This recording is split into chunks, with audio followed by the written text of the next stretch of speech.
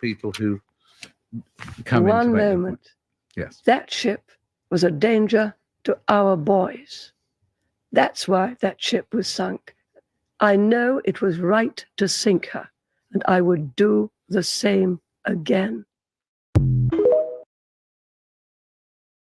What I know, Mr. Frost, is that ministers have given the information in the House of Commons. When they came and it said that one thing was not correct, I was the first to say, right, give the correct information. And the correct and deadly accurate information was given. But I do not spend my days prowling round the pigeonholes of the Ministry of Defence looking at the precise course of action. No. One moment.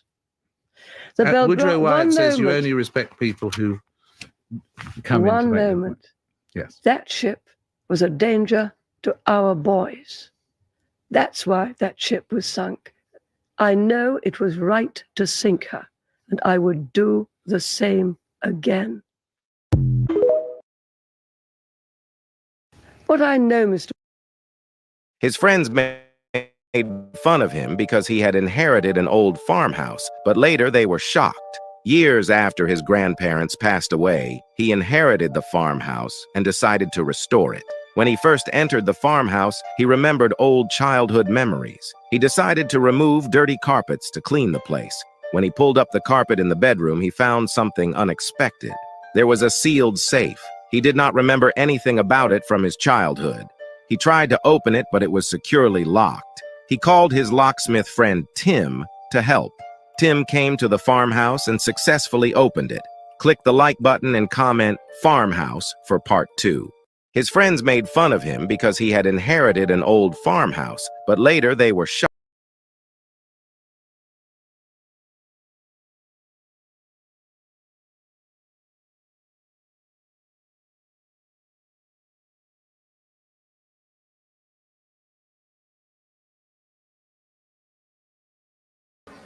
I have no clue what the farmhouse was about.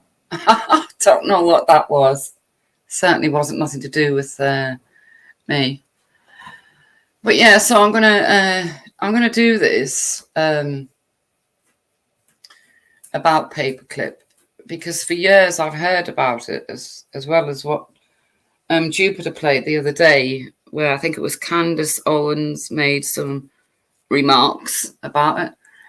And I literally, everything I heard by mouth from different people, especially on these panels, you know, I thought was true. So when people would say to me, oh, right, so Operation Paperclip, that was when the Americans took the scientists, right? And we took the, I don't know, the writers or something bloody stupid. That's not true. That's all fibs, right? Let me make that statement. That's complete fibs. We, like the ours was called Operation Surgeon, and it was just like Operation Paperclip, what we did. And I have to say, what I've been delving into and found out, I'm not very happy about. I don't particularly like what it means for the way we live our lives today, and for the things we question about today. And I know Paperclip is, I don't know, just after the war. But when someone says to you, oh, but we took the doctors and we took the writers and all of that crap. No, we didn't. No, it was called Operation Sturgeon. And we did exactly what the Americans did. Hi, Dukes, love. I'm glad we're doing this. It's gone insane over there. It's almost like all the troll channels are sort of like mingled into one over on that station. It's mental. Well, since I've been doing a bit of research into different things, Dukes, I've realised how nonsensical all of that is, over there, because they're not dealing with facts. They're dealing with, what they do is they deal with biased views. Yeah, they don't deal with the actual facts. It's biased views. Anything that shores up their bias, that's exactly what they're doing. Yeah. But the only reason I popped on for 2 minutes today and then jumped off was because they were going at Babs, and they were saying that Babs said something she never said. And I was like, that's ridiculous, you know. And so, and then they were doing all this dissing England, dissing Britain and all that shit. I just went on. Yeah, I just give them the link and left. Then you went up and give them the link. Then Babs went up and give them the link. They still didn't play it. Well, they won't. They won't, because it destroys their whole story, doesn't it? You know, everything they say every day, it destroys it all. Yeah, they can't handle it. They can't handle it. And you know, when I said that they're living on a myth, they are living on a myth. They're literally living on a myth about that first ship that came in. But even that, I see I can't remember where I see the documentary, but I know I played it on mine to prove Lady Divine wrong, but I can't remember where it is now, so I'd go and source it. But I'll have to go through my streams and get it. But I saw a documentary where it absolutely proved that, and it was by a black man, because he was saying that he deemed it racist, and he was showing documents, and it absolutely proved that rather than inviting them over, our government was asking their government to try and put off people coming here. That's right. Because what they were doing, they were buying cheap, and that ship Windrush, it had to stop in the Caribbean islands. But on that ship, there was wounded soldiers, Jewish people. It wasn't just full of Caribbean people, Dukes. So it stopped off in the Caribbean, like as ships do. And all these Caribbeans got on it and come to England because there was no work in Jamaica, no life was bad, and they were looking for a better life. Yep, but there was things actively discouraging them from coming. Yeah, they still came, even though they knew that they were being discouraged. And so, if they got here and things were hard, I'm not saying it's right or that it's ethical. But if things were hard, if they weren't wanted, then what do you expect? You're going to get a bit of a hostile sort of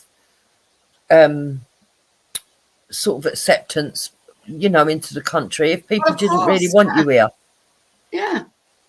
Now, I'm not saying it's right because, you know, on the great scheme of things, but look at the hostile reception we've got for what they're now calling asylum seekers, you know, when we know that a lot of them are documented people throwing their documents away. Yeah, I call them so-called asylum seekers. That's from now on, that's going to be what I call them, so-called asylum seekers, yes. You know, so, you know, I mean, in 100 years or 50 years, are we going to have all these immigrants going, oh, yeah, but you didn't want us here, this, that, and the other? Well, yes. We didn't. Yes, we don't want you here, and our government should be doing what we're asking them to do. But then you see, Jupiter, if you think back to last night's show, right? In 1951, that thing was signed where refugees and all the rest of it. So, yeah, they could come over, and they had the Commonwealth, so they could come over, but they weren't. Oh, what's the word? They weren't necessary. Britain did not need them the way they like to portray that they were needed. That's not true. That is a myth. It is a myth, and it's a myth to try and make us swallow it that they were invited. They was not invited.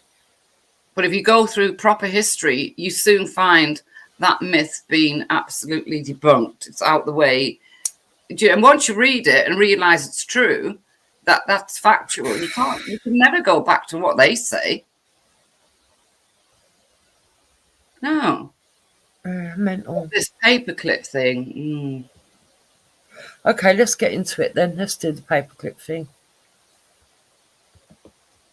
Right, so at the moment you've got Steve over there crying, by the way. What about?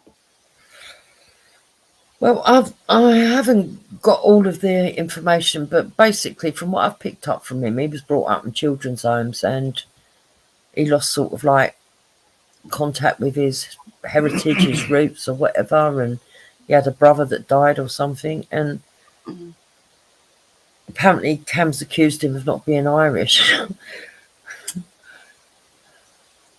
Now, what made me laugh was as soon as the Irish theme came up, Cam appeared in the chat.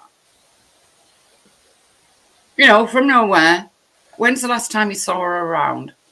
Someone sent her it, apparently. Oh, right. Okay. Yeah. She said that when she came on the panel. She said that she got a message saying that Stephen's taking the piss out of the Irish. And so she went on there to have a go at him. And then she said, oh, listen to this. Oh, and Jupiter, I also got a clip that you said your eldest son took a clip of me and put it in a WhatsApp group of when I was arguing with Brian Earl. Yeah, he did. And what? It wasn't no more than that. It was in a contextual conversation. And to be quite honest, we're all on public platforms. Do you know how many people have probably nicked clips and fucking played it for other shows or even nothing to do with this corner? Do you know what I mean? Oh yeah, if it's on YouTube, it's on YouTube. There's nothing you can do about it anyway. It's not her photo, is it? I don't know what it is. He don't know who she is. It's not it wasn't done because he don't like her or nothing. He just happened to hear a show I was watching. Do you remember when she went on and she was screaming at Brian Earl? She went absolutely garrety. And he was like, fucking hell, this is unbelievable. Rewind that. And then he recorded a bit of it and he sent it to his mate. I didn't even know what he was going to do till he'd done it. You know. All I will say, if people, you know, I was listening to them and, you know, it seemed to me like they all wanted to be Irish, okay? And I thought, well, you go and be Irish in Ireland, right? Because I'm just not interested, but if they want to claim Irish heritage all of a sudden, each and every one of them, especially Butter, right? Let them get on with it because they have no clue what they're talking about. They want to be Jamaican. They want to be Irish. They want to be everything, but one thing they don't want to be, they don't want to be British. Is that what it was? They're all saying they've got Irish heritage. Yeah, each and every one of them at some point say they've got Irish heritage. Why? I do not know. Well, I do. We do. Come on, let's be honest. The Irish and the English and the British. Well, why don't they go? Well, why don't they go back to Ireland if that's what it's all about? I mean, the thing is, they can all sit there and say that they've got Irish heritage or whatever it is they're trying. I don't even know what they're trying to say anymore. They don't make sense, to be honest. But what's that got to do with fucking anything? Is that supposed to make us feel bad or something? Well, yeah, that was when they started promoting that they are all Irish that I thought, I can't listen to this. I literally cannot listen to it. I'm off to get ready to do Paperclip. Because I'm telling you, Jupiter, when you do serious research, right, and then you go and you listen to that, you think, what? That's why I just jumped on and asked Felly why he was arguing with Babs about a video that he could easily play. Well, because he'd already made a false premise that she'd said something she hadn't said, and that's why I jumped on. I said she never said that. And then he tried to put her on the spot. Well, what was in the video? Why don't you tell us the pointers? And then she got upset because she said her memory's not good enough. But the fact of the matter is, why didn't he just play it and refute it? Because he knows he can't. Because he can't. He will have like skipped through it. You can guarantee it. He won't have liked what he heard. And that's why he won't play it. Mm-hmm. Because it debunks everything that they spit out all the time. And not only what they spit out, what is taught now. You know, the immigrants, they do this for this country. They do that. No, they don't, actually. They cost us all money. It's mental. It's mental. So have you sort of seen what Jason said? Wendy Wu, thank you for covering this topic. You would be aware, and no, I wasn't actually aware, that this is something a lot of ethnic twats use to promote their pro-Hitler and pro-Nazi rhetoric. Now, for the life of me, I can't imagine why they would do that. How? Yeah. How do they use that as something? That's interesting. Maybe you can come on later and explain that to us. So anytime you want me to stop, Jupiter, stop. And if you hear me talk and it's just my recording, right? Okay. Oh, this is going to get confusing. No, it isn't. It's not, love, because I don't talk that much. I'm too busy listening to the video myself. Mm-hmm. All right, here we go then. Okay. At the end of the leading up to the end of the Second World War, we have to remember that the British and the Americans knew very well that we still had a large enemy, and that enemy was the Soviet Union and Russia, right?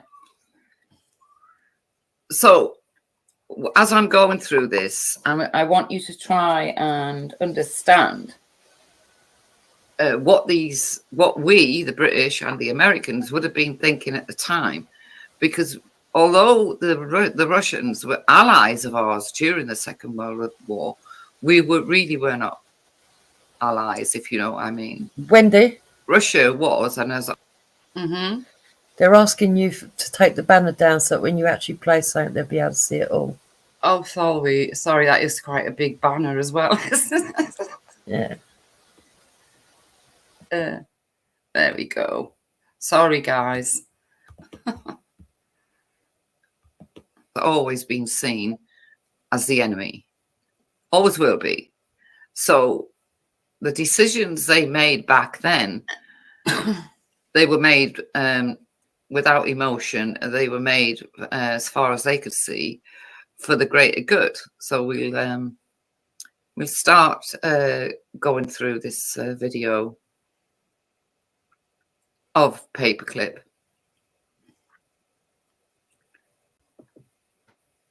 And the American government's decision to accept high-level German scientists inside its borders, some of which had done monstrous things. This decision accelerated U.S. scientific capabilities, but also brought into question its ethical standing. So to talk about that, please welcome Annie Jacobsen.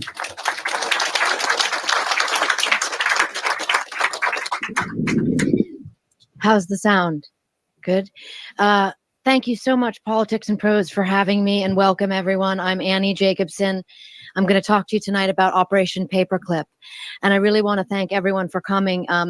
It's really my favorite part of the book tour, and really writing the book is just being able to look people in the eye that read my book and speak with them about it.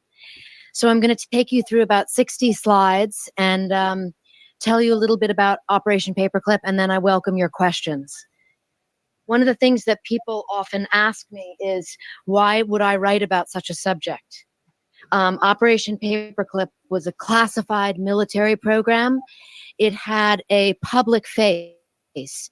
So the idea was that you couldn't very well have 1,600 Germans run around the United States in various military facilities or ultimately in academic institutions and not have an explanation why. And so with the German scientists came a propaganda campaign to call them good scientists. I get it, right? I mean, this lady, the abhorrent feelings she has about Operation Paperclip. But I think you've always got to remember what it was that the Americans and us, the British, were trying to do. We didn't take on these Nazi scientists because we liked what they stood for. No. You see, we may have beat the Germans in World War II. Yeah. So one question I've got here, because as far as I know, and it might cover it as we go a bit further along, but let me ask. I understood that after the war broke up, they put some over into America. Mm-hmm. Some come here to England and some went to Germany. Is that not factual?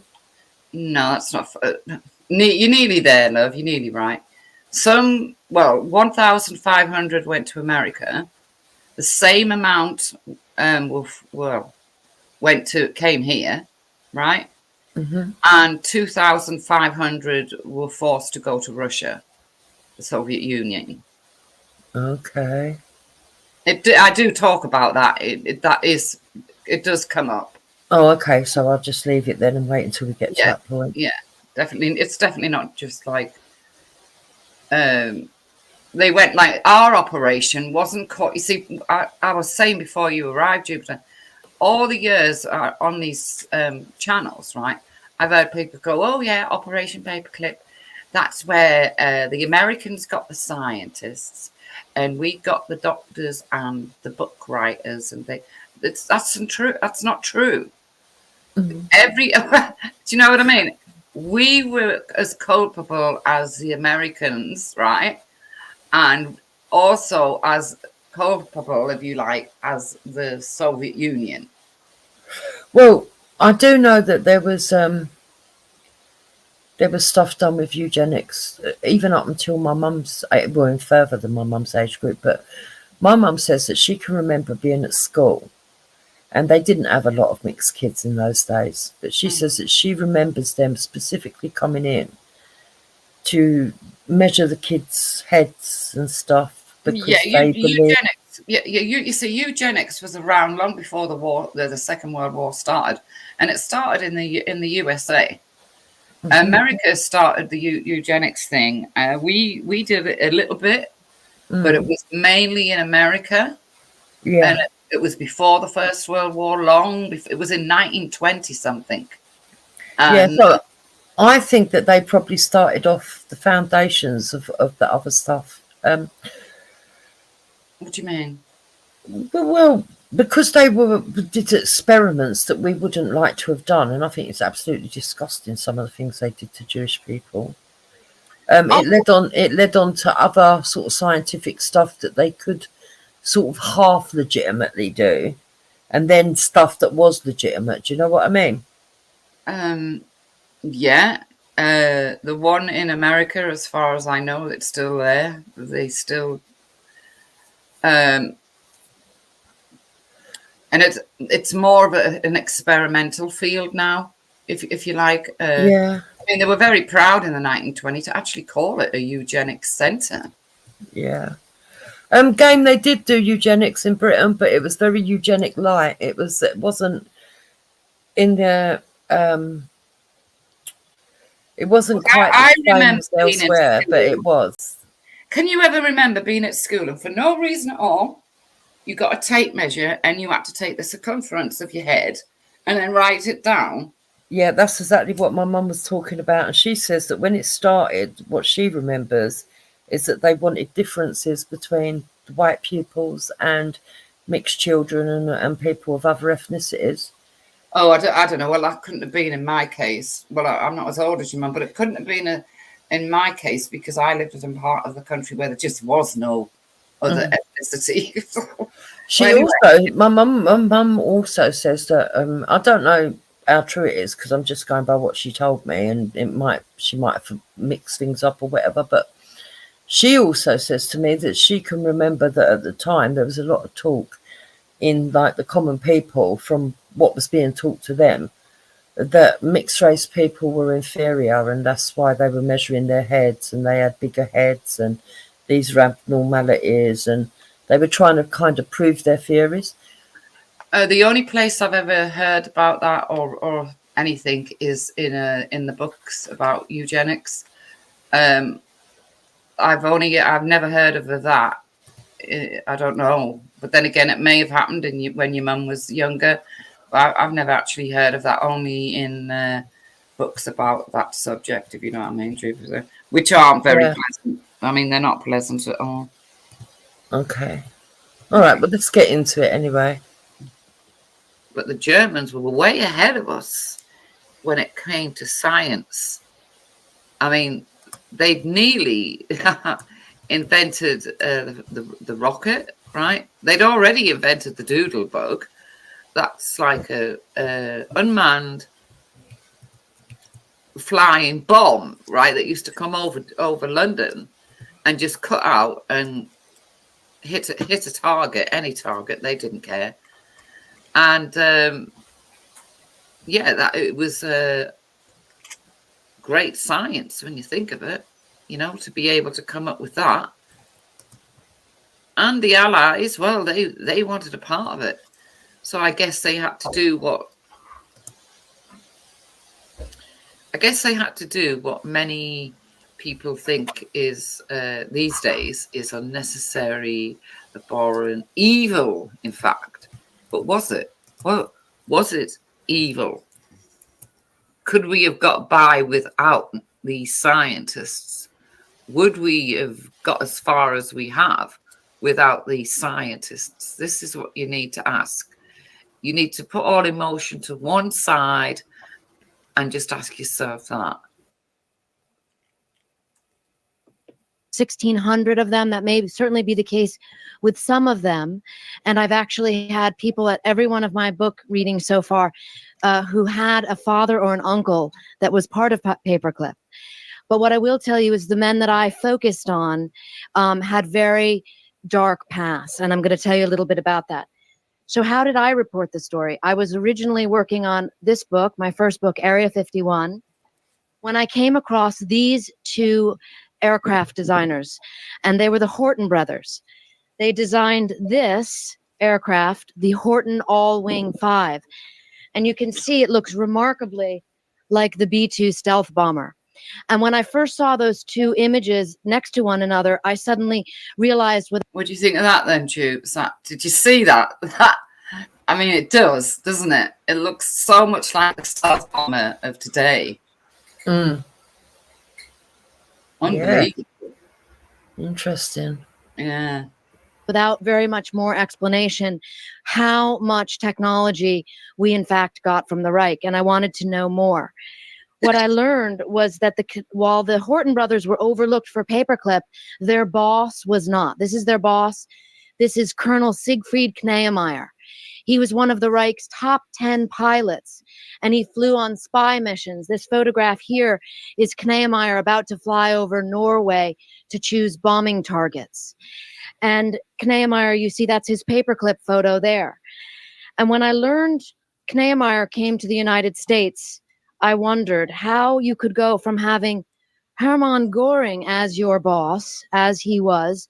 Now, keep in mind, Göring was in charge of the German Air Force, the Luftwaffe. Kneemeyer was so important to Göring that in documents he refers to him as my boy. So the question for me in my mind was, how do you have this as your boss and then suddenly have the Pentagon as your boss? I learned that when Kneemeyer retired from the U.S. Air Force in the mid-70s, he was given the Department of Defense Distinguished Civilian Service Award. And that is the highest award that a scientist can get from the Defense Department. And I wanted to know how this could be. I tracked down one of Kneemeyer's grandchildren who courageously agreed to share the story of his grandfather with me, including a box of papers that he had in the attic. And one of the most interesting things that Dirk Kneemeyer said to me and made me know that I wanted to write this story, to research and report it, was he said, Annie, many of my family members say, do not speak about Siegfried's past. But he, being my age, said, you know, a Google search very quickly reveals that Kneemeyer was Göring's right-hand man. And he said he would rather know the truth about his grandfather than not know it. And so that was one example of a seed planted that I knew there is more to be learned about Operation Paperclip. I'm going to take you back briefly to the fall of 1944. This is Germany there in dark blue. And of course, the Allies have landed at Normandy. They're going at Germany this way. The Soviets are coming this way. And immersed inside the army soldiers are a group of scientists led by a particle physicist named Samuel Goudsmit. And that operation was sort of the precursor to Paperclip. It was called Operation Alsace. Samuel Goudsmit and his team have one mission. That is to find out about what was known as ABC weapons: atomic, biological, and chemical. They find out very quickly that Hitler's atomic program is not what we had feared. That was lucky for us, but as Hitler told his war and weapons minister, Albert Speer, nuclear science is Jewish science. This is what Hitler said, and therefore that atomic program had not progressed the same way that the biological and chemical weapons had.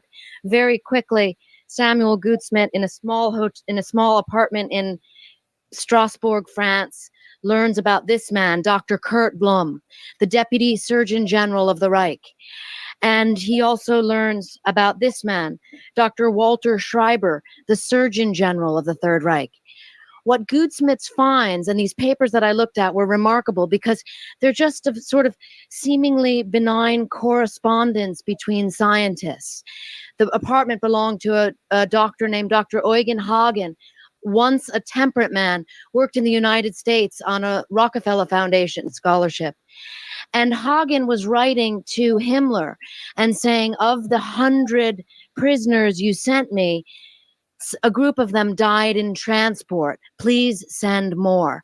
And this is a terrifying moment for Operation Alsace because they realize that the Reich is experimenting on humans from the concentration camps to push medical science in a manner that cannot be pushed if you're experimenting on rabbits and guinea pigs.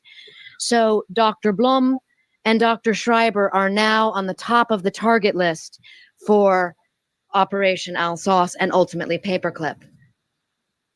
There you have Hitler and Göring, and of course the third horrible triad of this group of folks who are in the target eye of the Allies is Himmler.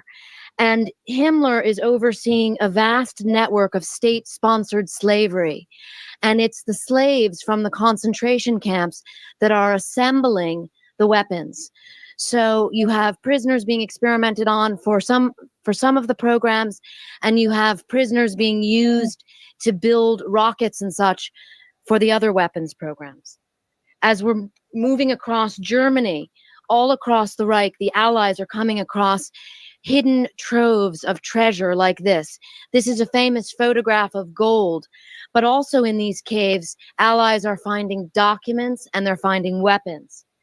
And this is one example. This little innocuous looking entrance is actually the entrance to Nordhausen, which was the underground tunnel facility where Wernher von Braun, General Dornberger, and many other scientists who would later come to America are working to build the rockets for the Reich. So you see down on the bottom photograph, those are train tracks. The rocket parts would go in, the slave laborers would build them, and out of the tunnels on those trains would come V-2 rockets and body parts. This is the V-2 rocket. So one of our teams was sent in. These men were sent to capture 100 rockets and to ship them back to the United States so that we could fly them here at the White Sands missile range.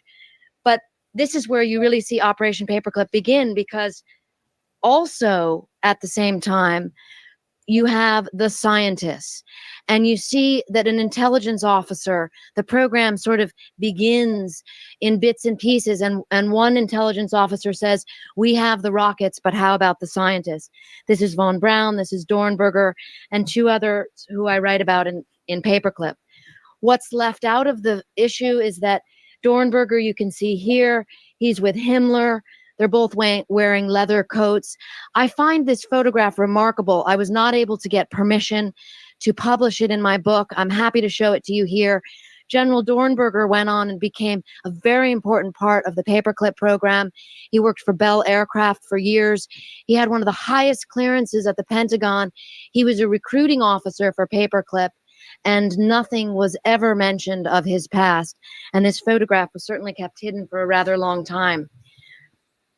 Arthur Rudolph, George Rickey, and Dornberger, those are all their paper.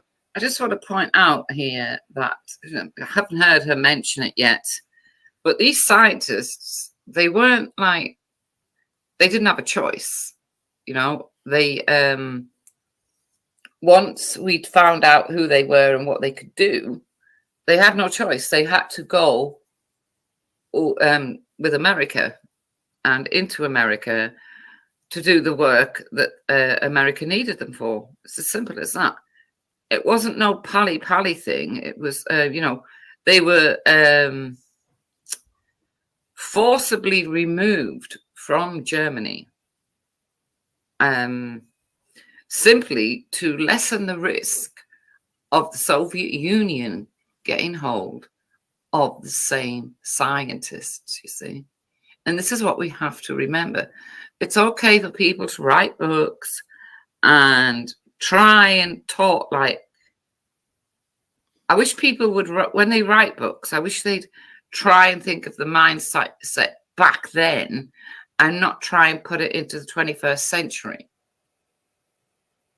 These people weren't friends.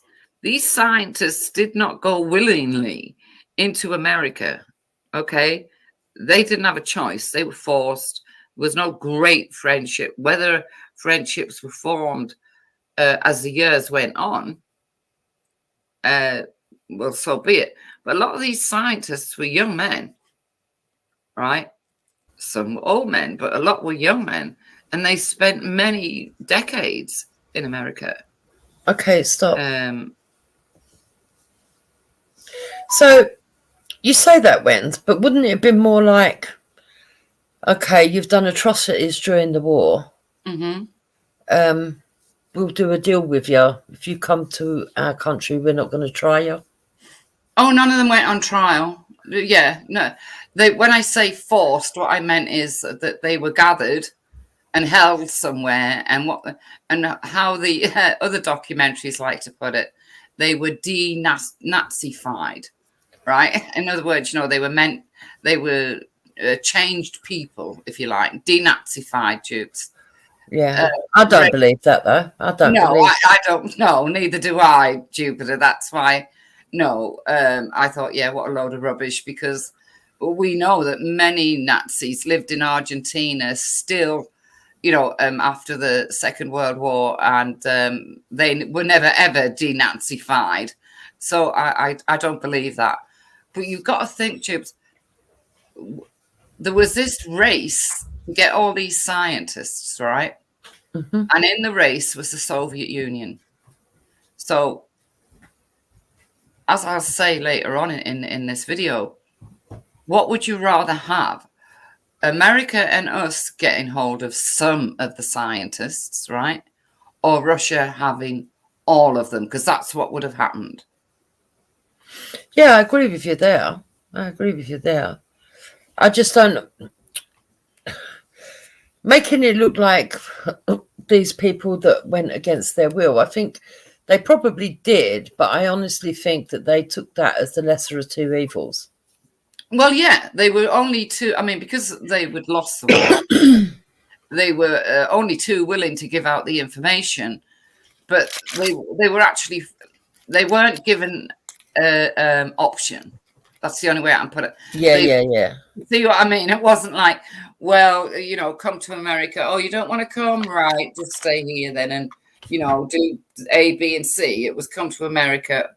Or, I mean, some of them were actually took out of the Nuremberg trials, right, by Operation Paperclip.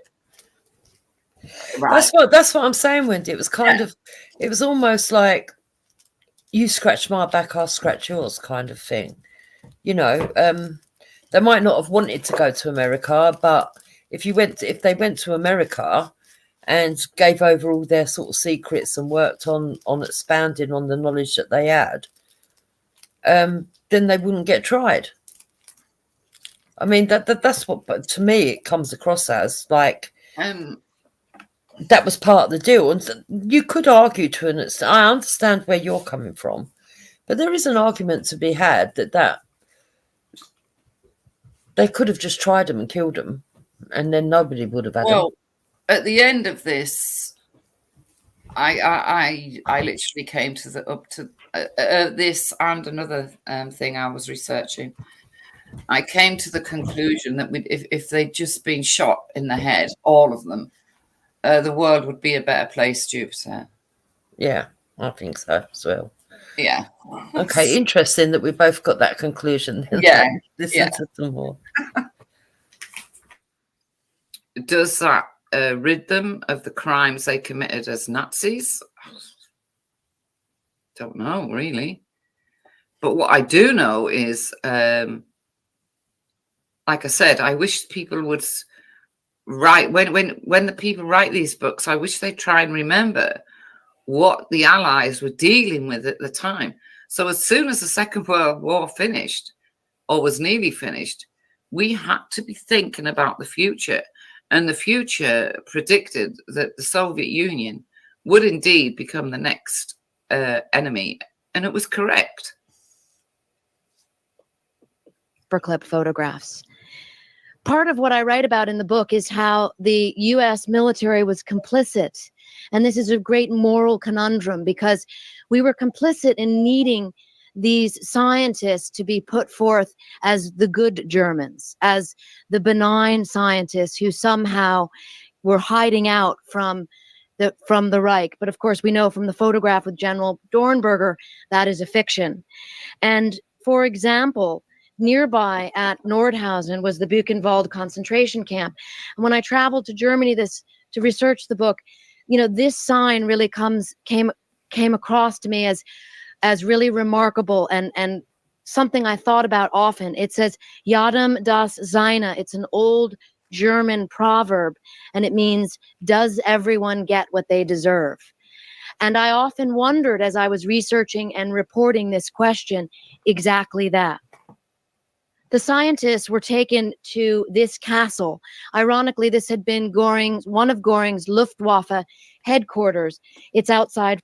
I also just want to point out at this point that, the Americans took 1,500 scientists, as did we, but the Soviets, they did take 2,500 scientists themselves. So the Soviets were obviously out to gather all the scientists they could. So why there's this great big outcry about Operation Paperclip, I myself don't understand it. I understand that some of them had worked in the camps, blah blah blah. But if any of you know scientists, right, they don't think like we do. They're not. Their thought process is not that of a normal person, of an ordinary person.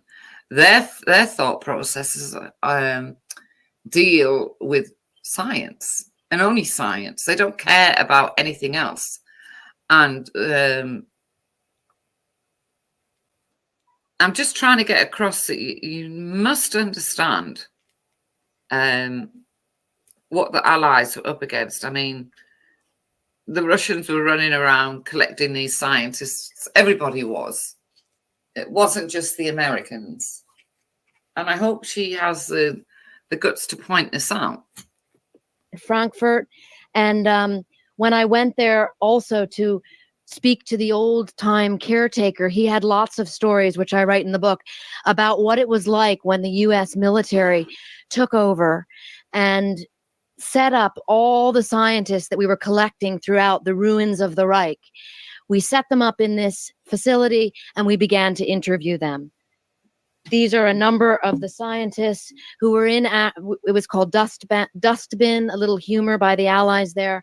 But these are some of the scientists who were kept there. One of the scientists we couldn't find at first was Dr. Ambrose. Ambrose, I think, is probably the most nefarious character that I write about in the book, and I'm going to tell you briefly why. Ambrose was Hitler's favorite chemist, and I don't say that lightly. I found a document in the National Archives that I don't believe had ever been reported before. It shows an award that Ambrose was given by Hitler of 1 million Reichsmarks. And the reason that Ambrose was given that was because he co-invented sarin gas. The A in sarin stands for Ambrose. But he also invented synthetic rubber for the Reich. And this was a very big deal to Hitler. Tanks need treads, aircraft need tires. Hitler knew the Reich was running out of rubber. And so when Ambrose invented rubber, the Fuhrer bestowed him with favor in the form of this giant financial reward. Ambrose was also put in charge of a slave labor factory, none other than at Auschwitz. And this is an Allied intelligence photo of the Auschwitz-Birkenau complex in June of 1944. It's a little hard to interpret to the naked eye, but because it's from so high up, but you see there's Auschwitz up there, it's labeled, there's Birkenau, and down on the bottom you can just barely see, it says Auschwitz 3 Buna. Buna is the name for synthetic rubber, and this was where Ambrose was manager. And slaves who were spared the gas chamber, some of whom I interview for the book, were sent to Buna to work. Most of them were worked to death. Of all the photographs that I found on my research and reporting, none bothered me to the degree that this one did. It was not the bodies stacked like cordwood that we all have. That sign says. It says Company Sporting Club IG Auschwitz. And those are two of Otto Ambrose's colleagues fencing. So after a day in the laboratory, they would go for sport and fence. And as it was explained to me by the academics at the Fritz Bauer Institute who allowed me to publish this photograph, they told me that this sporting event would take place in the afternoons well within the sight of the 3 large chimneys of the death camp's crematoria. That Otto Ambrose became part of Paperclip is horrifying. Dr. Bloma, captured by the Allies, begins. Would you agree with that, Jubes? Is she there? Sorry, because I'm trying to sort out, bring them up. You could go on, sorry. Yeah, so would you agree with Otto, Ambrose was one of the worst scientists? Did you hear that? No. So briefly tell me. Well, he was the one who co-invented siren. The siren gas. Yeah. The gas that killed the Jews. Yeah. Yeah, and he also invented the rubber tires. The synthetic rubber, so that Hitler could have his tanks and everything else. And he also worked at Auschwitz, and he used slave labor, and in which he worked them to death.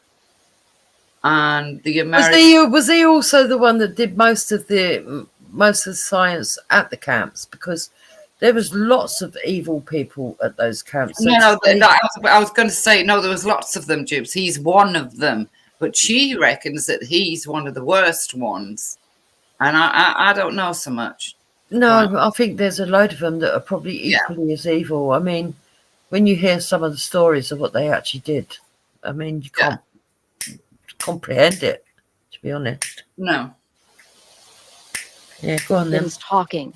He's the first high-ranking member of the Third Reich, also close to Hitler. He wore the golden party badge, which means he had favor from the Fuhrer.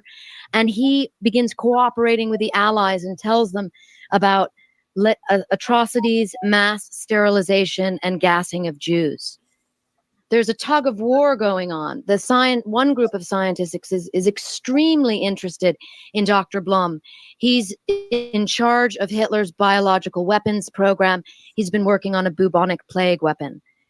But there's a tug of war going on because here you have Dr. Leopold Alexander, who has been sent to Germany not to try to find scientists, interrogate them, find out their knowledge, and decide whether or not they should be part of Operation Paperclip, but rather to look for men, specifically science, specifically doctors, who might be tried at the Nuremberg war crimes trials.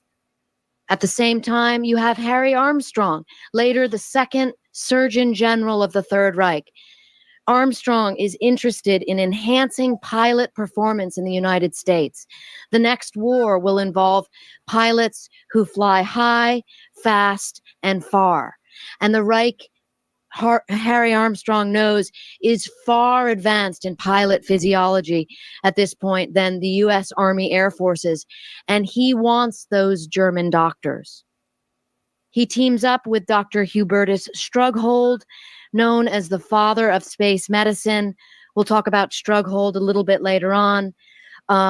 Strughold was the top man in Luftwaffe medicine.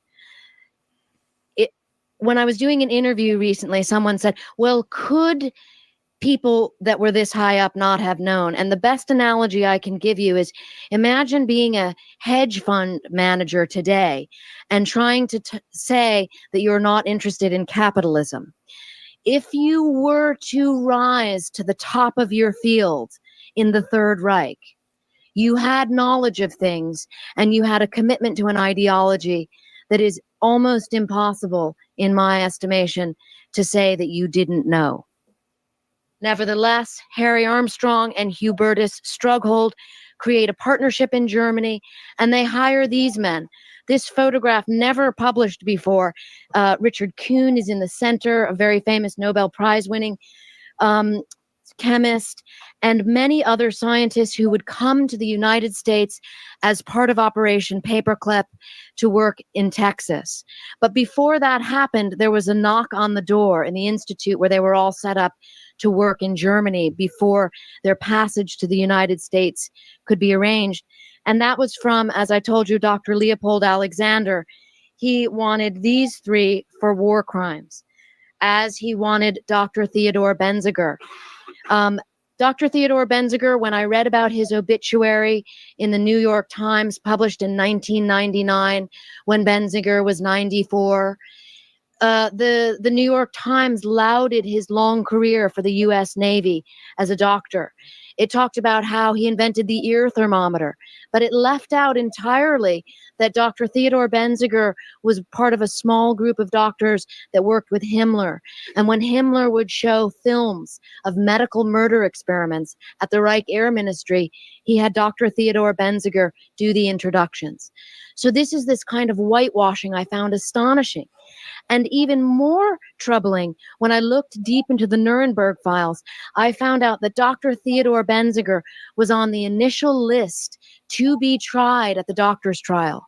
And yet, mysteriously, just 3 weeks before trial, he was released into custody of Harry Armstrong of the U.S. Army Air Forces, and he was on his way to the United States. Part of Dr. Alexander's role was to find witnesses, to find the few survivors of those horrific concentration camp medical experiments and put them on trial. So we had the doctor's trial. There you see Dr. Bloma in the center. He would be acquitted and he would later become part of Paperclip. And there you see Dr. Alexander with a witness who comes into the story later at the Nuremberg doctor's trial. This is one of the doctors. You know, someone once asked me, did any of the doctors know each other? And they absolutely did. Dr. Alexander, part of the reason why he was chosen to be the chief medical expert for the Nuremberg trials was that he had grown up in Vienna and he left when the Nazis took power. So he was a fluent German speaker, and he was astonished to figure out at the doctor's trial that he was in the same medical class with Dr. Biegelbach. Karl Hohenreiner, one of the few survivors of those experiments. I tell this story. Let me just tell you a little bit, Jupes. Are you there? Yeah, I'm listening.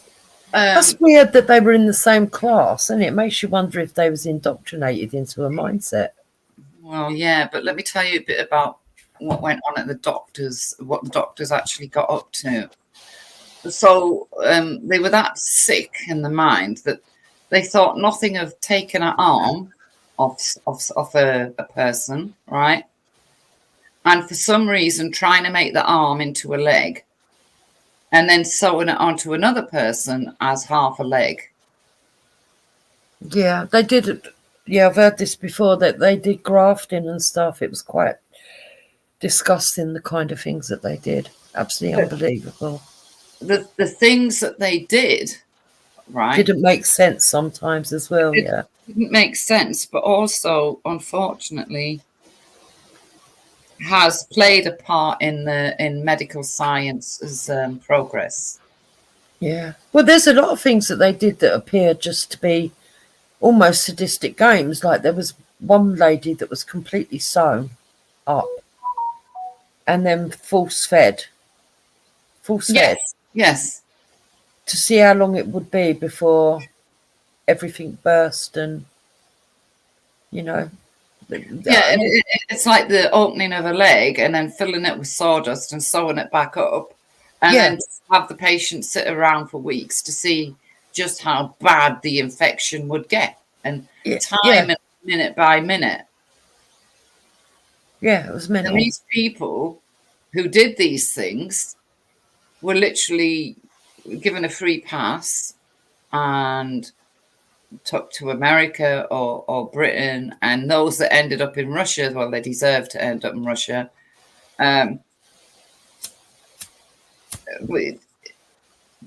Like I keep saying, we've got to remember that all the people back then were thinking about was the next enemy, you know, that we're going to have to fight. And these scientists played a big part in that. That's why I certainly am of the mind that the best thing that could have happened was for each and every one of them to have been shot in the head, because I don't think the world as a whole, Jupiter, has benefited from anything these people have done. It's nothing to do with the heart surgery, nothing to do with penicillin. All of that was going to happen anyway, you know, the big stuff in medical science, Jupiter. So I do think that we would have benefited more as a human race by just shooting this lot dead. We didn't need them. But would they have thought like that back then? It's all right for us in hindsight, but would they have thought like that back then? Yeah, I agree with you. No, they probably wouldn't have done. Like you say, these scientists, not only were they involved in an ideology where they absolutely thought they were superior, and even if they say they denazified them, that's bullshit. Because you can still see it with some people now that think that they're superior to others. So it doesn't take much to make a group of individuals collectively believe that they are superior. Given the fact that they're very well educated in science that the average man wouldn't have known, they probably did believe they were superior anyway. So, and they would have been cold and clinical about it. Very much so.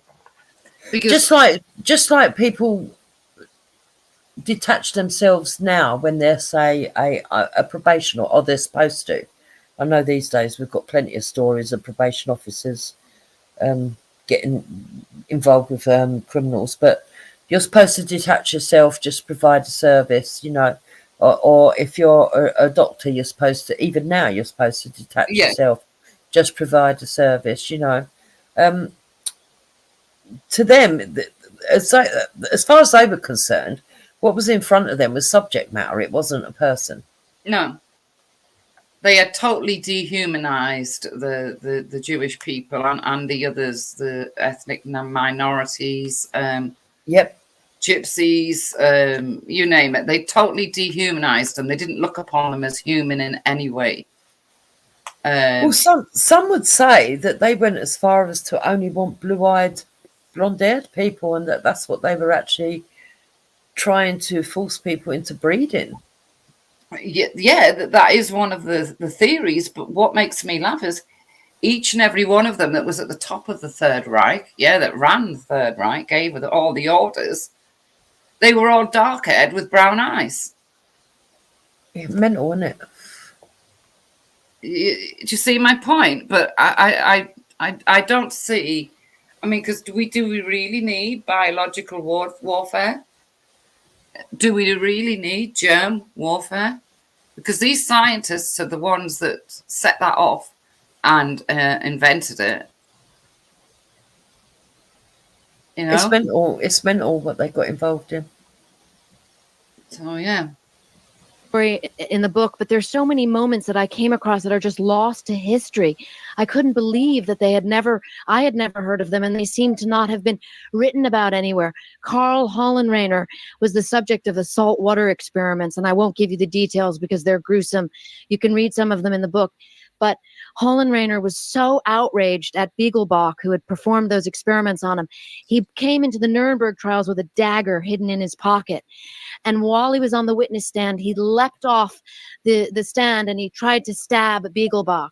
And one of the Nuremberg judges was so upset with him because he said, "We are here to show what democracy is all about," that he sent poor Karl Hollenreiner back into the prison with the Nazi doctors. Dr. Walter Schreiber, hold that thought. He was absent from the doctor's trial. He'd been captured by the Soviets. Jumping over to another program briefly and quick. So that means that he went to the Soviets as a scientist then, or a doctor. You see, if they didn't come with us and they were captured by the Soviets, they would have been with them. See, I struggle morally. I struggle because I can see what the end game was in all of this. And yet I understand the disgust that's felt that these people cause so much suffering to others. You know, why did the Allies go looking for these men? Well, we went looking for them because we needed their expertise if we wanted to be if we wanted to beat the Soviet Union. It was as simple as that. If the Soviet Union had got hold of all of the scientists, I dread to think what kind of world we would be living in now. Yeah, but we make the same mistakes still now, Wendy, I think. Yes, you said exactly what I've been thinking all day. We still haven't learned. You know, to not learn from history is to fail. And we're still doing it today. You know, we go to war with people, and then when the war's over, we say, "Oh, you were good at fighting us. Why don't we find out your secrets?" Yeah. It's mental. I mean, if you think about all these Middle Eastern wars, how you know, like America made the mistake of trusting people and arming them against someone else, and then as soon as that war's over, they turn around and point the rifle at you. Yeah. It's mental. Now,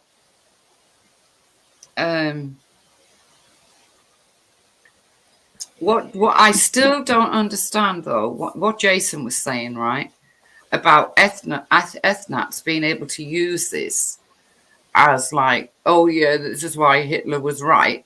I don't get that. No, nor do I. That's why I'm hoping he'll come on at the end and explain it to us, because it doesn't make sense to me. It just doesn't. It doesn't add up. It doesn't make sense. And the people back then were obviously thinking of the future, and that's why we let these sick individuals carry on living, I guess. Some of the men who worked for the U.S. Army really felt that this program was terrible, and they didn't want to be working with Nazi potential war criminals. But there was also a Soviet threat, and they felt that it was perhaps the lesser of two evils. Other Army officers really seemed to like these scientists with full knowledge of how complicit they had been in war crimes. And that was very disturbing. General Lukes here was one of them. There he is holding an incendiary bomb. And there he is. I found this actually in General Lukes' personal papers at the U.S. Army Heritage Institute in upstate Pennsylvania. And I'm going to speak for a second about reporting the story and how stories like this get reported. There's sort of an idea that you just file a Freedom of Information Act and magically all these documents appear. And that's, of course, not the case. I often think of myself a bit like a detective, and that you have to really find your way to the story. But when I saw this photograph of General Lukes seeming to enjoy himself at a cocktail party with Hitler's chemists, I decided to track down Lukes' personal papers, which I found at the History Institute. And that's where I found out, I'm going to jump forward, I found General Lukes' diaries. And this is that incredible human element of it all, where, you know, I keep a diary, maybe lots of you do, and you sort of write like things maybe you're not supposed to write. And General Lukes wrote, you know, attended a conference with Dr. Schieber, classified matters. And all along, the Department of Defense had been telling me that Schieber had never been part of Paperclip. That's Schieber. He was a SS Brigade Führer. He served on Reichsführer SS Himmler's personal staff. He worked on concentration camps, experiments. He was a chemist. There he is wearing the golden party badge I told you about. That means he had favor from the Führer. But the reason that Schieber was never known to be part of Paperclip was because he was later hired by the CIA, and they were able to put a different classification on his papers. So up until this point, Schieber's participation in this program was not known. His courageous family members in Germany also gave me some very interesting information, which I report in the book. But just to show you how high up Schieber was and why it was necessary to keep him a very big secret. There he is. I couldn't get permission to publish this photograph. I'm happy to show it to you here. There he is shaking hands with Hitler in the forest. But ultimately, I was able, through that sort of detective work and finding out about Dr. Schieber's participation in Paperclip, and I was able to get that list, and there it is. That's the official list of all the high-ranking chemical weapons experts on Hitler's roster who ended up working as part of Paperclip. And just a fascinating photograph of Schieber that his family shared with me, and that's when he was working for the CIA. So people often ask, how could this have happened? And this is why. You know, there was a very real threat, and that was the Soviet Union. And the threat was thermonuclear war. Very quickly, the Cold War heated up. And all of those criminals that we had sent to prison, well, we needed Germany as an ally.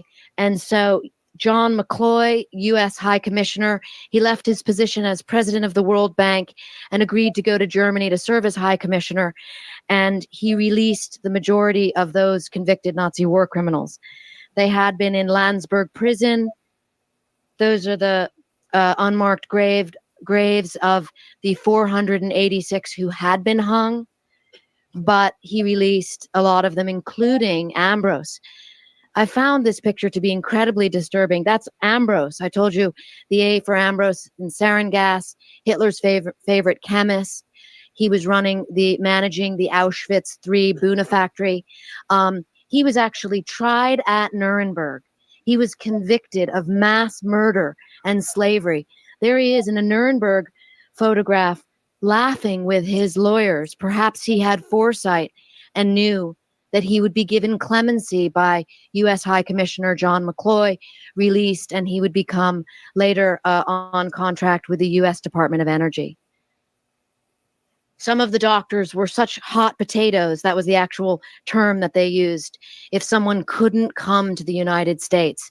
And so they were sent to this facility outside Frankfurt. It was a black site. I sort of think of it as the original post-war black site. And that is where we worked on enhanced interrogation techniques with Soviet bloc prisoners. Ultimately, this program would become known as the infamous MK Ultra program, but it began here much earlier than thought. And lo and behold, who were the two physicians at Camp King? Dr. Schreiber, released from the Russians. Many thought he was a Soviet mole, and Dr. Kurt Blome.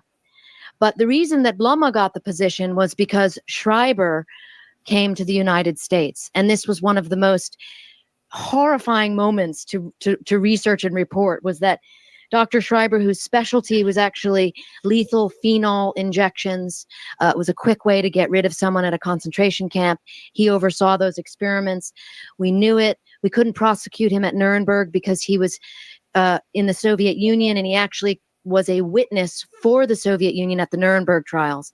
But now he was on the American team, and he was sent to America, to this place, the U.S. Air Force School of Aviation Medicine at Randolph Field. Harry Armstrong, whose photograph I showed you, he had set this place up. This would become the bastion of U.S. aerospace medicine ultimately. Okay, Wendy, stop. So how did that doctor that's a witness for Russia at the Nuremberg trials, Uh-huh. suddenly end up in America. There must have been some sort of agreement between Russia and America. No. I interrupt somewhere along here. I can't remember where, to explain what the crafty Russians did, right? They collected all the scientists they could, 200, and I think it was 250. Yeah. No, 2050, sorry. They took them back to the Soviet Union, and they got all the information they could out of them, every bit of information about anything, right? They could. But because they hated them, because the Soviet Union hated the Nazis, they then deported them all back to Germany to live on the streets with nothing. Oh. And then that left the Americans and the British to pick them up as well. But the information they were giving us was more or less secondhand because the Russians already had it. Now you see what happened. The Russians had got their okay, so that makes it a little bit different because now the British and the Americans are trying to clear up after the fact. They're going to have to. Yeah. Yes. Now I understand it a bit better because it's more necessary because now they need to know what the Russians know. Yeah, exactly. Yeah. That makes it a little bit more. Okay. Yeah. Their disdain for the Nazis, they weren't willing to give them any kind of life. They were just tossed back into Germany. Do you know what I mean? So, yeah. Okay. And Dr. Schreiber, the former Surgeon General of the Third Reich, arrived in the United States. And here's where circumstance plays into the story. I really love when fate and circumstance work in a very interesting way that perhaps justice cannot. Schreiber, there's a small article in an Air Force medical journal about him, and it just describes him as an ex-Soviet prisoner. This is the former Surgeon General of the Third Reich. That's what it says about him, a little hubris that he had agreed to or wanted to have this article there. And who happened to read that journal at that exact time, at that moment in time in 1951, but Dr. Leopold Alexander, the chief war crimes prosecutor from the doctor's trial. And he was outraged, and he called up Harry Armstrong, who is now the Surgeon General of the U.S. Air Force, and says, this man is a Nazi war criminal, and there must be some mistake. But there is no mistake. Schreiber is working among these guys, 34 of whom are at Randolph Field, working on U.S. space medicine, and they don't want to have to call attention to this, and they do not want to have to let go of Dr. Schreiber. And so there's a dramatic tug of war behind the scenes. Dr. Alexander decides to go to the press. He calls up a reporter from the Boston Globe and says that Schreiber's in the country. But also, as fate and circumstance would have it, at this exact time, I showed you this photograph earlier. This is a witness from the Ravensbrück concentration camp who was part of the medical experiments that Schreiber was part of. She just so happened to be coming to the United States at this time. Dr. Alexander and a colleague in Boston are giving pro bono medical treatment to anyone who is a victim and a survivor of the Nazi concentration camp medical experiments. She's in the United States at this exact time. Just to give you an idea, that's what her leg looked like from some of the experiments. Dr. Alexander and Alexander Hardy, who was assistant prosecutor, together wrote to President Truman and said, Dr. Schreiber must be expelled. And a little bit of justice. This was the article in the New York Times as he left for Argentina. And it says, Nazi physician leaving. So in the end, Paperclip, those 1,600 scientists had different trajectories in their life. I write about what their lives were like in my book, but of course the most famous among them was Werner von Braun. And Arthur Rudolph, who had been in charge of the underground weapons facility at Nordhausen, where 30,000 slave laborers died building the V-2 rockets. He was one of the few German scientists who was investigated by the Department of Justice, not until 1983, but investigated nonetheless. And Rudolph was given a choice. He could stay here and stand trial for war crimes, or he could go back to Germany, and he chose to go to Germany. Kurt Debus, the first director of the JFK Space Center. Toward the end of my research, I was learning about Debus.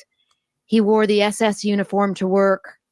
He also, in documents that I read through thoroughly, turned over a colleague to the Gestapo for making anti-Hitler remarks. And there's this incredible moment in the early part of Paperclip where one group of American intelligence officers who are recruiting for Paperclip find Debus's information out, and they notify the Joint Chiefs and the group working at the Pentagon to get this different individual scientists here, and they say Debus cannot be brought to the United States.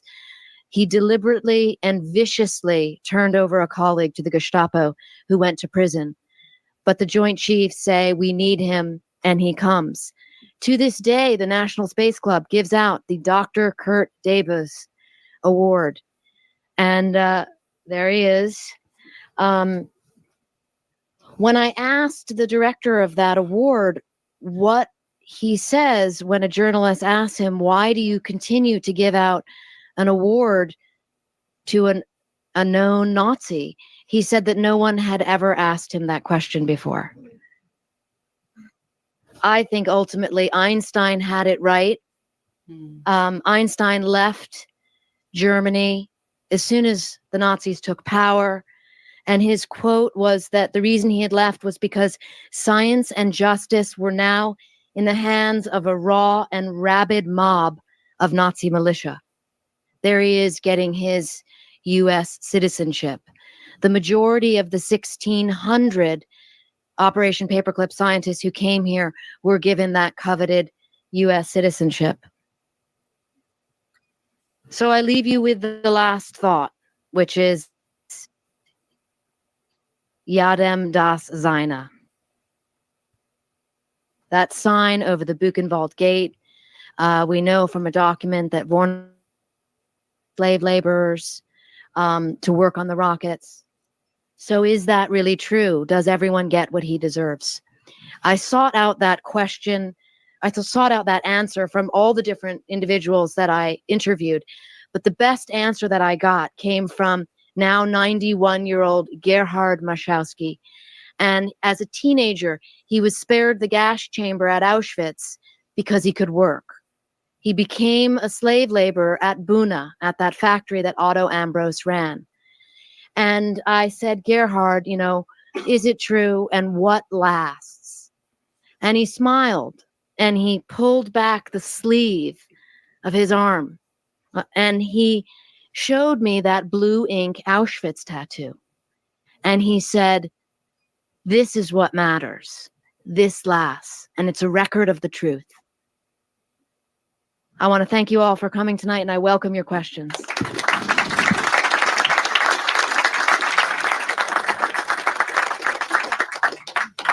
So I'm sure there are many questions. Just make your way to one of the microphones and please ask.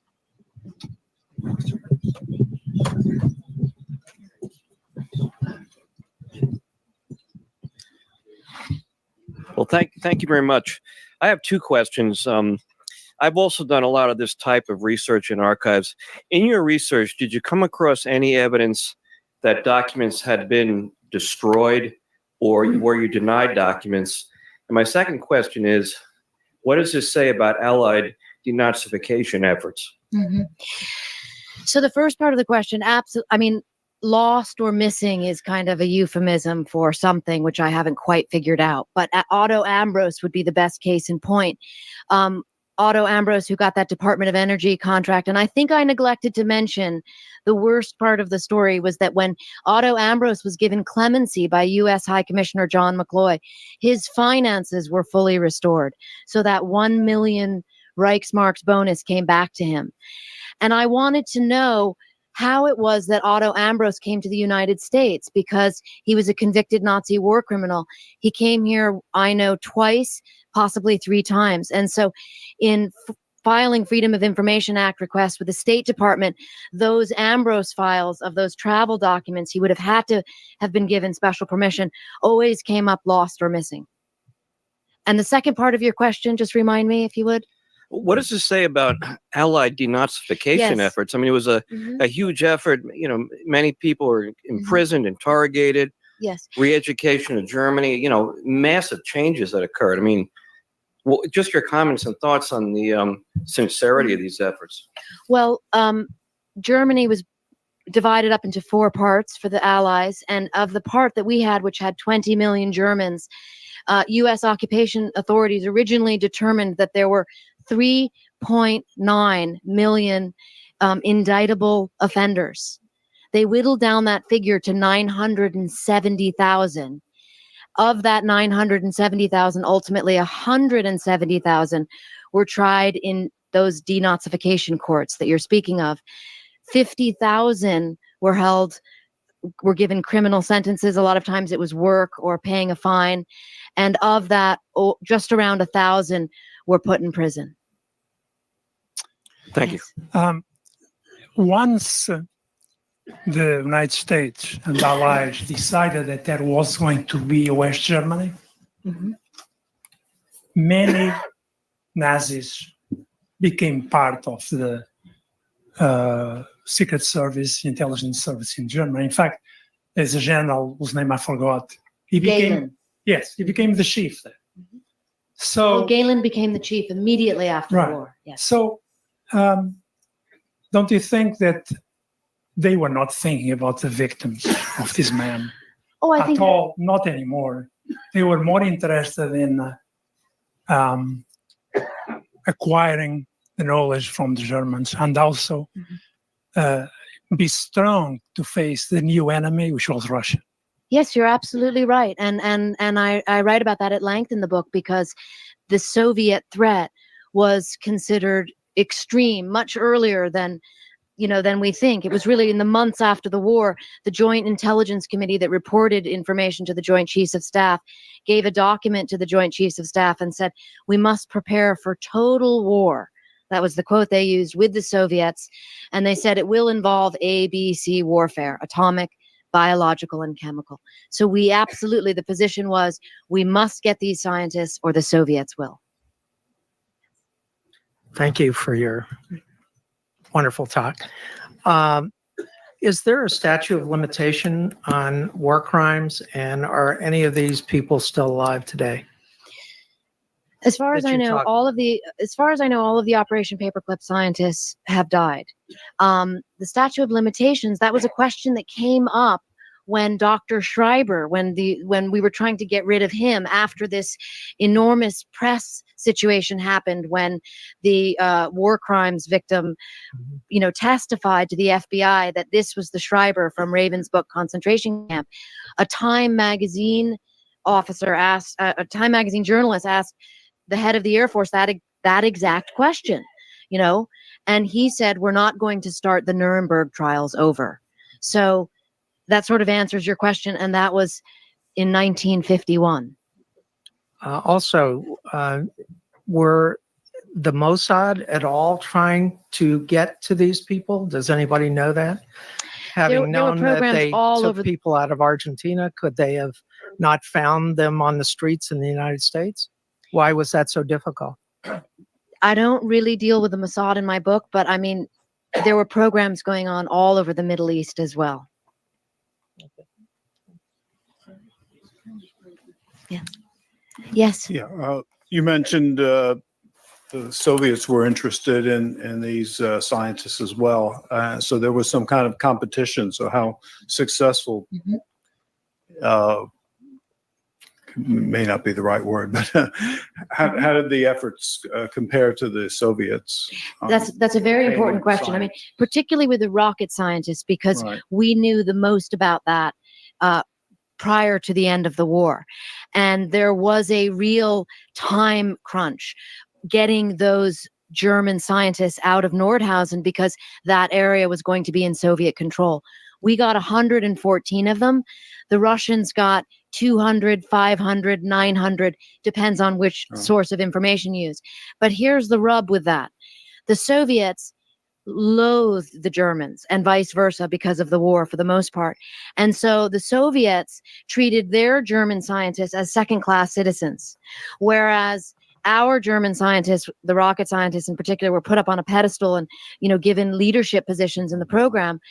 The German scientists were considered second-class citizens as far as the Russians were concerned. So much so that they squeezed them of information and then sent them back to Germany. At which point, the CIA created a program called Operation Dragon Return. And they sent CIA officers into Germany to gather up information and testimony from every German scientist who had been in the Soviet Union to find out what they knew about the Soviet missile program, which was almost nothing because they were kept from the information. So the end story of that is the Soviet program went very well without the help of the Nazi scientists, which you must ask the question then, did we really need them? Thank you. I'm curious about your access and researching. You mentioned a few instances in just your talk about, some not being allowed publishing and FIFA access denied. And sort of, if you could talk about the challenges of that and some more at length. Yeah, I mean, there's always a challenge, but as a journalist, or at least the way that I work is I just find my story however I can. And ultimately, if you keep searching and keep knocking on doors, you find what you're looking for. I mean, one example, I was really fascinated with Dr. Blom and Dr. Schreiber just because they were such high-ranking members of the Reich. Dr. Blom's son spoke to me, invited me into his home. He had never spoken with a journalist before. He's in his 70s. He shared lots of information with me very courageously. We all have father issues. That's a real father issue. On the other hand, Dr. Ambrose, and mindful of this money being restored to Ambrose, I found out that Ambrose had a villa in Switzerland, and I really wanted to know about that money. So I tracked down Ambrose's son. But he refused to speak to me. We had sort of a correspondence a little bit. And when I asked him, could you tell me a little bit about how you present this information to your family, to your grandchildren, for example, who happen to live not far from where I live in Los Angeles? He ceased conversation with me and he said, that is a private matter.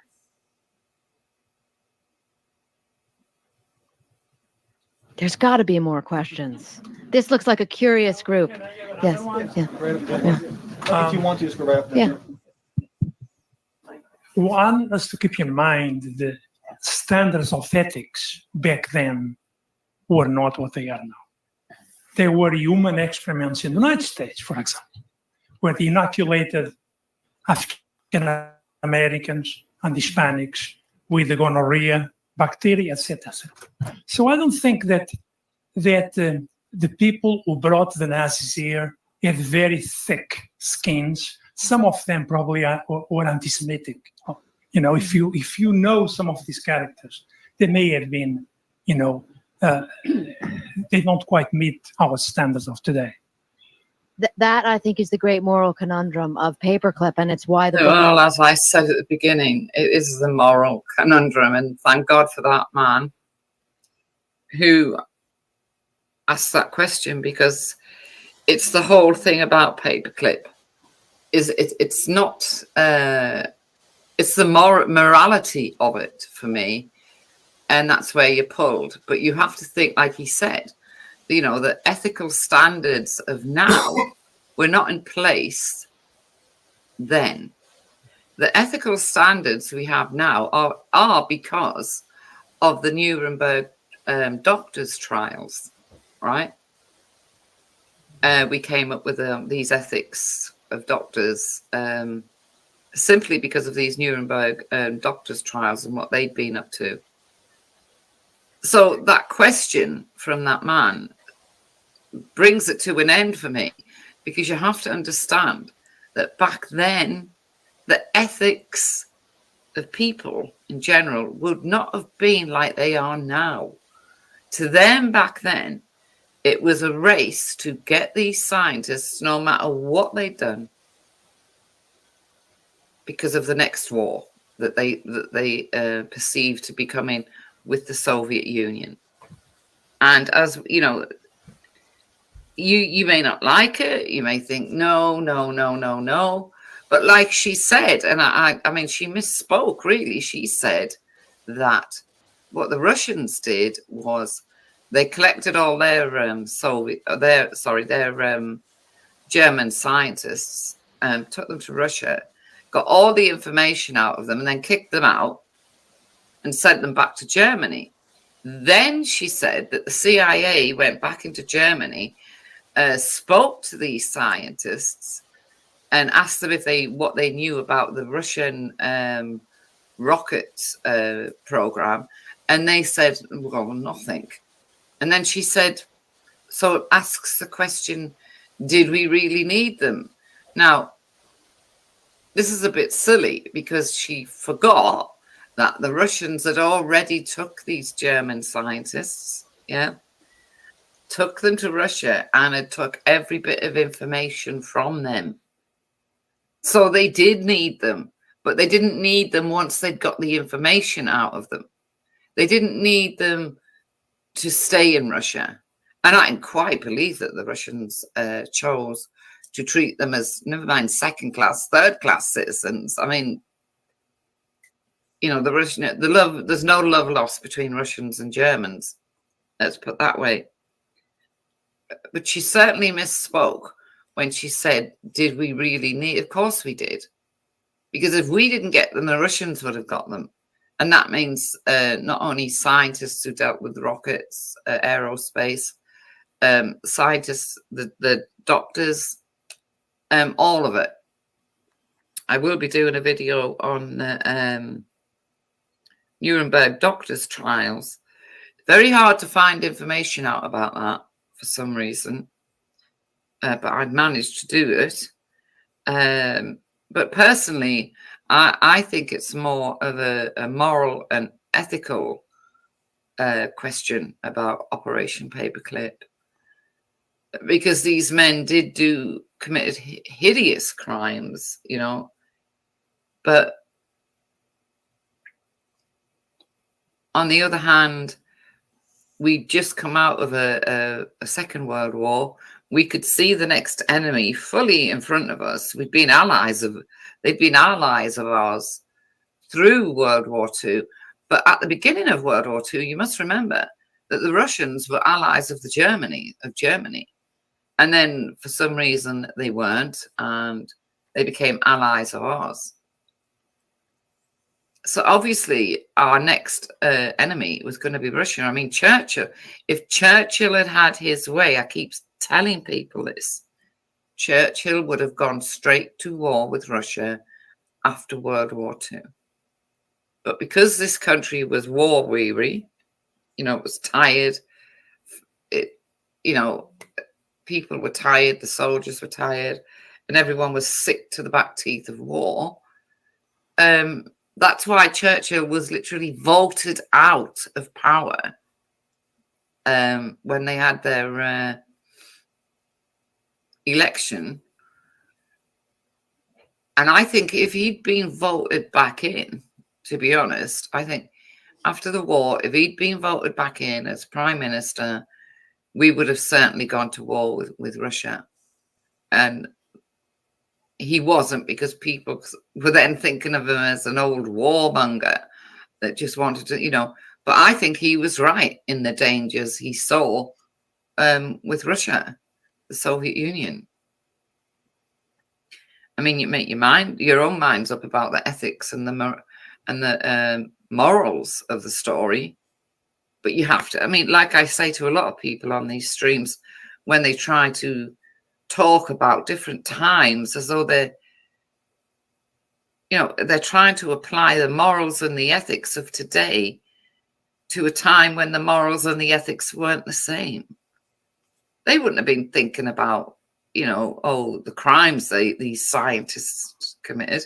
They were thinking about the knowledge these scientists had, and they wanted to get hold of it before the the bloody Russians did. Because the Cold War was a real thing.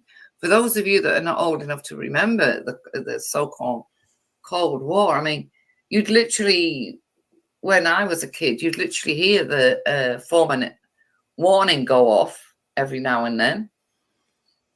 You know, there was adverts on the TV. If you're at school, you hear the 4-minute warning. Okay, I mean, I don't know why, but apparently we had to get under our desks.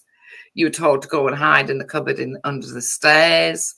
I mean, there wasn't a lot, but there was a few that I can vaguely remember. I remember looking in the cupboard under the stairs and thinking, oh, okay, then. So that's where we've got to go with the 4-minute. Was it 4-minute or 3-minute? Can't remember.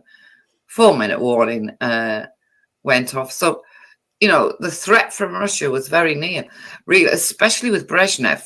Brezhnev was in power, I think it was the 80s.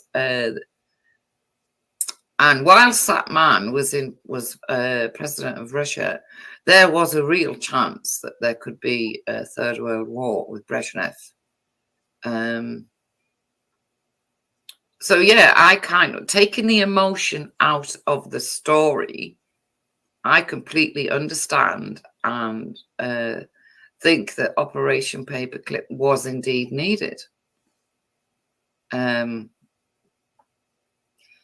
if you go and you put the emotion in and start thinking about the crimes that these scientists had committed whilst they were under the boot of the Nazis, you're just going to get stuck in a quagmire of, oh, but they shouldn't have, because it isn't. No, you know, military strategy doesn't allow that. It won't allow the emotions of people to get in the way. And like that guy said at the end there, and I'm glad he said it, ethics and morality was not the same, not back then. Now, dupes, since doing that recording, I then went on to a research about the Korean War. And in doing that research, I found out that during the Korean War, the Americans were using what these scientists had. They were literally what the Americans were doing in Korea, where they were using biological weapons and all kinds of nefarious and hideous ways as experiments on their so-called enemy. And for me, that's done it for me, because as far as I'm concerned, the fact that America did this in Korea, they used the scientists that they'd got from the Nazis, and used all the evil that these scientists could gather together, and then went and used them in Korea, a war that was in, 1956, 1957, on ordinary Korean people. That's kind of done it for me. And the CIA were involved. The CIA are deeply involved, Jupiter, in all of these biological weapons. The CIA, what they also did was they used humans as in experiments for nuclear weapons as well in America. They literally built a town in America and let these people live there. And these people didn't realize that all the time there was bits of nuclear waste being let out on them. And they all died of cancer. Bloody hell. So to me, Jupe, since I'm researching this, I found the world that we live in is just evil. The things that go on that us ordinary people just don't realize just how evil each country is. I don't think there's a country that is free of this sort of thing. Do you understand what I'm saying? There's no country that's free of this kind of evilness. They all want it, and they all do it, and they will do experiments on humans no matter what. But the worst people for doing it is America, and the CIA are the ones that like to put everything in place. And yeah, I kind of look upon things differently now since doing that research. Evil world, Jupiter. And we shot all scientists, shot them. Well, the very fact that they were doing stuff to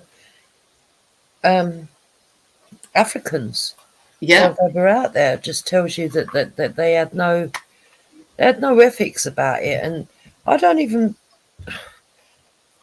It's unbelievable, really, to think that human beings are quite prepared to do shit like that. To other human beings. The mind boggles, doesn't it? It boggles, but then, you know, like that MK Ultra program, I don't know a lot about it, but that came about because of these Nazi scientists. A lot of things that we know of, you know, like escape, that when different biological weapons escape into the atmosphere, is it really escaped? Has it really leaked? Or is it let out deliberately? All these questions now, from what I've read, they don't sound so nutty anymore, because the CIA are only too willing to go around doing this. I mean, they literally also have experiments. The CIA have experiments, right, into how long someone can live on top of a Himalayan mountain. And they deliberately send people up there to see, knowing that, you know, once you get further and further up, the oxygen is scarce, right? And they send these people up there, and they know these people are not going to come down. Yeah, but it's quite disgusting. Yeah, that's how I felt. Yeah, all of it's disgusting. It's mental. And, you know, it's mental. But I can't understand. I mean, you can understand people thinking, "Oh, I wonder what would happen if this, and this." But when it actually comes down to the reality of using human beings, surely you say to yourself, well, I can't do that because it's not stomachable. But these people, they don't see the world like that. That I would say that they're kind of psychopathic, to be honest, Wendy. Yeah, they don't see the world as, like, you know, oh, that's a human life. Like, they like to pretend to us that they do.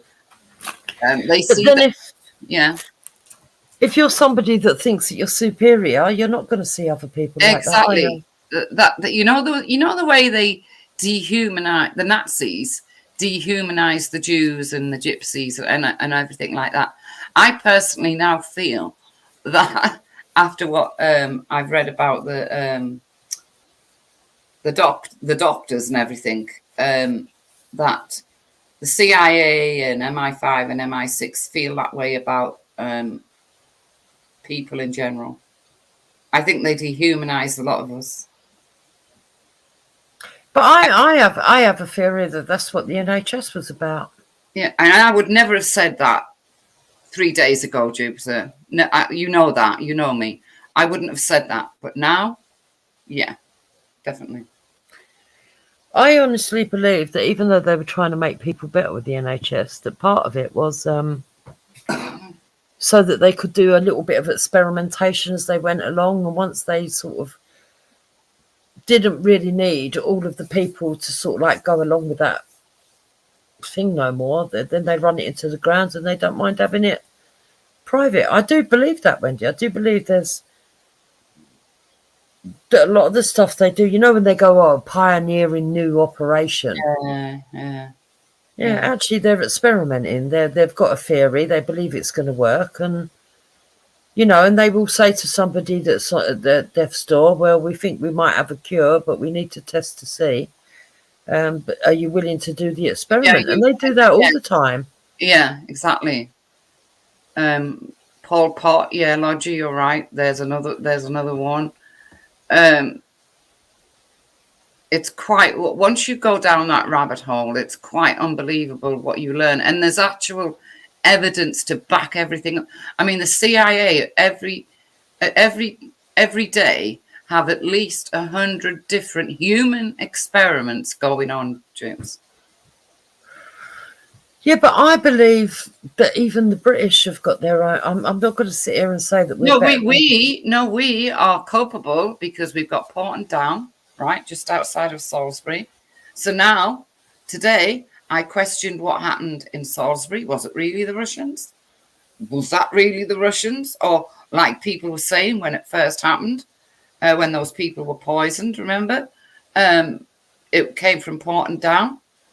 Now I'm actually questioning, was it really the Russians or was it Porton Down? Yeah. I mean, look at this story. I remember this story coming out. I remember reading it at the time. I've talked about it a couple of times on my show. Let me put it in the back for you. Look at this. And this isn't even that too far away, Wendy. Look, read that. It's in the back. I believe there's lots of things like that. In the back, I dropped a link for you. Yeah, I can't see it, but I put the link out for Jason if he wants to come on. Because for the life of me, I don't understand how ethnonats can use that. No, I'm sorry. No, I just don't understand that. Sign up.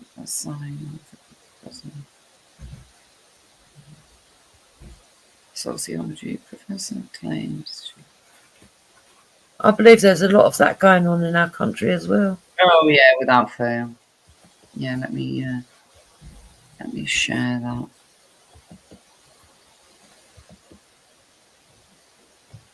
You know, it's a dirty world, Jupiter, and it's been made evil when it didn't need to be. It didn't need to be made evil.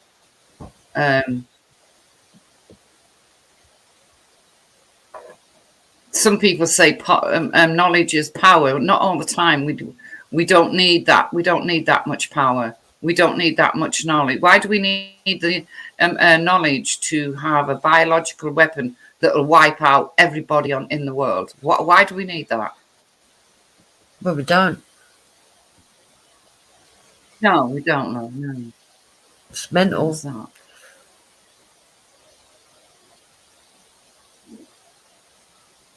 So let's have a look.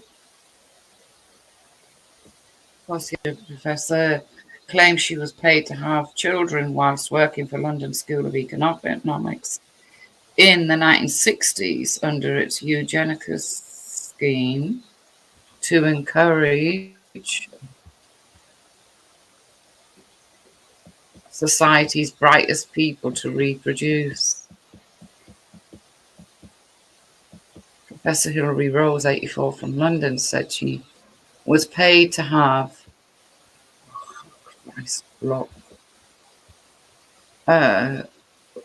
said she was paid to have children by LSE. Alleges academics were paid £50 worth is that 1,000? Yeah, £1,100 a day for each child they had. The policy proposed in the 1920s by William Beveridge, who called it positive eugenics. Yeah. Viewers branded the program shocking and called eugenics dangerous. And you see, Jukes, I've heard of this before, and it's idiocy at its best, because they think if they get two individuals who are highly intelligent, right, and they have a baby, they used to think that it would be only natural that the child would be intelligent too. Yeah, that's been disproven though, isn't it? Even if it... Yeah. What they have proven, which is a bit strange, is that if you've got two different ethnicities, completely different ethnicities, and your lineage is sort of like majority pure or as pure as possible in those lineages, but when you have a child, that the IQ level jumps, but then when they have a child, it goes back to normal, which is weird. I don't know why that happens. Repeat that, Jim. What? So say, for example, you had a Chinese man that's pure Chinese, and he has a child with a French woman who's pure French. She's got no admixture in her at all, or very little. Right. When they have a child, it would the intelligence level would jump up because it's a hybrid. But the minute they have children, the minute that hybrid has a child, their offspring will revert back to the norm, the average of the parents. Mental, isn't it? Yeah, I saw a documentary on it. I was like, that's weird. But it has to be as pure as possible, and there's not many of us that are really pure anymore. No, the world's become a smaller place. But yeah, this experiment, if you like, it did happen because the idiots thought that if two intelligent people had a child, that child would automatically be, like you said, a hybrid of some sort, and that just didn't occur. Yeah. But it goes to show the lengths that these scientists who don't think like normal people, what they'll go to get what they deem as the perfect individual. And why does everyone have to be super intelligent all the time? I don't understand that. Because with intelligence, Jubes, you can be super intelligent and not have a damn ounce of common, ordinary sense.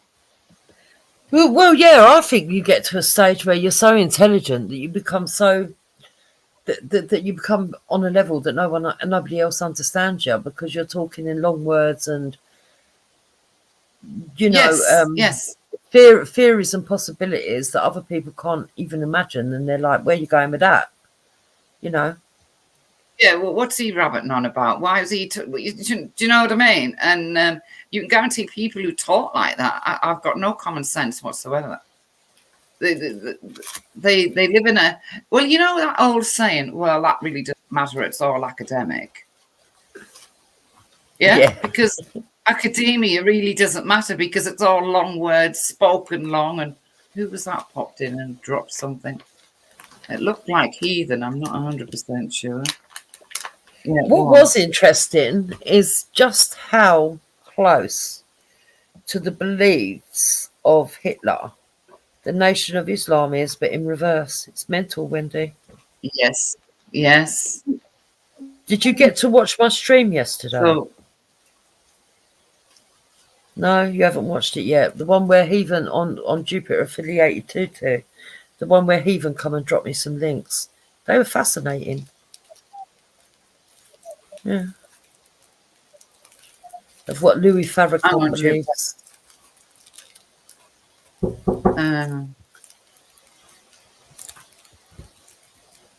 I think they're all mad anyway, to be quite honest. I mean, all these beliefs and everything else that's going on. Heathens just dropped this. I don't know what it is.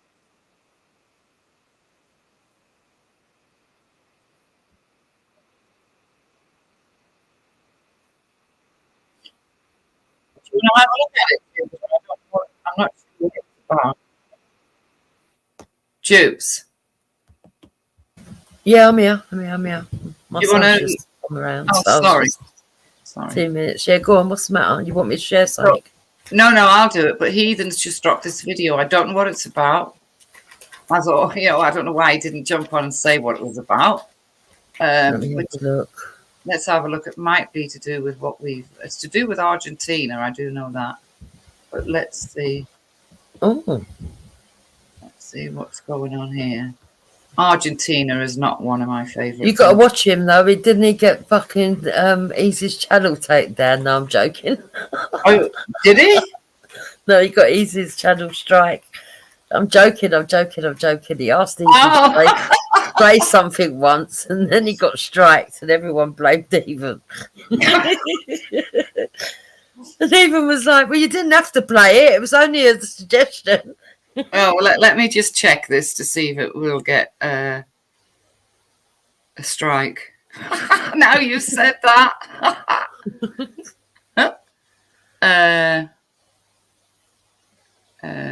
the general debate of the 79th session for January.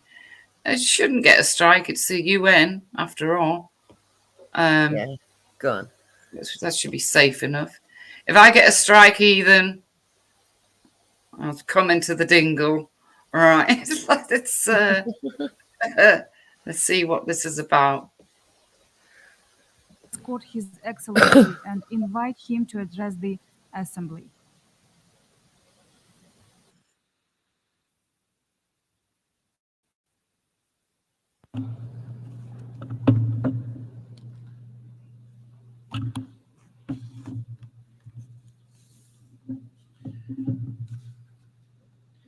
A las autoridades de las Naciones Unidas. To the authorities of the United Nations, representatives of the various countries, member countries, and all of the citizens of the world that are watching us, good afternoon. For those of you who are not aware, I'm not a politician. I'm an economist. I'm a liberal, libertarian economist who never aimed to be a politician, but who was honored to become the president of the Republic of Argentina following the resounding failure of more than a century of collectivist policies that destroyed our country. This is my first speech to the United Nations General Assembly, and I'd like to take this opportunity to humbly alert the different nations of the world about the path that we are moving down and have been for decades, and about the danger that this organization failing as it has been doing in its original mission. I haven't come here to tell the world what it should be doing. I've come here to tell the world, on the one hand, what will happen if the United Nations continues to promote collectivist policies that it's been promoting under the mantle of the 2030 agenda, and on the other hand, the values of the new Argentina. I want to begin by giving credit where credit's due. The United Nations was born out of the horror of the cruelest war in global history, and the main aim of it was to ensure that it never happened again. To do so, the organization engraved its fundamental principles in the Universal Declaration of Human Rights. From that was born a basic agreement around one maxim, that all human beings are born free and equal in dignity and rights. Under the watch of this organization, the adoption of this and the adoption of these ideas, over the last 70 years, humanity has experienced the longest period of global peace in history, which has coincided with the greatest period of economic growth in history. It established an international forum in which nations can resolve their conflicts through cooperation rather than resorting instantaneously to weapons. And it achieved something previously unthinkable, to sit the 5 great powers of the world around one same table with the same veto power, despite having completely counterposed interests. All of this didn't mean that the scourge of war disappeared, but it did, at least for now, ensure that no conflict has escalated to global proportions. The result was that we moved from having 2 world wars in less than 40 years, which together claimed more than 120 million lives, to having 70 consecutive years of relative global peace and security and stability under the mantle of an order which allowed the entire world to be integrated commercially, to compete and to prosper. Because where trade enters, we don't have bullets, said Bastiat, because trade guarantees peace, peace guarantees, and freedom guarantees trade. Equality before the law guarantees freedom. It managed to ensure what Prophet Isaiah said, that he will judge between the nations and will settle disputes for many peoples. They will beat their swords into plowshares and their spears into pruning hooks. Nation will not take up sword against nation, nor will they train for war anymore. This is what's happened mainly under the watch of the United Nations in its first few decades. What world's he been living in then? I'm a bit lost here, Heathen. A bit lost. I think he's a bit long-winded, but he ain't got to his point yet. Let's No. Oh, Wendy, you're so impatient. Decades. That's why we're talking about an outstanding success in the history of nations that has been achieved by the United Nations, and it cannot be overlooked. Now, some time, and as often happens with the majority of bureaucratic structures that are created by men, this organization stopped looking after its main aims set out in its founding declaration and started to change. This was an organization that had essentially been thought up as a shield to protect the reign of men, and it became a leviathan with various tentacles purporting to decide not only what each nation state should do, but also how all the citizens in the world should live. That's how we moved from being an organization that pursued peace to an organization that imposes an ideology on its members about an endless list of topics in society. The model of the United Nations that had been successful, the origin of which we can see in the ideas of President Wilson, who talked about the need for peace without victory, and that was founded out of cooperation from nation states, has been abandoned. It's been replaced by a model of supranational government, of international bureaucrats that attempt to impose on citizens of the world a specific way of living. What we're discussing in New York this week at the Summit of the Future is nothing more than going further down this tragic path, the tragic path that this institution has adopted. Going further down this path, which in the very words of the Secretary General, calls on us to define a new social contract, redoubling our commitments in the 2030 agenda. On this, I'd like to be clear about Argentina's position. The 2030 agenda, although it's well-intentioned in its goals, is nothing but a supranational government program that is socialist in shape. It purports to resolve the problems of modernity with solutions that afflict the sovereignty of nation states and violate the right to life, right to freedom, and property of persons. It's an agenda that purports to resolve poverty, inequality, discrimination with legislation that simply furthers these issues, because the history of the world has shown that the only way of guaranteeing prosperity is by limiting the power of the monarch, by guaranteeing equality before the law, defending the right to life, to freedom, and to the ownership and property of individuals. The adoption of this agenda is fully in line with these privileged interests and looks beyond the principles that were set out in the Universal Declaration of Human Rights. It has therefore twisted the role of this organization and set it on the wrong course. We've seen how an organization that was born to defend the rights of man has become one of the main proponents of systematic violations of freedom, such as, for instance, the lockdowns imposed in 2020, which should be seen as a crime against humanity. In this same house, that purports to defend human rights, we have also included bloody dictatorships in the Human Rights Council, including Cuba and Venezuela, without reproach.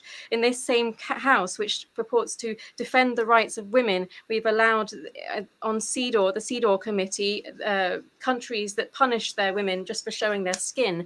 In this same house that had voted against the state of Israel, which is the only country in the Middle East to defend a liberal democracy, we have simultaneously shown a total inability to respond to the scourge of terrorism.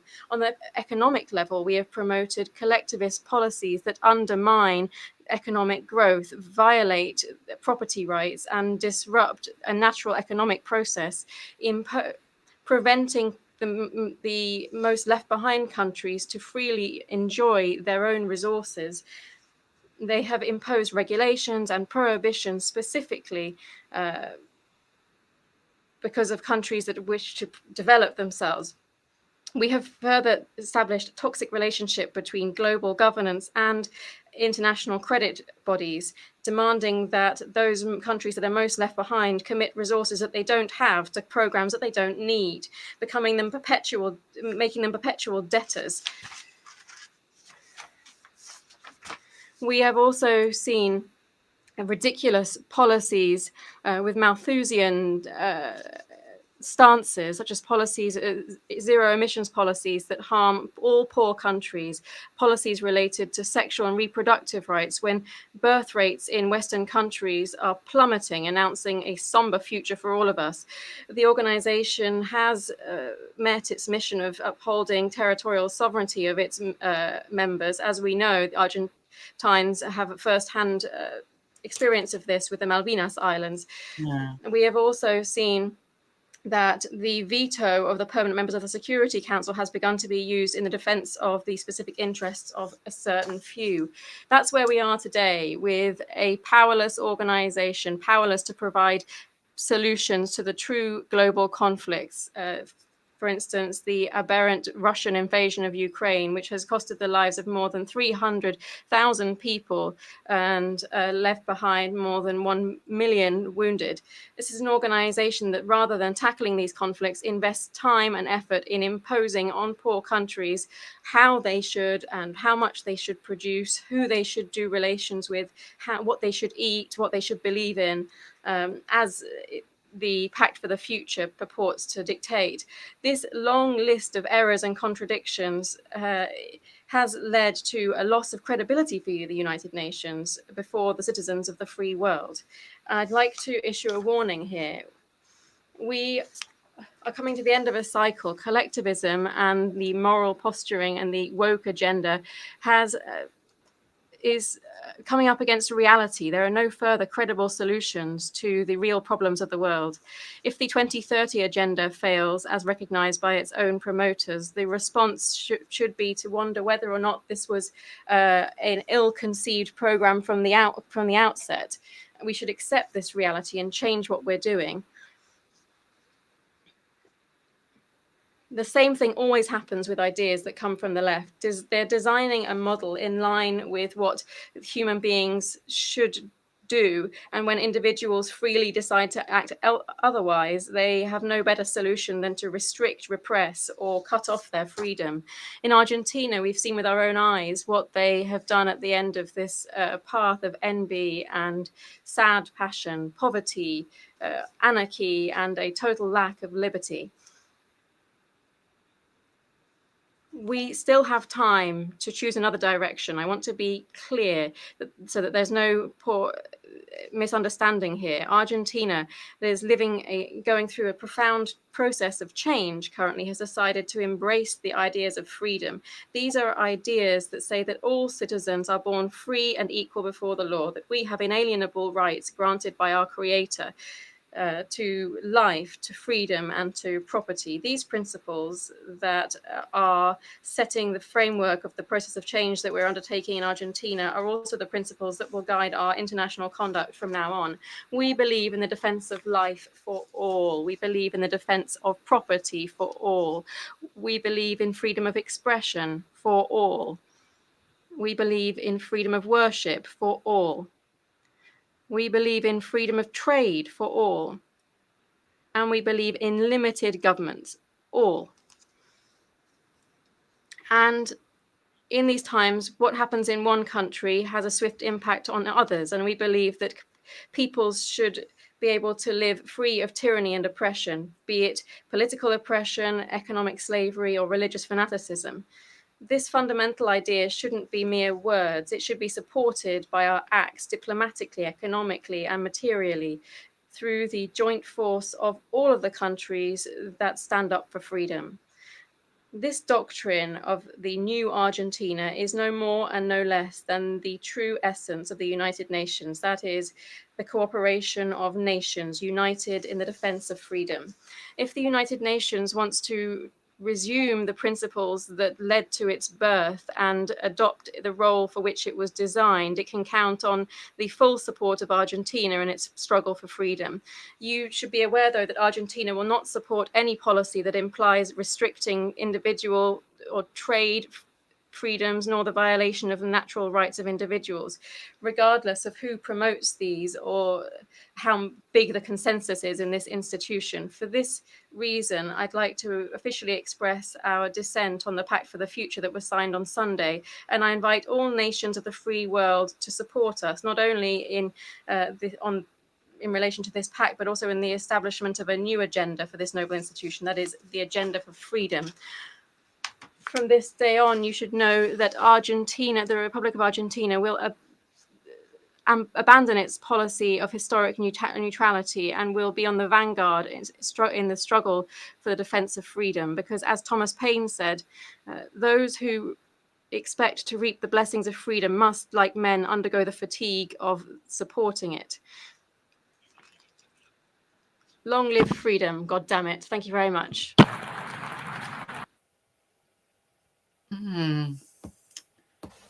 To be honest, I thought that was shit speech. Even I don't know what you were doing. Even though I agree with what he said, it was boring. It was long-winded, and well, what I took from that was he's warning the British that they're going to come after the Falkland Islands, because that's all I know about the new president of Argentina. Fucking boring. He mentioned the islands, but he mentioned them as the Malvina Islands, as well. That's what they call them, right? And I have read that, you know, he wants to come after the Falkland Islands again. Well, good luck. Yeah. But he is right in the sense that the reason the UN was set up is not the reason it's in place anymore. It is powerless, Dupes. The five, you do know the five nations that cannot be removed from the UN, the most powerful nations in the world. Do you know who they are? No, go on. All right, okay, they're China, Russia, France, America, Great Britain. That's weird. Yeah. And now they can never be removed from the UN. Other countries can be booted out, but those five, never. Yeah.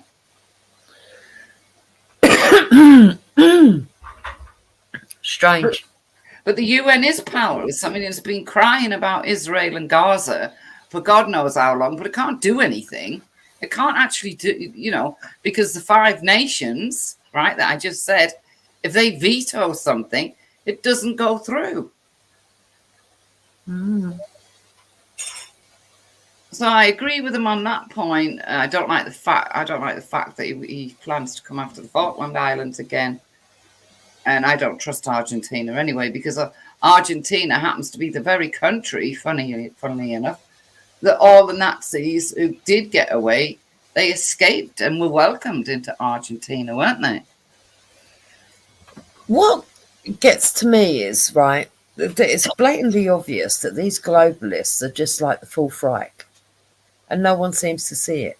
Yeah. You know, like when you try and tell Belly and those people, the reason that British people wanted out of the EU is because they could see too much power was being collated in one place. Yeah. And it was becoming a powerhouse where they were putting people into positions through networking and not because of who the people wanted. They were ignoring the people. They were becoming elitists. They were becoming enforcers. They were fascist. And we could see that that's what was happening. Yeah, they still are. Yeah, still are. Yeah. Yeah. And I just don't understand how people like Veli and that don't see it. But I'm beginning to wonder if they're so far left that that lot over there are fascists. Yeah, they're so far left, and they're full of hatred. They're full of hatred, Jupiter, for the very construct and the country that they're living in. And they can't get past it. And that's worrying. You know. Miss Dippy says, how I was raised and what I see and experience is what I am. I don't know what you mean by that. I don't know what you mean by that, because you can always see stuff that you're not and be repulsed by it. So yeah, I don't know what that means. You can't really live your life on how you were raised when you, as life goes on, you get to know different things. And you realise that maybe what you thought was right actually isn't right. And what you thought was moral isn't actually moral. So did you see that Moon brought it up in the side chat, but I was going to talk about it anyway. Did you see that Keir Starmer took a £20,000 value kickback to enable his son to pass his GCSEs? Yeah, that wouldn't surprise me, Jobs. Nothing they do surprises. Yeah, but I honestly think that means he should leave his position immediately. If this was 20 years ago... he'd have been booted out. Yeah. He'd been booted out, definitely. Yeah. I mean, how the fuck is he still staying in position? Because I mean, number one, that's a betrayal. Number two, all of our children, people at the bottom whose children actually have done well on that, have done it without all the extra tuition and everything else. And even if you're middle class and your kids had extra tuition, you've paid for it out your own wages. That's right. I mean, he's basically saying that his child should be treated differently to everybody else's when he's supposed to believe in equality. No, they don't believe in equality. I mean, he's taken so many kickbacks. It's unbelievable. And the fact he's took one to make sure, you know, for his child isn't what Labour's supposed to be about. No, it's not.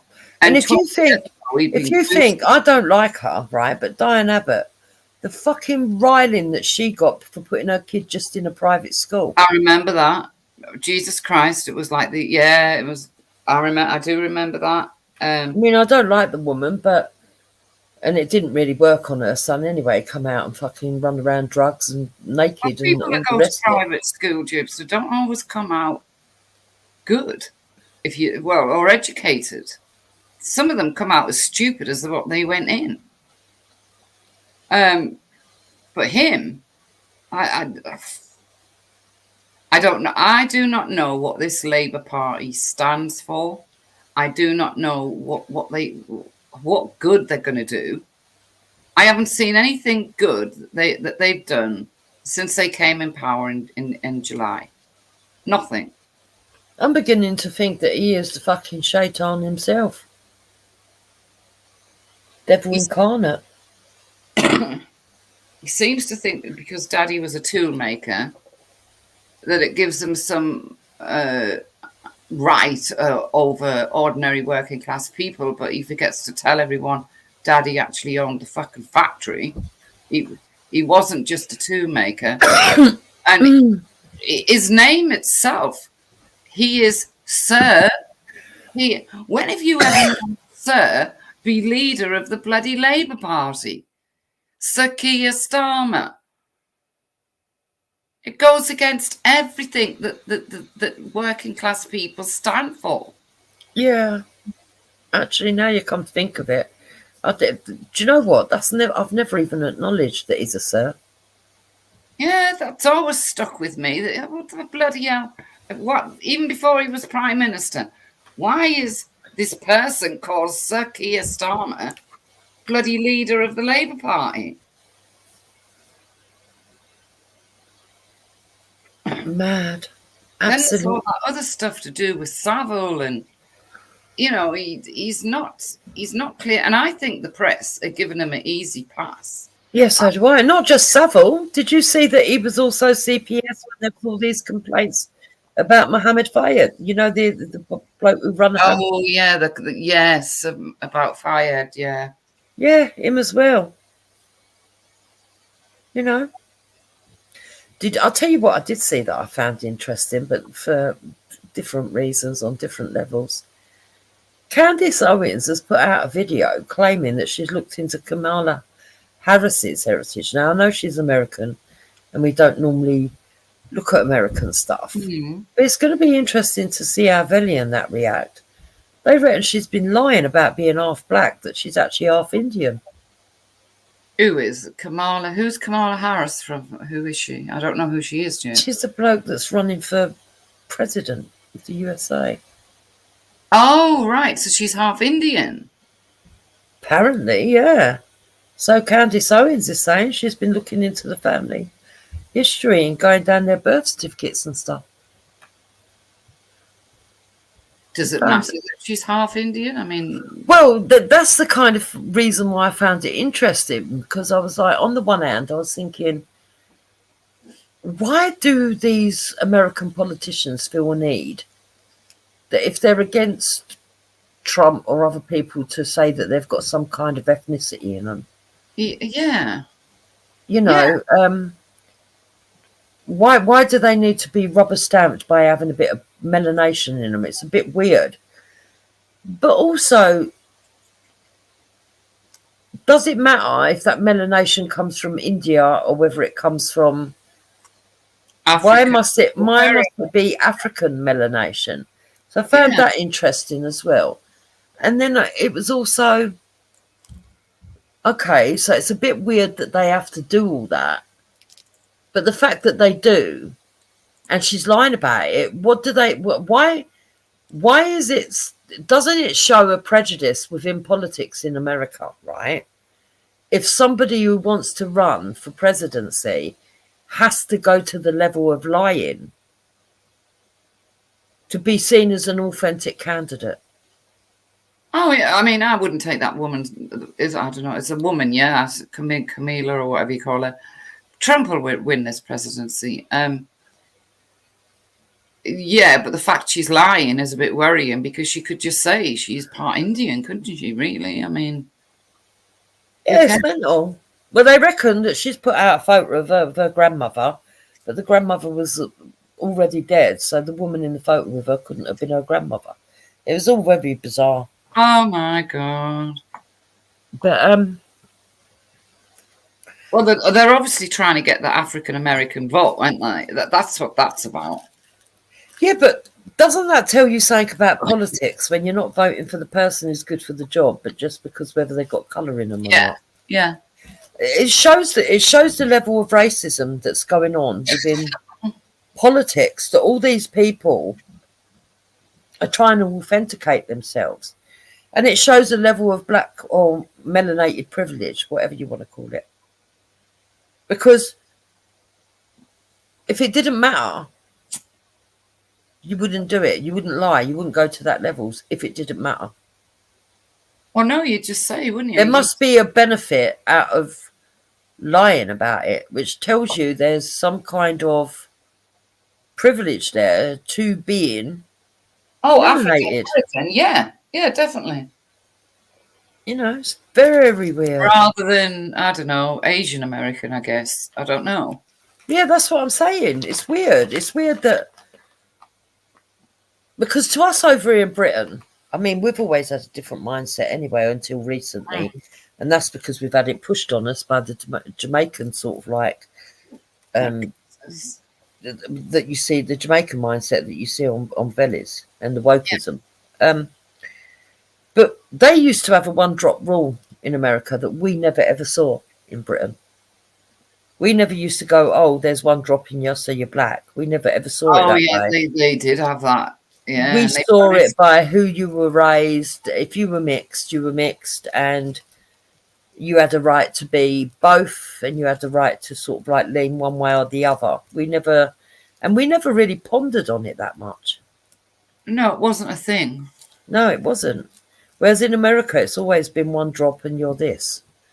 And those people got punished as well, didn't they? Yeah, it's kind of strange, but that's kind of been pushed into our politics now. You know, where did you come from? What is your heritage? You know. Well, obviously, because we've got so many different heritages in this country now, James, whereas before we didn't. Yeah, but I don't mean just. Well, yes. Oh, are you pure British or whatever? What I mean is, even amongst the black communities or the melanated communities or the ethnic minorities, if they see someone who presents as somebody that looks mixed, it's almost like they have to know what the background is. Or if they're talking to you on a panel and they can't see your face, it's almost like they have to know what your background. How many times now have you heard people say, when we talk on a panel, Wendy, we can have someone come up that joins us that's new, that sounds like they've got a black voice. In our head, it might register they've got a black voice. Yeah. But we don't go to them, are you black, before they carry on giving their opinion. No. But I've heard on very many occasions over there, someone comes on, they're talking, and you'll hear certain people say, are you black? Before they either go on the attack or go, well, why are you thinking that way? It's almost like if you've got a certain skin colour, you've got to think one way. It's mental.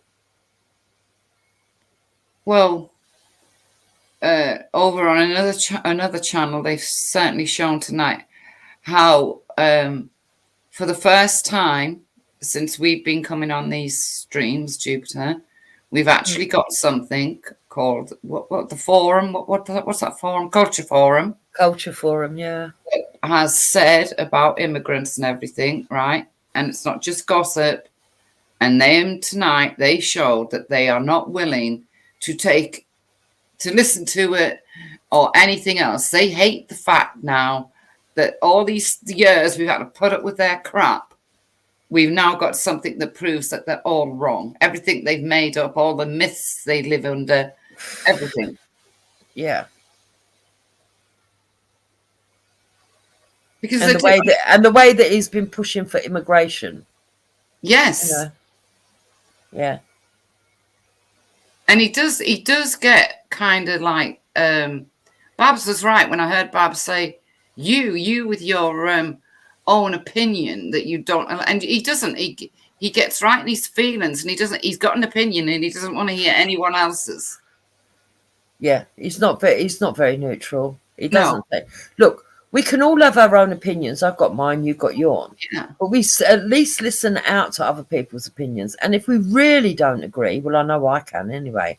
I'll just say, oh, well, we'll have to agree to disagree. And it doesn't make me hate the person. It doesn't make me judge the person, because I'm well aware that even if people have got some ideals in their head, not everybody acts out their ideals. Not everybody believes their ideals are going to come to fruition. They're just talking out loud, or that's what they believe, or that's what they would like to have. And that there's a lot more to each individual than just the small ideals that they have on here. I mean, I often get pulled up for people that I talk to that have got ideals completely different to mine. But I actually think that it expands your mind. Well, of course it expands your mind. You know. But is it a London bubble, Jupiter? This is what's bothering me, because Motion, you know, the guy called Motion. Now, he doesn't live in London, right? Now, I've noticed he is more open-minded about everything than those that do live in London, if you know what I mean. Is it a London thing that's going on with them lot? You know, I mean, you've got Lady Divine and Nine Ether both claiming that they want reparations. For what exactly? Well, I've said this a lot of the time. I don't have anything against anybody asking for anything, right?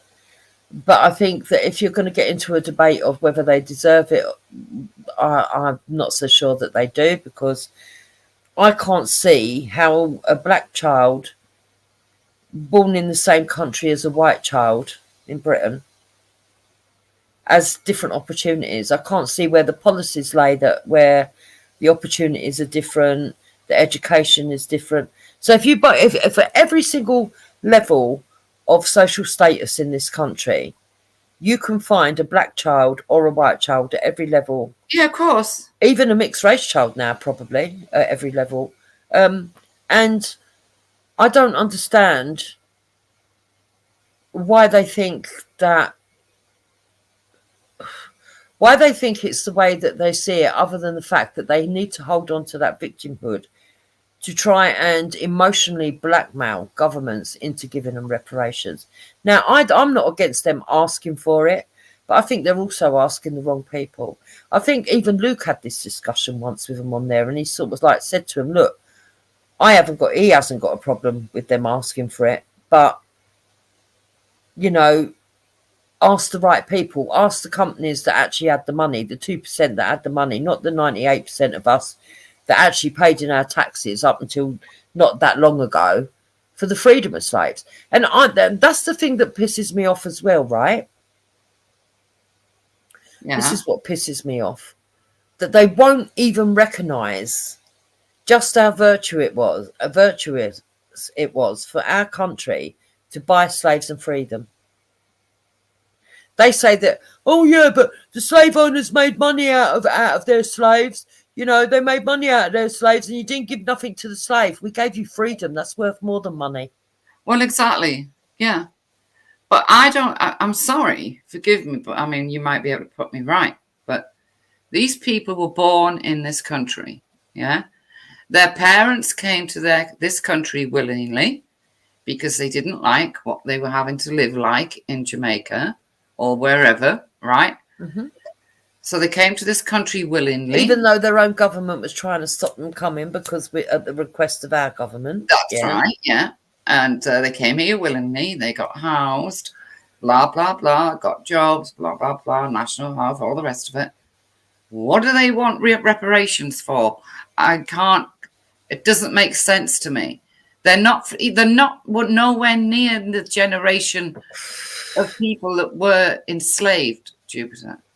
And they're not Americans. That's another big difference as well. Yeah, they don't understand that the Americans have suffered in a very, very... I mean, Nynefer tried to tell me, well, when this slavery ended in the Caribbean, that a lot of the rich people brought their favourite black slaves over here and kept them as indentured servants. Absolutely true. That's an absolute truth. But a lot of those that were indentured servants, go and look at their lifestyle. They actually were treated really, really well. And even they were like footmen or butlers that we have today in the royal family.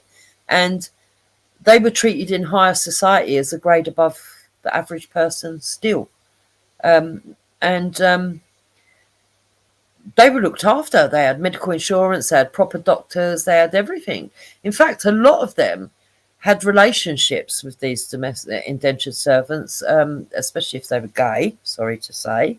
That would never have been talked about in open society, but a lot of the butlers and the footmen were actually their lovers. You know, some of these men were really rich men that never had children, never married, and others did have children and married, and you know they treated them as their child.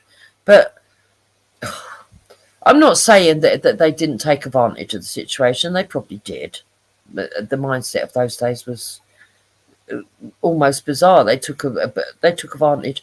This is what annoys me, right? Even in amongst the white population of common folk, they had people amongst the common folk had sons and daughters that they would send their daughters and children off to go to the big house to try and get jobs in the big houses. That's right, yeah. Right? And even they were took advantage of. Yes, they were raped. Right? Yeah, exactly. So when we hear people going, oh, yeah, and the indentured servants were raped. Yes, we know, because we had white children that were indentured servants that were raped.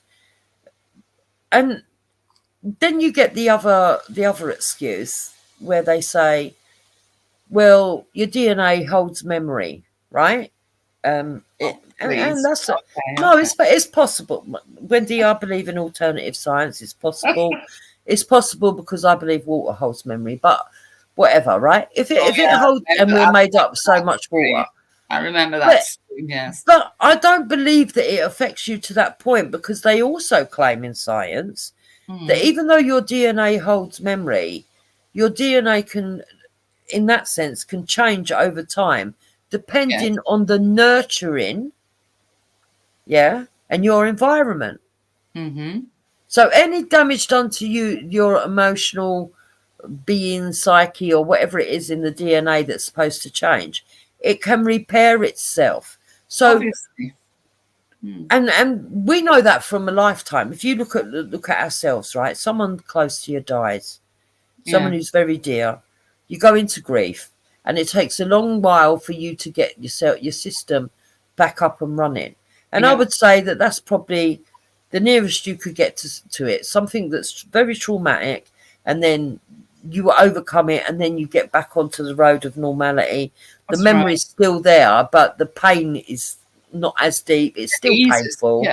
But it eases up because you're repairing yourself, right? And your children, unless they experienced it at the time, if you have say you know they experienced it at the time, they're never going to experience it at the same level as you because of the knowledge, but they will in other ways, right? But then when they go on to have children, their children are not going to know that because they've not experienced the same experience as a child. Right. So I look at these people and I think, well, you're talking nonsense. It's like me. I know for a fact that on one side of my family there was a Russian Jew that married in. Right. It doesn't make me look at Jewish people and feel their pain. I already felt disgust at what happened to Jewish people. Yes. I already felt how painful it must be to just same way as I do when I look at Atlantic slavery and all the horrors that occurred with that, or I don't know, First World War soldiers, or you know, poverty-stricken people that were put in workhouses. My empathy is for all of those different people for different reasons. It doesn't increase knowing that I've got a connection there, that no matter how slim.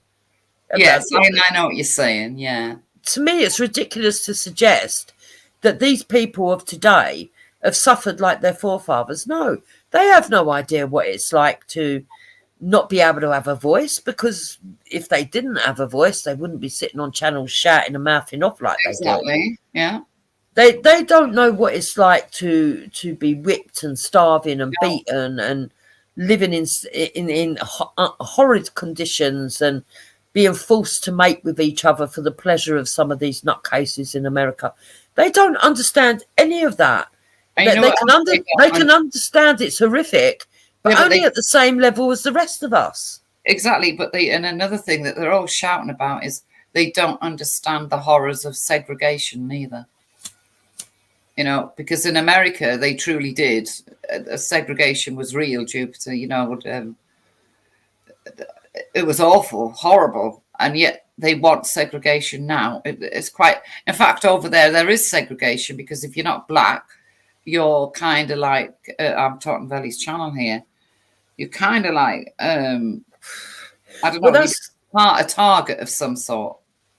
Well, that's why it was really interesting what Motion showed us with the Nation of Islam. Yeah.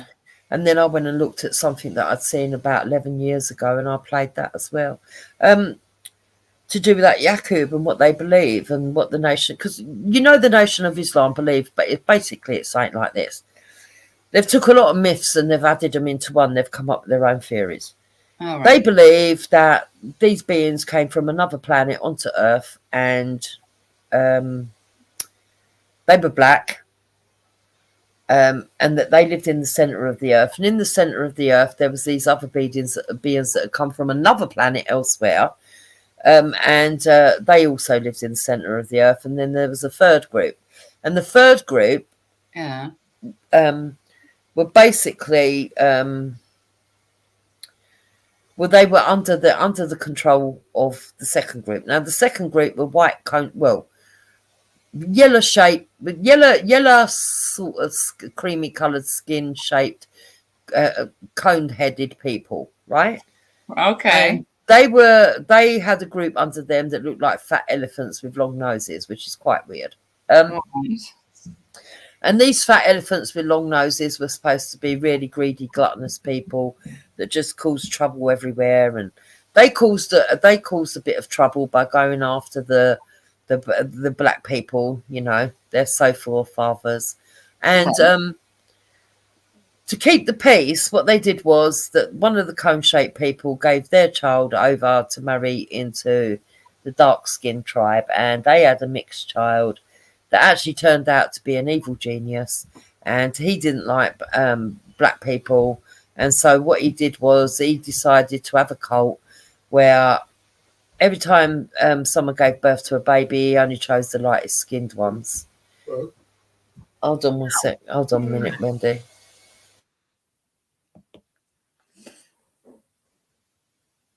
Black Americans should be walking around with Frederick Douglass, Abe Lincoln, and John Brown images on their T-shirts. That's who freed them. And Harriet Tubman. Oh, yeah. I've been reading about her. She's quite a lady, wasn't she, Harriet Tubman? It's funny. Anyway, let me finish this off. Yeah. So apparently over 900 years or so, this cult leader, I don't know how it can be over 900 years because, but anyway, that's what they've nicked from the Bible, the length of a lifetime, isn't it? Over 900 years, this cult leader, he encourages people to breed with each other, the light of the skin. And every time they have a dark-skinned baby, they kill it, and basically they end up with white people. And these white people turned out to be evil. And so what they needed to do was have another mixed race kid, which they did have, that they saw as their sort of like prodigy, prophet, I don't know, a prophecy, whatever. And he was now going to reverse everything. And so what he was going to do was make only black people sleep with white people and black people sleep with white people. And until eventually all of the children ended up back black. And then the whole bubonic race would be complete, ebonic race, sorry, would be complete again because there'd be one whole colour.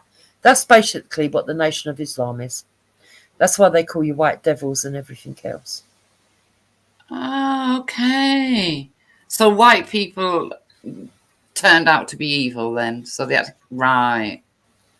Yeah, you should have seen the video. It's quite comical, actually, what some of the things they believed. But yeah.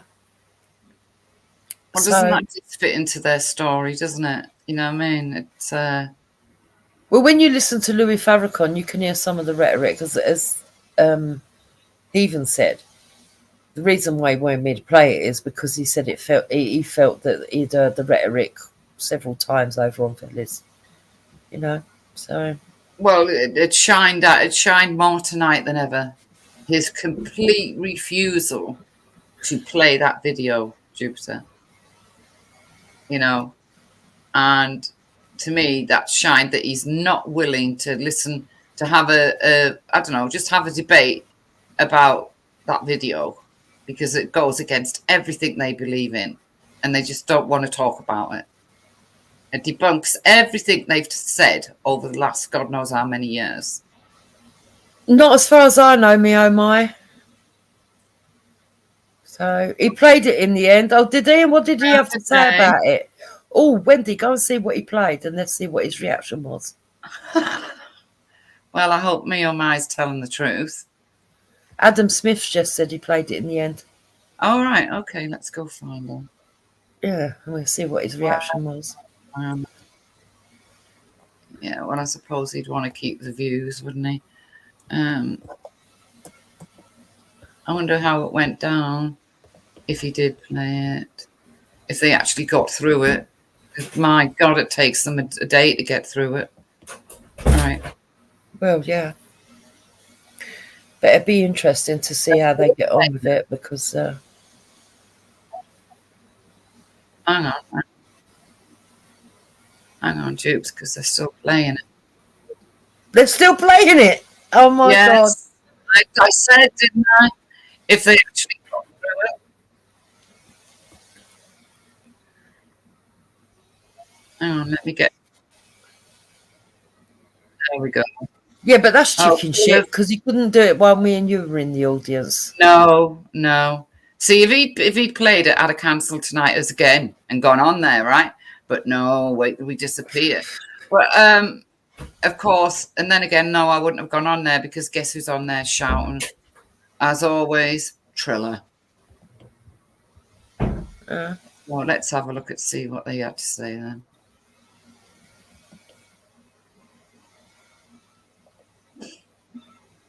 Man, Simon, shut up. Simon, shut up, please. Yeah, you're an employer, Belly. Bro, please be quiet, bro. Be quiet, please. Right? You're an employer, yeah. And would you like, I don't know. So you got two CVs, right? British born, yeah, and foreign born, yeah, person, right? That come with the same qualifications, yeah. Who are you inclined to employ? Sorry. The person that shows the best work ethic, innit? Whoever seems like they're going to be doing the job the best, isn't it? Once again, they've got it wrong, Jupiter, because as I pointed out last night, when you emigrate into this country, if you've got any kind of, if you're trained to be anything, you've got to retrain up to British standard, and they've missed that out completely. See how they don't know what they're talking about? Yep. Right, and who do you think that's going to be, generally speaking? Isn't that going to be somebody who's coming from abroad? Do you think? Not necessarily, man. It's a hypothetical question. Yeah, but not necessarily, man. There's some plumbers that came over from abroad that ain't shit, but there's some plumbers that came over from abroad that are fucking sick. So it doesn't it's just different people, isn't it, man? Okay, so you're looking at the skill. Okay, cool. All right. And also, so you speak the language. Yeah, but stop a minute. Yeah, but bro, listen, yeah, you just Yeah. Yeah, but we're talking about the average. We're not talking about outliers. What do you mean, love? Well, he's saying, oh, some people come over here and they're good plumbers and some come over here and they're bad plumbers. To be honest, I would be surprised if a lot of people come over here being plumbers to the standards of what we've got in the UK. Because A, they've got to understand the way that our houses are built and the proper this plumbing. This is what I mean. You've got to be retrained to our standard. And they would need to understand our lavatory systems and everything else, right? And the way they flush and everything else. But whatever. Let's just say that there are some decent plumbers. Yeah, There'd still be outliers. They're not going to be the majority. They're not going to be the average. No, of course not. Yeah. But they'll find anything to argue about. I mean, I think the video that we watched is like, I don't know, a second in. And already they're arguing because they can't take it. You try to lean into the silly game that these lots to keep trying to involve me into. No, but dude, clearly, yeah. Literally, wait, listen, bro. Let me make the point, bro. Yeah, people keep trying to involve me in this race war bullshit. Yeah, and 9 times out of 10, anytime I make an argument, it's never about anyone's race, bro. It's always about. But it's not about you. It's not about you. I'm just asking your opinion. Because the thing is, I've had white employers, I've had English white employers that literally rather employ foreigners than they employ like English. Wendy, can you hear me? Sorry, I couldn't hear you over that loud, ignorant idiot. Right, what? Okay. Veli's just said that they keep trying to drag me into a race war and it's not about race. And then you've got Triller there going, yeah, it's them white employers, right? Yeah. If it's not about race, one, you never pull up when people are racist towards whites on your channel. No. Right? No. Not unless it's pointed out to you and then there's a half-hearted attempt sometimes. 2, you wouldn't get so defensive over it. Yeah, very much so. So let's carry on then. It is the greatest scandal of our time. We have seen it. We were told of the trade-offs, the fact that we can see our neighborhoods deteriorating, the fact that we have, imported abhorrent cultural practices to this country, the segregation of our society. Those were all necessary trade-offs for the well-funded public services that economic migrants would be able to bring us. Well, I'm sorry, that's been completely exploded. But something, as you say, it should be absolutely scandal number 1 headline. You actually had to fight to find it. Was this even on any broadcast news? Well, the mainstream media completely turned a blind eye to this. We've had so much attention, quite rightly, on the Keir Starmer's winter fuel allowance. This is a far bigger story. I mean, this is 1,000 times bigger in terms of the economic cost, because what the OBR is doing here is making projections into the future, and the projection is very bleak because for years people have been saying, oh well, we need economic growth through migration. Well, actually, migration is strangling economic growth.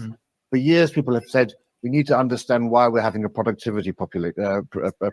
productivity issue in this country. Now we know why. I mean, this is earth-shattering stuff, and the media have completely turned a blind eye to it. The Telegraph did a very good article. There's been some stuff going on in some of the newspapers, but in terms of the mainstream media, a complete and deliberate attempt to try to suppress this.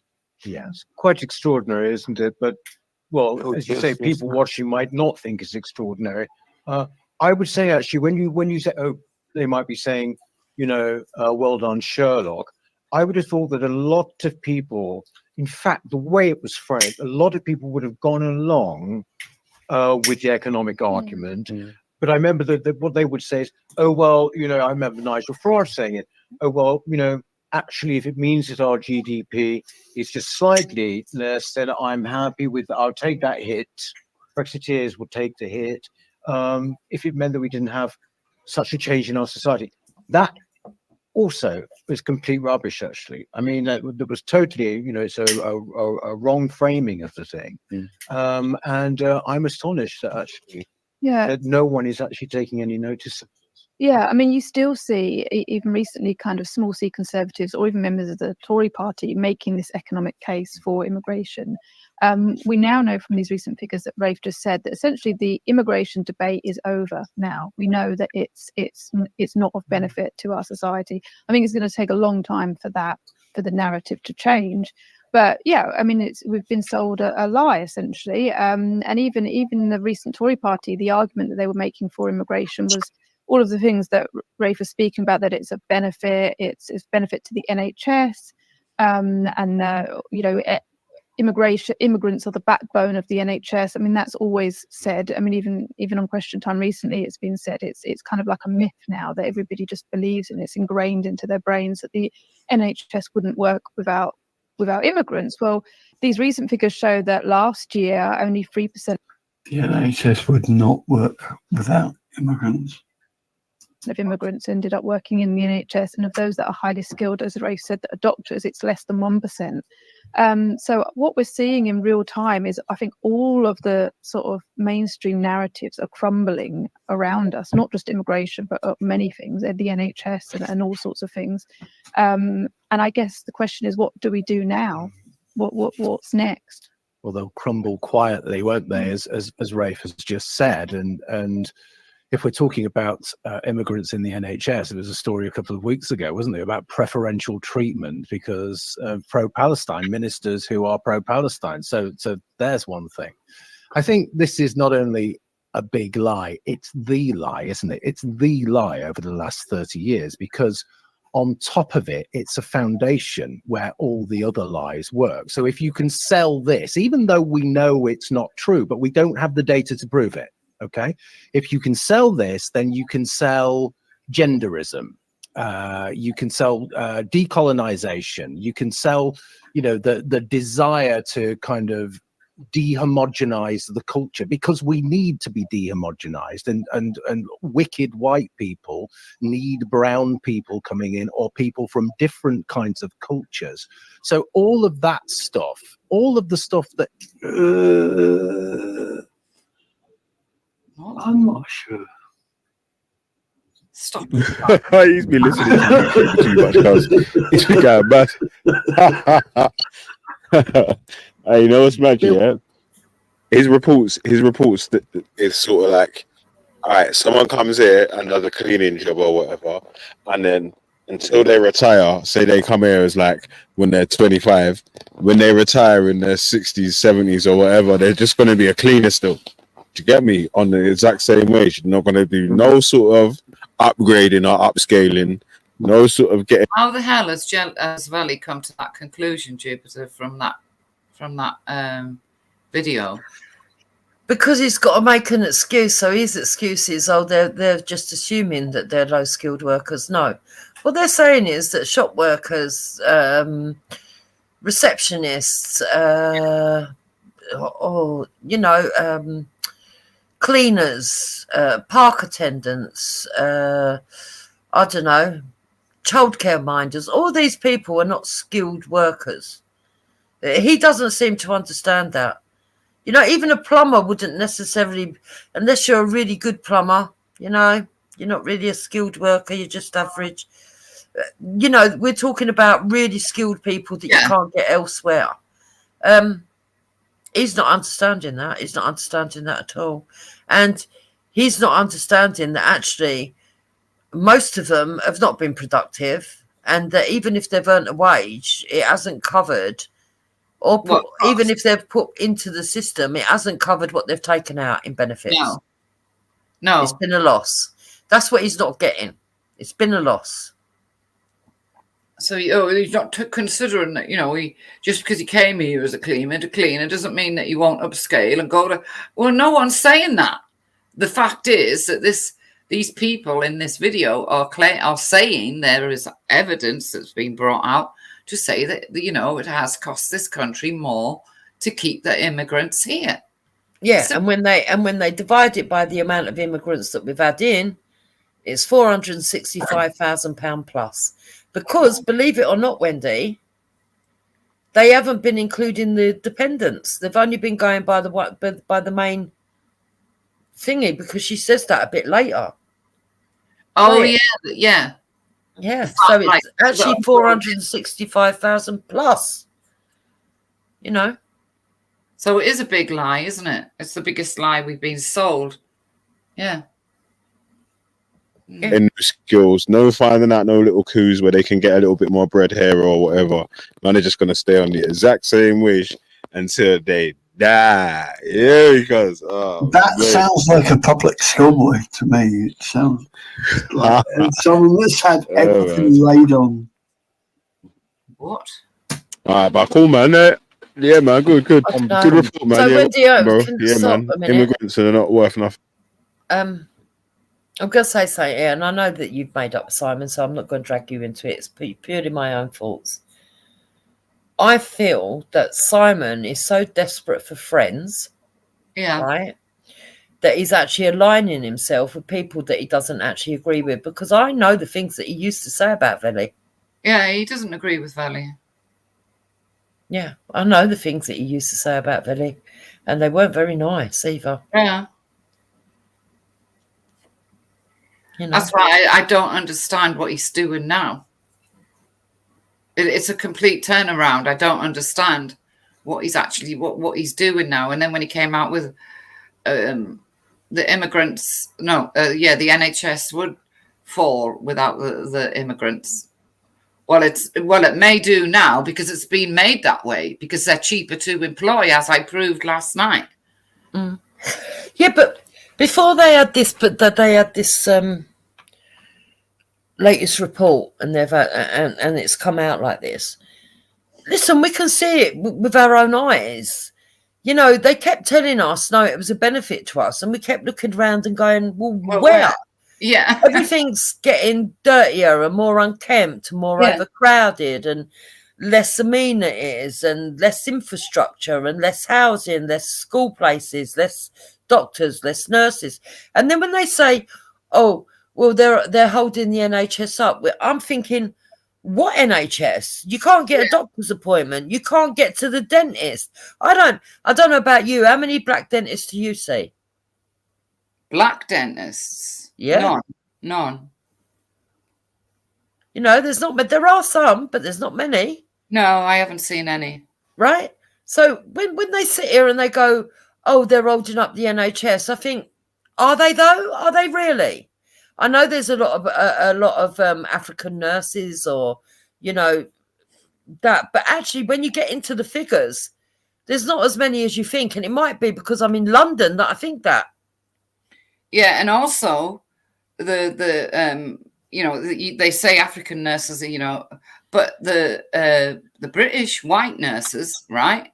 They have to go abroad for a job because they can't get employed by the NHS, because these other ones who are cheaper to train have got the jobs. Yep. That's what's happening. Yep. And the fact is, let's be honest about it. If they're holding the services up, then how comes it's fucking collapsed? Yeah, exactly. Yeah, if they want to take pride in holding the service up, well, they can take pride that it's collapsed as well. Can't they? Exactly. Well, where is this NHS service that they've held up? Well, I don't It's know. not there. They're talking bullshit. It's collapsed completely. And you're telling us, oh, they're holding it up. Without them, it'd collapse. It's already collapsed. Are you thick? Yeah. Yeah, mental. Sorry, I'm raising my voice. No, It's it's irritating. okay. I know you're not raising your voice at me. I know you're raising it at them. It's annoying. Anyway, Thinking everyone should just leave England and go to other places instead, innit? Yeah. Okay. Thanks. Thanks, everyone. You can all go home now. You can go to Wendy's or Dupes now. Tell them the blacks are leaving. Stop. You don't need us. I don't like that comment. I don't understand why he thinks I would want all black people chucked out the country, and it's because they've bought the bullshit propaganda, and I have never ever said that, Wendy, ever. Well, I've never said it, and he said Wendy and Dupes. I've never said it either, that I want all black people out of the country. I've never said that, never. Mental that they think that that's what we stand for. I would it's never crazy. say,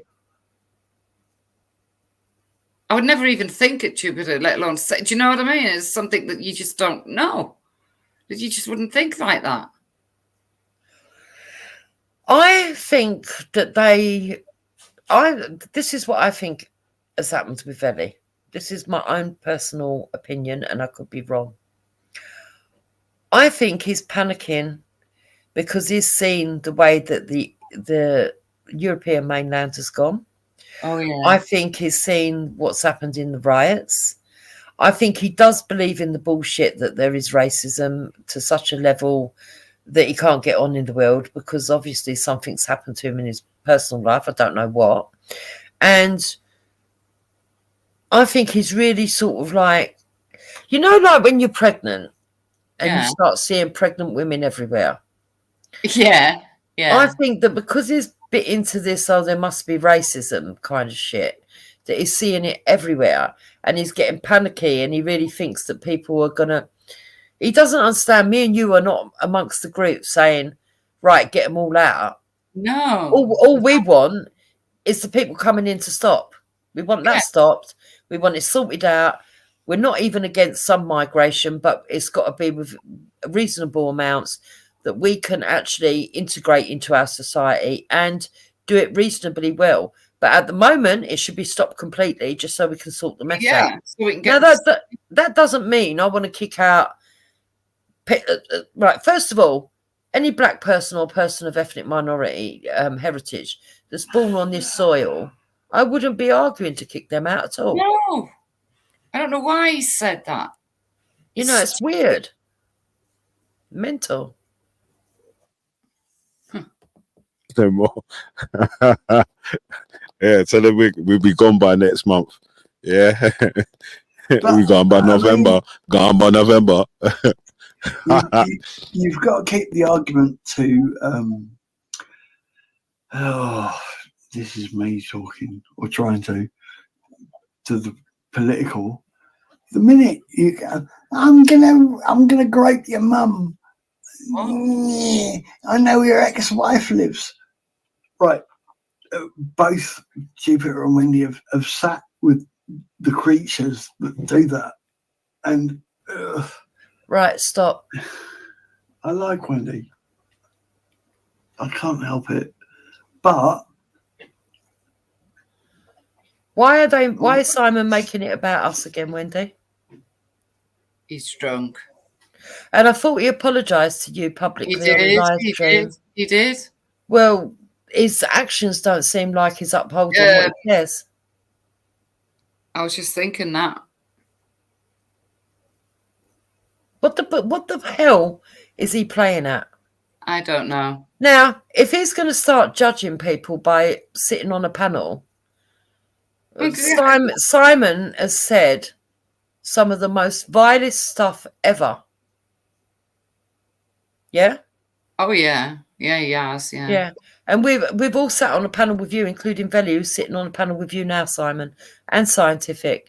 Now, all of these people, Simon, also had Esau on their shows. Yeah. Also sat on panels with Esau. Yeah. All of these people have had Brian Earl on their shows. Oh, yeah. Sat with them, yeah. So just stop it. Just because you're on a panel with someone doesn't mean you agree with their ideals. Oh, far from it. No. You know, I mean, I think Simon, I mean, I don't understand. If other people can talk to the other lot, if you like, about what they've said and done and blah, blah, blah, why can't Simon? But I think he feels that it's beneath him to go and, you know, just sort things out. And so you don't have this constant battle going on, because it is much better, Jupiter, when you don't have these constant battles going on, isn't it? I don't know. I don't understand. Yeah, but I think the thing is that he doesn't understand that you can sort it out without even apologising if you want, and just not talk to people and just stop going on about it. Yeah. He wants to go on about it because he wants people to like him and to believe that he's some nice saviour. But to be honest, his behaviour, people go on about the things that I've said to people in retaliation. Anything I've ever said has never been to the levels of what Simon's done to people. Oh, I've heard it. I've heard the levels. I've heard what he said, and it's not good. It's not good at all.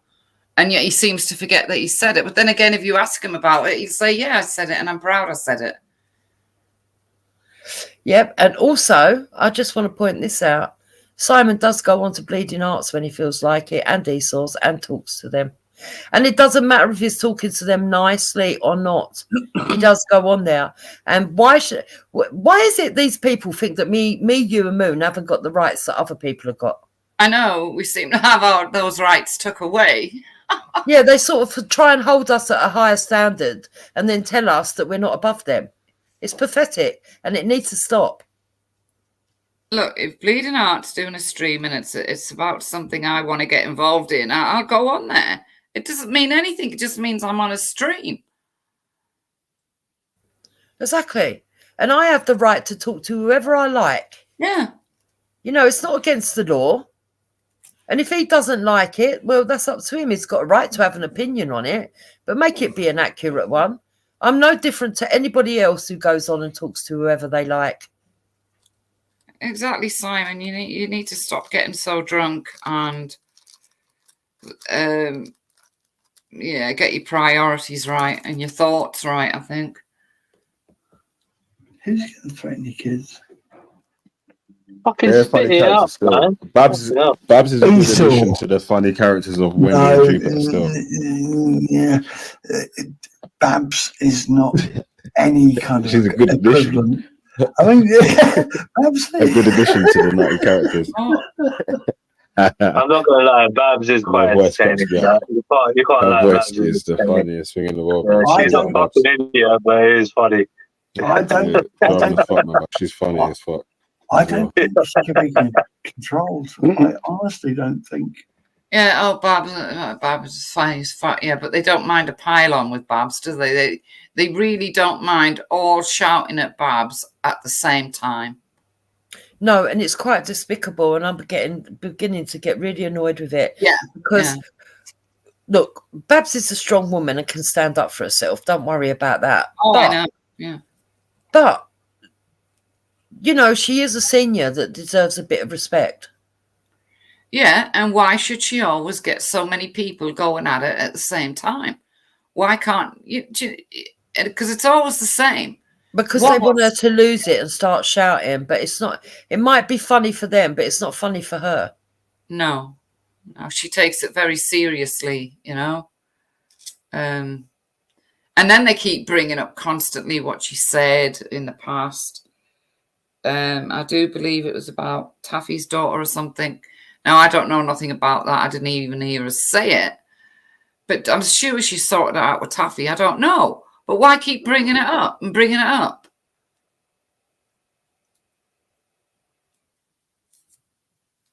Nuts. Yeah, sorry, I've got somebody in the background having a coughing fit. Hold on, let me just shut the door.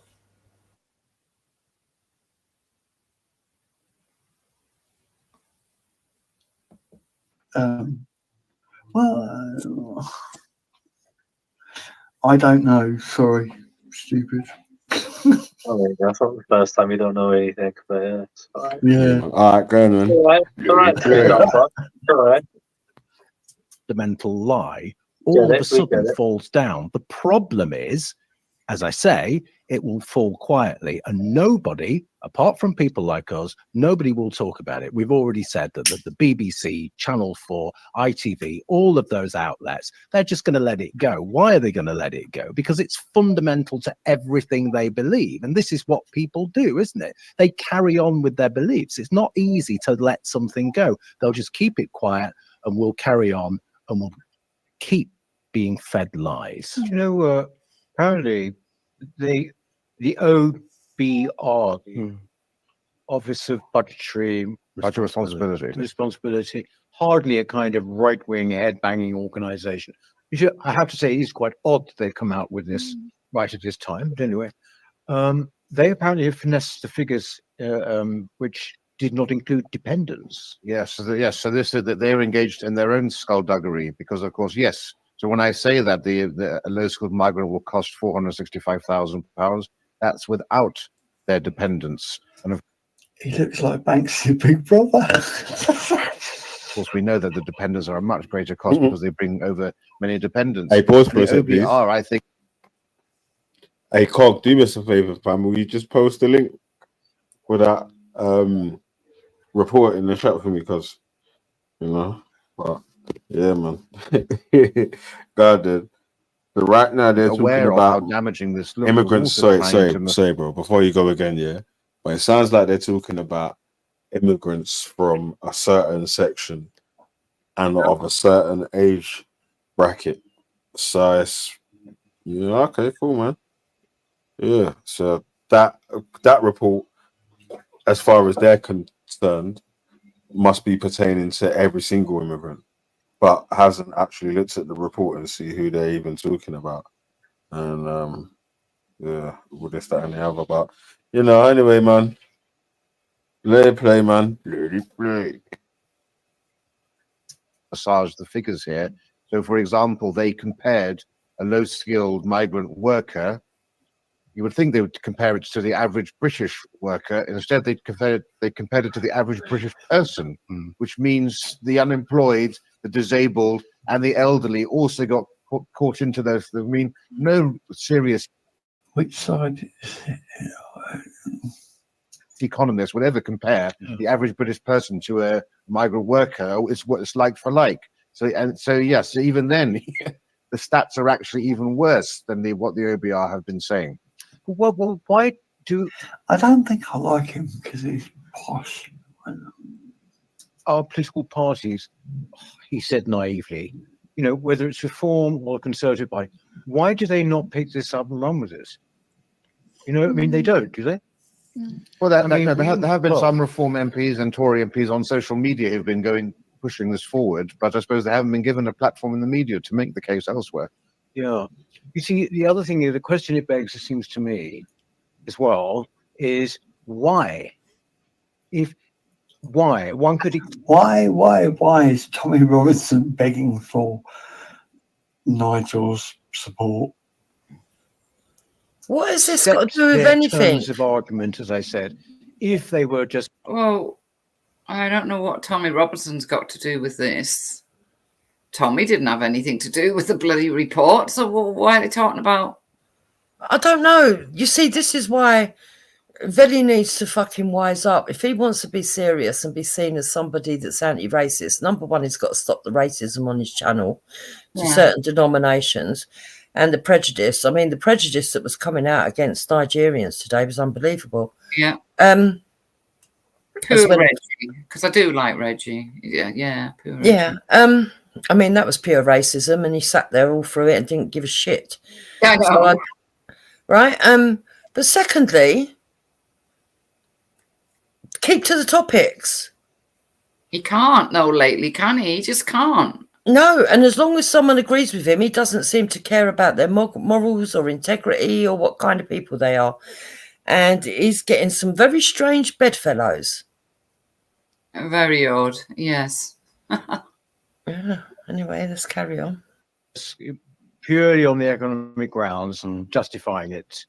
But if that is the case, we know this to be the case, and they knew it, then what have they been up to? Why? Yeah, these figures are coming at a time when we really are experiencing the negative effects of mass immigration. Obviously the riots were in response to immigrants and second generation immigrants. Everybody's talking about the rise in crime. It's becoming difficult. Whoa, pause.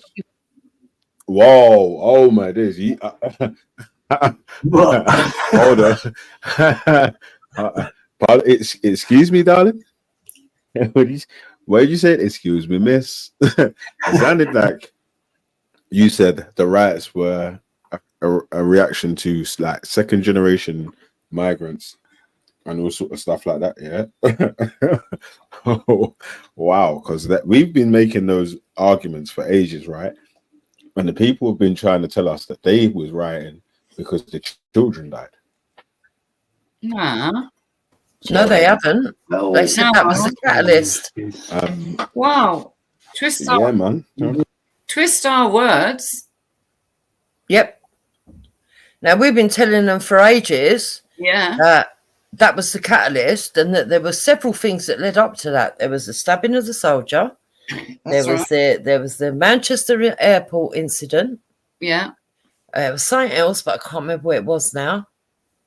And then it was the Southport girls, and that was the final fucking thing.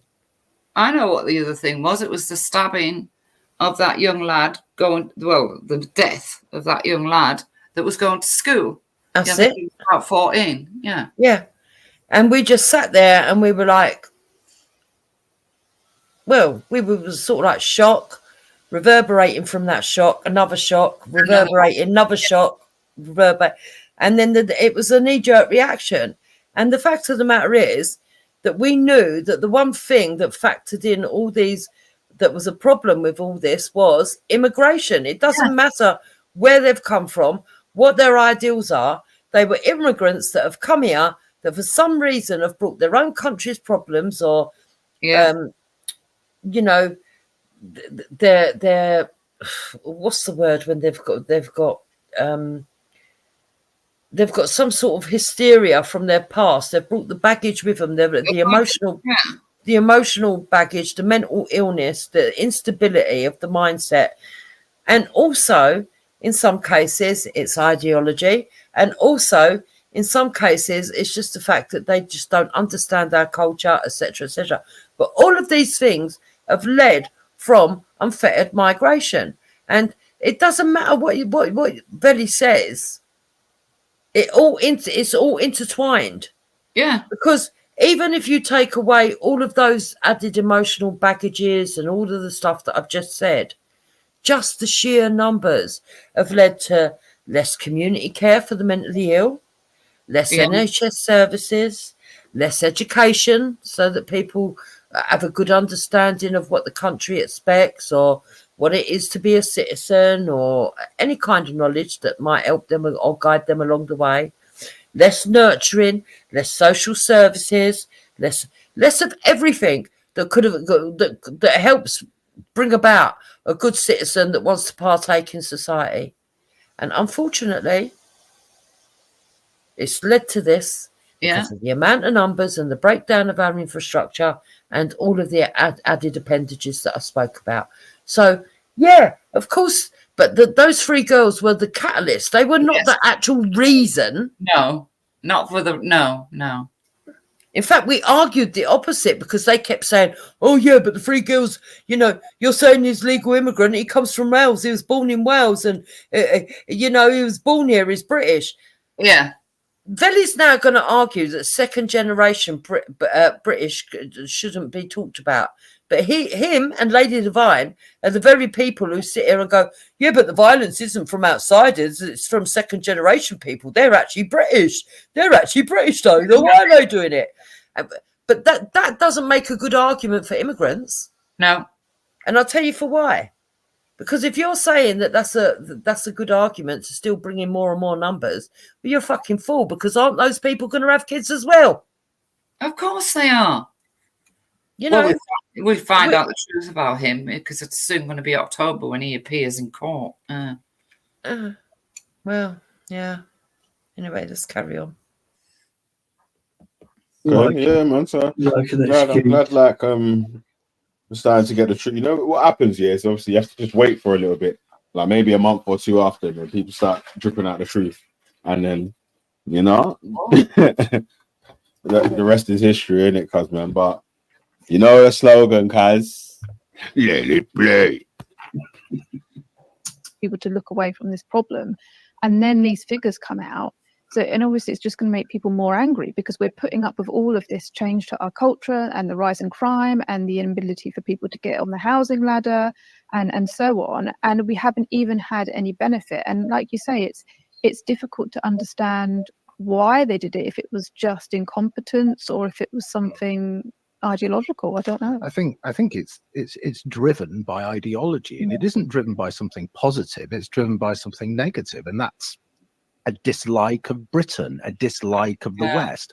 a desire to. I think it's a dislike of other human beings. Deconstruct everything we are and everything we stand for. So one of the interesting point, Peter, that you've just brought up there, who's talking about this? Who should be talking about this? Well, we had Nigel Farage kind of being cornered by Stephen Edgington talking about on GB News. On GB News. But I don't know what viewers think, or I suspect I might know, but he really wasn't saying. Who are these people and who sent you this? The kinds of things that I wanted him to say about this. He was just pretty dismissive.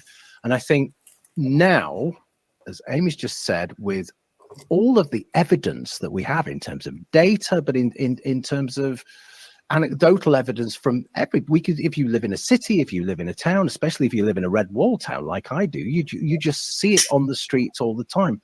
I wanted Nigel to say something much more positive and much more forceful about immigration, illegal immigration, and the deportation of criminals.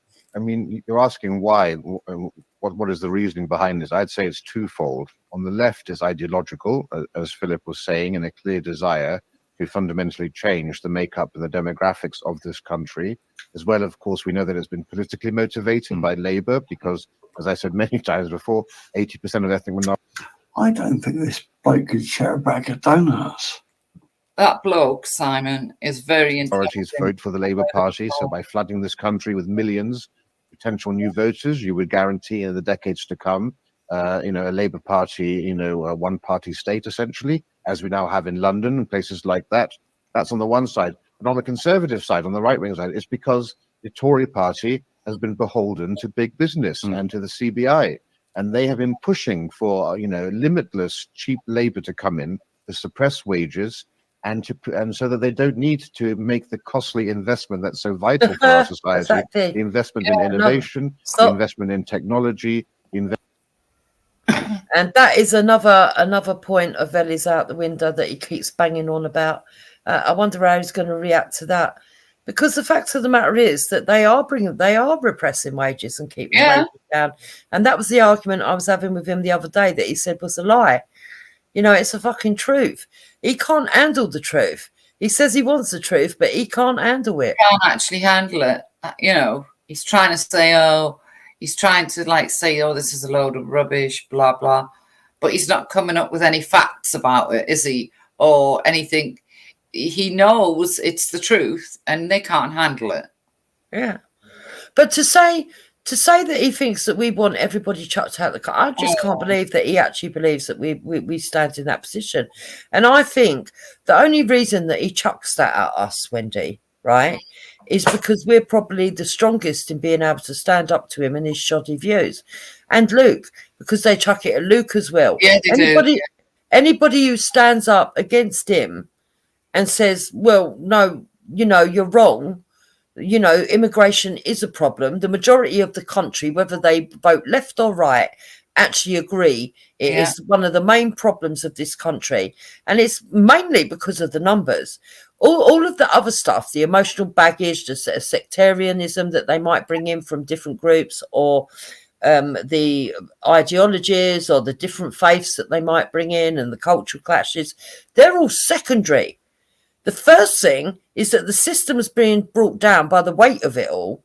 And they've now proven that they're a fucking minus to our GDP. In fact, they're sucking our finances to the cost of £465,000 a person upwards because they didn't include their fucking dependents. Christ, yeah. And that could be quite a lot, can't it? It could be for 5 times the amount. Yeah. Investment in automation and job mechanization, like picking apples off in machines that can pick apples off of trees and so forth. So you don't need those low-skilled migrants in the first place. And so they're all equally culpable from all political stripes for different reasons, but they've all got us in. Hold on a second, pause it there. You didn't fucking mention anything carers or anything about fucking nurses or anything. Is that high skilled work then? Is that because he's just saying people picking apples and oranges? Like that's all he basically mentioned. What else did he say? That's low skilled work.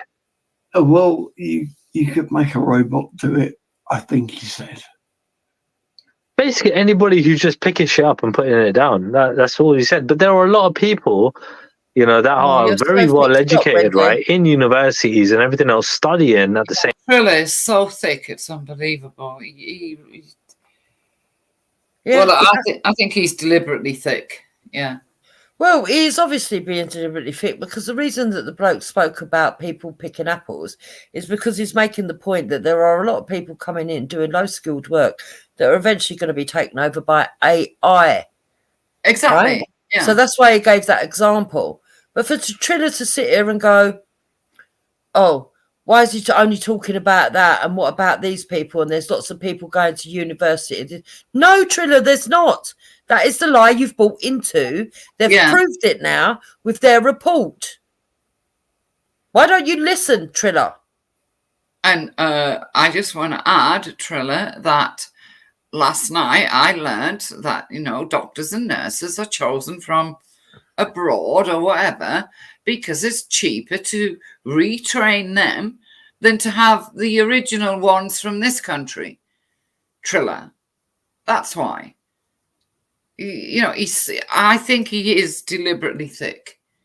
But as for apples and oranges, well, we all know that robots can do that. I mean, really? Yeah, exactly. Anyway, let's carry on. Same time, that have no other option but to go for that kind of work because that's all that's available. I mean, people working in Tesco's, Greg's, whatever, customer services and things like that. Like, you know what I mean? Like, people have to make a living. Wait a minute. You see, now this, right? There's nothing wrong with working in fucking Tesco's, Greg's. What's he on about? No, but I think the point he's trying to make, and he's just fucking shot himself in the foot and scored an own goal. He's saying, right, so we've got this bloke on the right here saying that most of the people end up low-skilled workers and actually they don't turn into doctors and lawyers and solicitors. No. Only 12% of the people that come in actually get high-skilled work, right? They're not the brain surgeons and the fucking astronauts. No, that we've been told, yes. Triller's argument is, well, there's loads of them coming into university. And, the reason that they go for shop work afterwards is because that's the only jobs available. Well, if that's the only jobs available, British workers can do that. We don't need we don't need to come in and do that. Yeah. He's missing the whole point. Yeah. Really and truly, that fucking thick because he's on a fucking platform right now. He thinks he's fucking better than everyone else. And everyone can be on that level. Not everyone can earn fucking lots of money. It's fucking ridiculous. There are a lot of people out here that are a massive disadvantage, right? Depending on, what their parents or the previous generations have handed down to them. Like, well, your parents are, you are a lot more privileged than me. Yeah, but I grew up with nothing, and I've got the same mindset of having very little. I don't fucking need anything. Yeah, basics, mate. Hot water, food in my fridge, and fucking bills paid. The fact is, the only difference is between me and most people, I don't have to worry about the bills, right? In terms of they're all paid, right? We don't have to. Wind. Yeah. Blimey. It's him, isn't it? He overtakes everything with that bloody mic of his. Yeah, I know, it's too loud. And it's convenient, isn't it, that if you turn it down, it goes crackly. Very much. It's talking nonsense, right? Because this is proving the point. I want to go back to the first point he made about, when they come out of university, they have to go off and take the shop jobs and everything else. Yeah.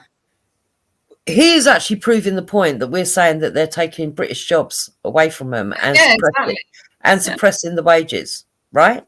Yeah. Right? So that's the first point. So he's also shot himself in the leg in that way. But when he goes on about, oh, this man's privileged, this, that, and the other, and then Simon points out to him, well, your family is probably wealthier than mine. He turns around and says, oh, yeah, but as a child, I had virtually nothing. Listen, most common council estate people, most working class people, yeah, they might have parents that bought their own home because they bought it in the right to buy. Yeah. A lot of them might have that, but still there's great swathes of this country that actually don't own property, Wendy, because I know. they were saying not long ago that we're a nation of renters, right?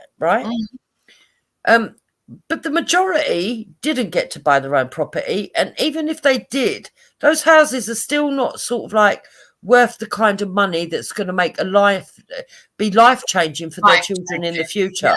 If they have more than 2 kids, by the time they've paid the inheritance tax, which is roughly half of it anyway, then you've got to divide that between 2 people plus. It's not going to be that much. It's not life-changing. And why are they begrudging people that have worked all their life, managed to get a small mortgage, bought their own property, going to leave it to their children? That's what you call self-motivation. Yeah? And self-discipline, because I'm sure there was times when those parents that have managed to do that, whether they be British blacks, British whites, British fucking Pakistanis, whatever they are, whoever they are, must have had hard times to actually maintain and hold on to that house. Because in 2008 we had an economic crisis. 20 years before that, we had an economic crisis, and we've had 14 years of austerity. So for people to hold on to those properties, they've actually probably made wise decisions and gone without and sacrificed just to have that little bit of equity. And for him to be grudged out of people makes me feel fucking sick to the stomach. Well, what's he think? People don't do without. You do without. There's times where if you paying a mortgage, you've got to do without to make sure those mortgage payments are paid. Listen, Wendy, we all know that there's people that were born during the war, right? Through illicit relationships or even interracial relationships, whatever, right? When the GI soldiers came and a lot of kids got put into care. Those kids didn't have anything left to them. They didn't have parents that passed down anything. No. But they still went out there, pulled their socks up, got themselves jobs, carried on in society, made their own families, probably bought their own properties. Some of them probably didn't. I'm not going to say that not some weren't affected, but there was plenty of people that did go into society, take the opportunities, the same opportunities that every other child had, and fucking worked hard, grafted, and had something to pass on to their children because they didn't want to be in the position that they were left in. And that's how our nature is. Unfortunately, not everyone's going to be born with parents that have got a silver spoon in their mouth. That is just your lot in life. All you can do is make your decisions.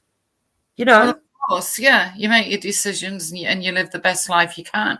You don't get jealous of materialistic shit like Triller seems to be. I'm sorry, but he comes across as somebody like that. And yet he's someone who claims that he's going to be left a load of properties. Yeah, whatever. Yeah, I'm telling you, he talks rubbish. He lives in the loft. He's a 40-year-old man or whatever, still living with mummy and daddy, right, in a house with 29 other people. I'm sorry, I haven't got time for Triller. Yeah, it's boring. It's absolutely boring. He's got no life experience. He's never had a child to be responsible for. He hasn't got a partner to be responsible for because she picked up her bags and fucked off. Yeah. And by all accounts, she was a very well-educated woman that was in law. And he was jealous that she was more educated than him. That's what I've heard from a very reliable source, may I add. Well, we've heard him when he's had a drink, Jupiter, and I couldn't live with a man like that. When he's had a drink, come on. His arrogance, his absolute arrogance about everything.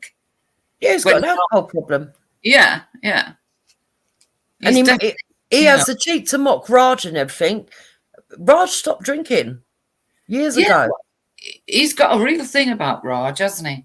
And did you hear him? I don't know if you heard him the other night when he straight away came in with the caste system. Yeah, well, Raj is darker coloured than me. You know, we've got this caste system. Well, I'm lighter and Raj is darker than me. I said, Oh well, my God. yeah, and I said to him, well, who's talking about the caste system? We're living in Britain. You're not in India now. Do you see what I mean? Oh, that probably explains his racism, you know. Yeah. So there's a caste system where amongst his own community he's seen as the high grade because he's lighter or comes from that caste. And then, of course, he comes up against some people that have the theory. I'm not saying all people in Britain, but that he may have met one or two people that look at him and say, well, actually, you're still not as light as me. Yeah, maybe. Yeah. You know what I mean? Yeah. So that's where we're well off. We're not rich. We're just well off because we don't have to worry about the bills. Yeah. Well, that's nice. Yeah. You know, it is nice. It really is. But we're not rich. We're not fucking, you know, living up the life, bro. Like everyone thinks it might be. Okay. Well, yeah. Well, when I say rich, I don't mean. Stop. Bills are fucking expensive. bro. If he's living in Britain today and he's not worrying about the wheels, he's fucking privileged. And I'll tell you why, right? Because there was even documentaries on upper class families that are now cutting back, right? And they're saying that these people have got beautiful houses and you can see their houses, their mansions, whatever. And they're claiming that they're eating things like egg and chips and beans on toast to get by. Exactly. So he's talking nonsense. It's talking nonsense. This the cost of living has risen so much, right? With the shopping bills, with gas, electricity, the utilities, and everything else, and the way that they're doing the taxing system, that actually everybody's being affected. Yeah. Nobody has free money anymore. It all gets eaten up in bloody the cost of living. It's as simple as that. Yeah, and add to that the fact that even though the pensioners are having their fucking pension pot raided, don't forget that they've made it that people have got to actually work for longer as well now. Yes, they put the age up, yeah. You know, and they're still like, oh, we don't worry about the bills. Well, I don't expect you to, but your mum, you see, you know, I don't worry about the bills, but his mum and dad might. I'm telling you, Jupiter, this guy does not work for a living. He's got no responsibility. He'll probably, well, even if he does work, Wendy, he's probably got a poxy little job that pays him £300 a week. He gives mummy and daddy 50 quid, probably, right? Yeah. And another 250 he uses on himself. He's probably that kind of cheapskate. Or even if he gives 150 quid, even if it's £100, but considering, listen, he reckons his parents have got loads of apartments and they rent them out. Why would you have your son in the fucking loft then? Well, you wouldn't, would you? No. You'd give him one room in a property and say you might as well be in that property and keep your eyes on the other people in the shared apartment. In fact, if you had enough properties, you'd give him a whole property. Well, yeah, there you go. Live in there. I mean, I don't know what he thinks. He's not kidding me anyway. I don't believe he's privileged. But the fact is that he speaks a lot of shit and he does a lot of damage, you know. I think he likes to think he is, Jupiter, if you know what I mean. He wishes he was. Because he looks down on people. Yeah. And anyway, what sort of person looks to their parents for money? Well, yeah, especially at his age, yeah. You know, my mum, right? I'm the eldest child, and my mum believes that the eldest child, whether you're a girl or a boy, has to take charge of the funeral and that, right? Because she's getting in, she's like 76 now. When she talks, every time I see her, every now and again, not every time we talk, but every other time, literally it's getting that much. I had to tell her the other day, Mum, can you stop it? I know what you want. Right. My mum will go through instructions and don't forget, you've got to make sure that you go and get this because I've got a little bit of this and this is what. And I go, Mum, we'll deal with that when that time comes. I'm with you. Yeah. Yeah. Please, I don't. I'm really not interested in any of that. Yeah, we don't need to talk about that all the time. Yeah, Yeah. You've told yeah. me. I've heard you. I know where everything is. It's fine. But she worries all the time about it. And don't forget, I am leaving all of you something. And I go, Mum, don't look. Stop, please. You know. But yeah, and yet you've got people like this that want to go on. Oh well, when they're gone, they're going to give me this, and when they're gone, they're going to give me that. Oh, horrible attitude. Yeah. Listen, I am the eldest child, but also I'm the eldest granddaughter, and I had a great uncle that never had kids. Right? This is the truth, Wendy. Yeah. He never had kids, and he left me quite a bit of money when I was younger. He left me quite a bit of money. I was so racked with grief, that he had died, that I, looking back now, probably was silly. But at the time, I was like, I'm not interested in the money. Share it out amongst all the grandchildren, all the great-grandchildren. Just share. Make sure everybody gets a little something. And it came down to not much. Like most people got 50 quid each. Yeah. Looking back, I was stupid. I should have took it and fucking bought an house. But, it was your grief. but at the time, I was so grief-stricken that I wasn't even interested or cared that I was left that money. Yeah. I understand that. I actually felt a bit guilty as well that I was the only one that was left money. It was almost an insult to me. I was like, no, share it. Everybody's got to have equal. Yeah, I understand that. Obviously, Trilla would never understand that. Idiot. Infinite is expensive. But you are more privileged than me. Fair enough. If you're talking in material terms, yeah, you are. No, but that's fair. There's nothing wrong with that. But that doesn't mean that it doesn't come with a hell of a lot of responsibilities, right? And work at the same time, because that is work to maintain all of that. Any issue with the left, and I use that term advisedly, they tend to, recoil obviously from saying, well, I'm not convinced by any of these people. That was a failed experiment. Oh yeah, they'll be saying diversity is our strength till the grave. They won't let go of that. But multiculturalism has failed, and that's what most people are waking up to now. Oh, it's bullshit. It hasn't failed. Fucking racist bitch. Fucking hell, what a shit country this would be if we just had white people here. Fucking hell. That'd be shit, isn't it? Absolute shit. Did you hear that, James? Yeah, it's unbelievable. But it's not racist, The fact of the matter is that nobody's talking about colour, they're talking about culture. Yeah. Multicultural, Trilla, not multiracial. Yeah. They're not saying that people of other colours coming in can't be here. They're saying that the other cultures have caused clashes, and it is a problem. And she's quite correct. It has caused a problem. What kind of country would it be if it's all white? Well, wow, mental. Yeah, what a cheek. You wouldn't have liked it at a certain point in this country, then. What a cheek! Yeah. Oh, you gotta laugh.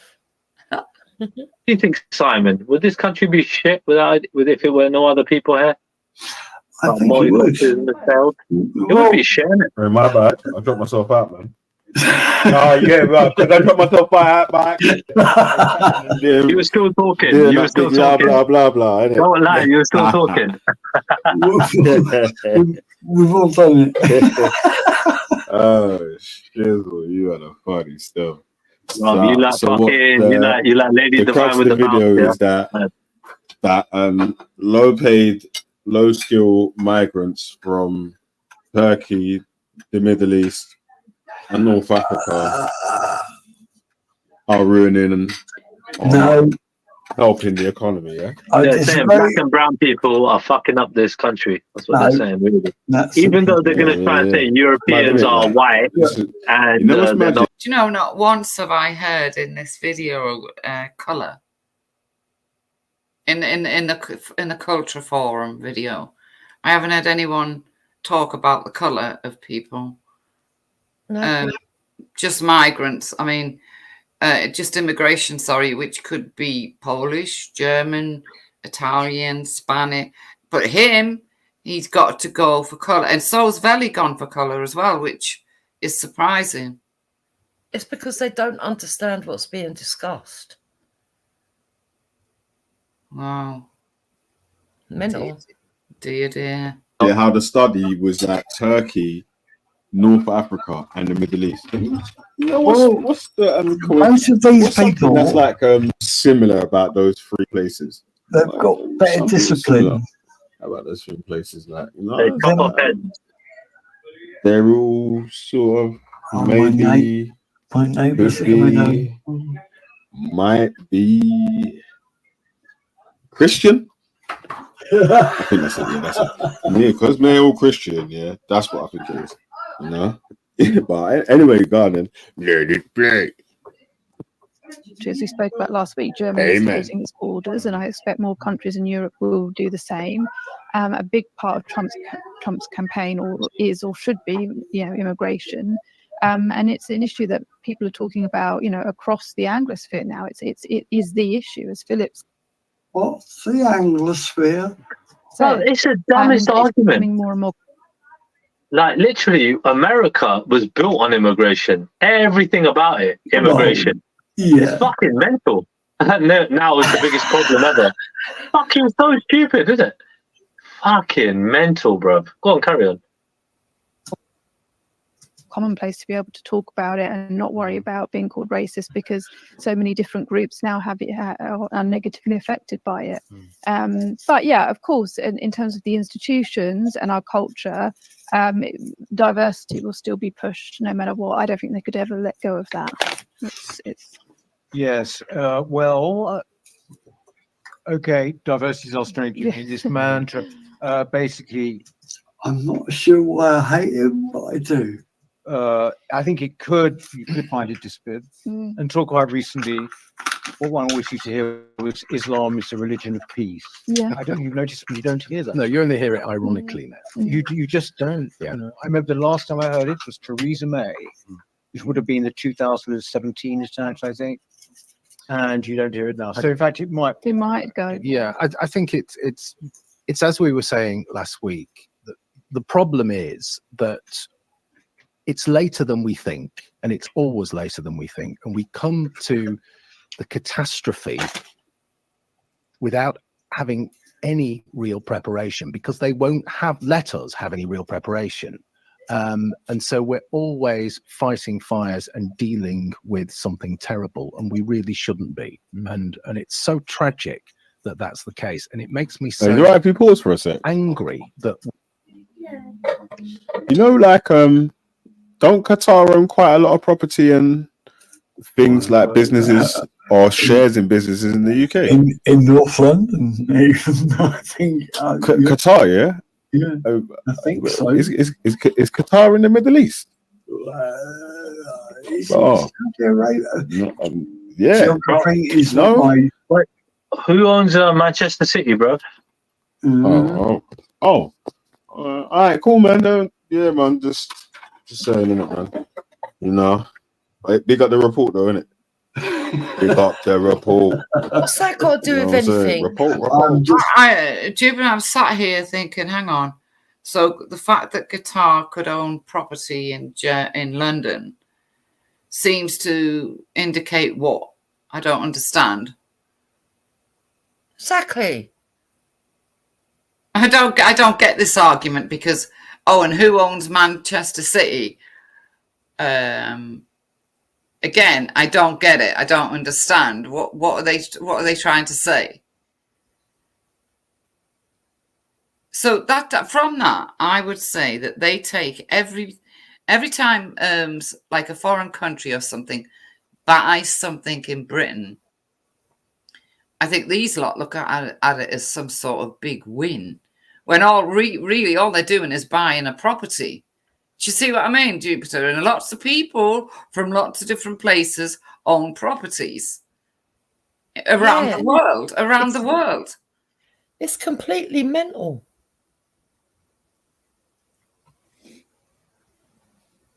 I mean, didn't that Al Fayed guy, didn't he own Fulham at one point, or some football thing? Yep. Nobody cared about that. Who cared about it? I mean, I didn't think, oh, he shouldn't be. I didn't care. Reading, the Qassam stadiums. So what? Who cares? Yeah, it's kind of mental. Yeah. The way that they get defensive and the way that their brains work, it's mental.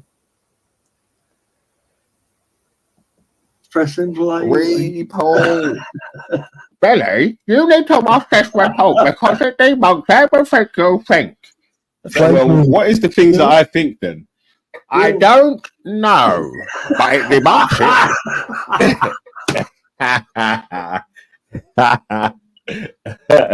Yeah, man. All right, cool, man. Let it play.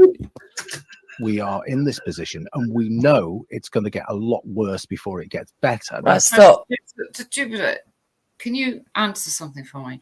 Yeah. There's people that laugh at white people, right? And make fun of how white people speak, blah, blah. And they come from their heritage is from another country, which they're always harping on about, right? The other country. Why is it that they don't go back and live there? Can you answer that for me? Because I can't compute it. I don't understand it.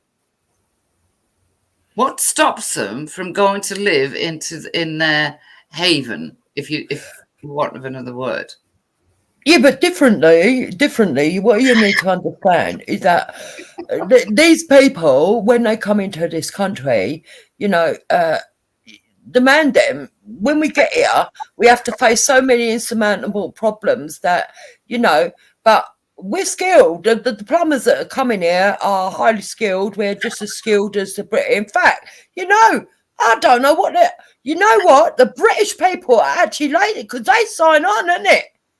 Yeah. So differently, what happens is that they come here. No, the unskilled people are coming here and they're doing jobs that the white British people don't want to do. But Babs, she don't recognise that I make this point and tells me that it debates my point.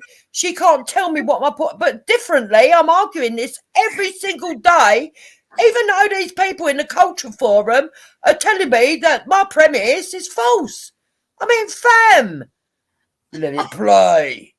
Why do they talk like that? I mean, I don't know.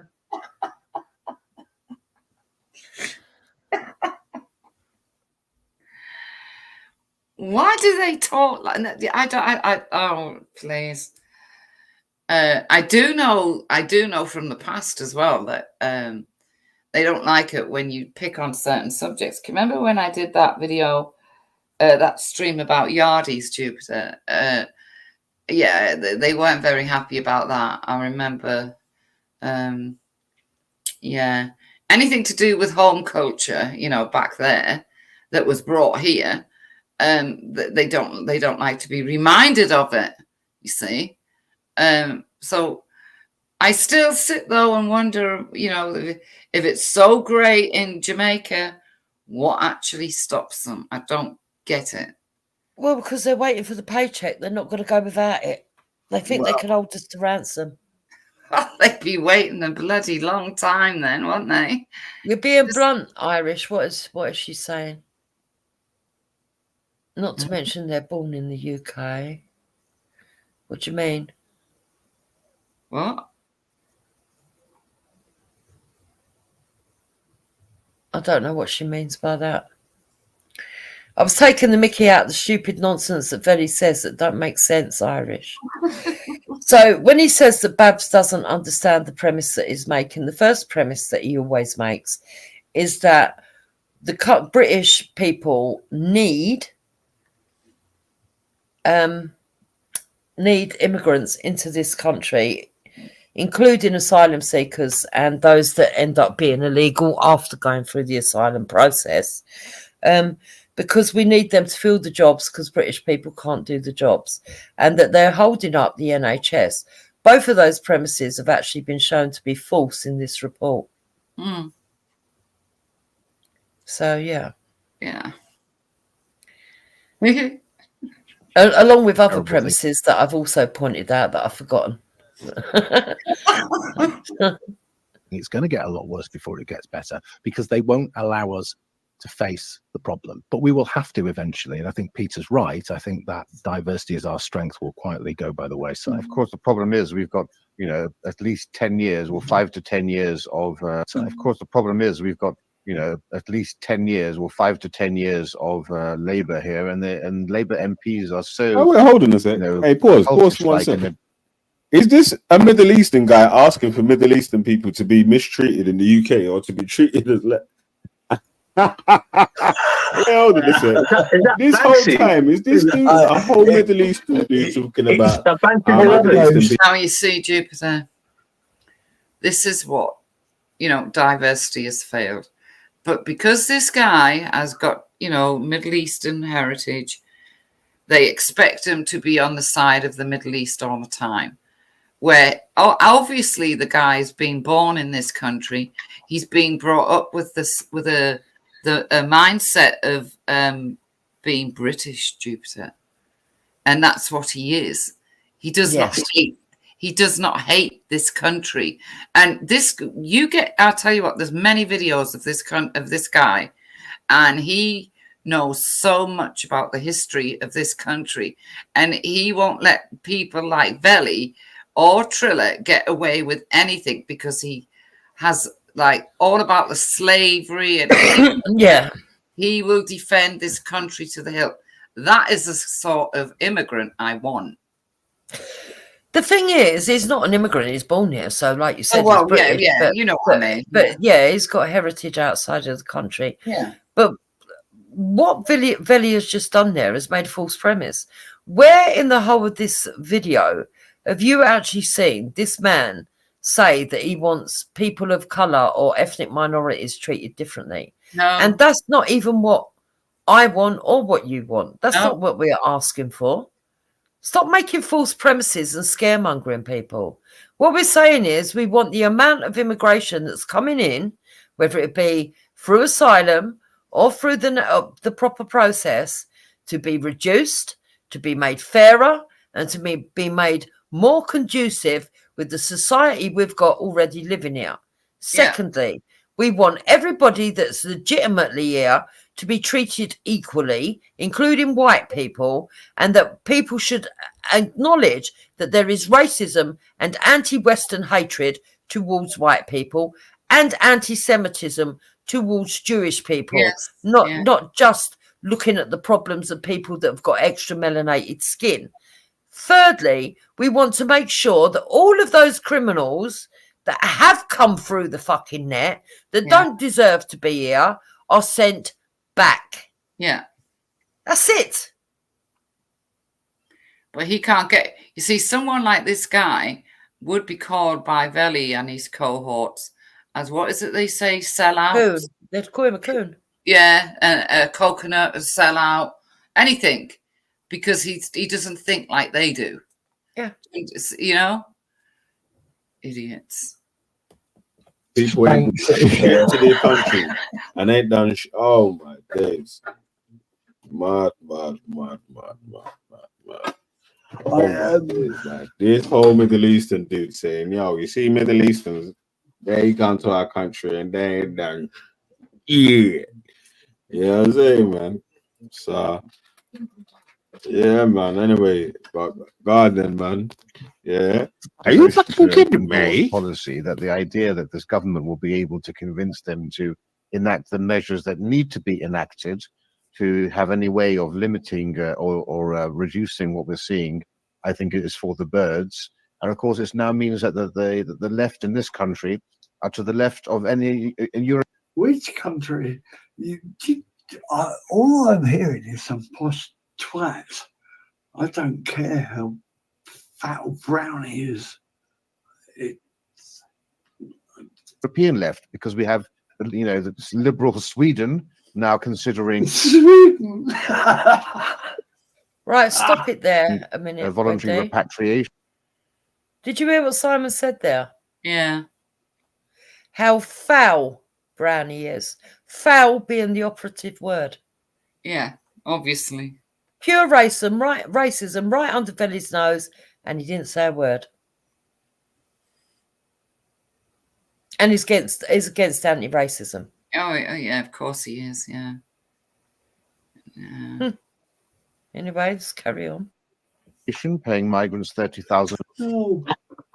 Oh fuck! That is Banksy. Fuck it.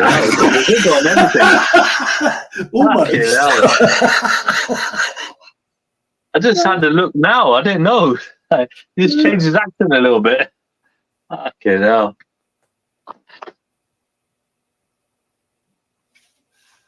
€100 each to go back where they came from, and if you've got a family of 4 or 5, that's enough money to have a very nice lifestyle. You have Germany, led by a left-wing social democrat, now looking at the Having a family of 4 or 5 is nice if you can afford it. Bro, this motherfucker has never missed a meal. Yeah, but did you not hear? Yeah, but they're not listening to what the man is saying. No, and that's how thick Simon is as well, because he just said that Norway has a policy where they are sending people back with £30,000 each. And if that's a family of 4 or 5, well, 5 times 3 is 15, that's 150 grand, to a country where 150 grand can be doubled its worth. Yeah. Maybe triple in some countries. Yeah. And Simon says, yeah, but if you got 4 or 5 kids, how are you going to afford it? We just told you how. With the money they're sending you back with, you thicko. Yeah, but they're not listening to the guy. They think they're right, so they're not. They're not listening to what he's saying. Yeah, it's ridiculous, really. Rwanda scheme, using the facilities that we've built there, which the Labour Party abandoned, and also closing its land borders to other migrants and so forth. Of course, you've got places like Poland and Hungary and so forth. So we in this country look like we're going to be the pariah when it comes to our policies on migration. Do you think as well that there is this? Are you a Christian? Thing, you talk about open borders. There is this thing of suicidal empathy as well. Yeah, I mean that people in our ruling class, for want of a better expression, see their duty. He's translating suicide bombers to faith. What? To be to the. Does Simon not understand what suicide empathy is? Obviously not. He's talking about white guilt, you fucking idiot. Yeah. Does he not understand what suicide I thought I was supposed to be the stupid one. Oh my God. World, not to the country, to humanity. Well, that's the kind of that's the globalist kind of mindset, isn't it? That we're not a nation or we're not a country. We're something that is for everyone. It of course doesn't make sense, because how can resources here be for everyone?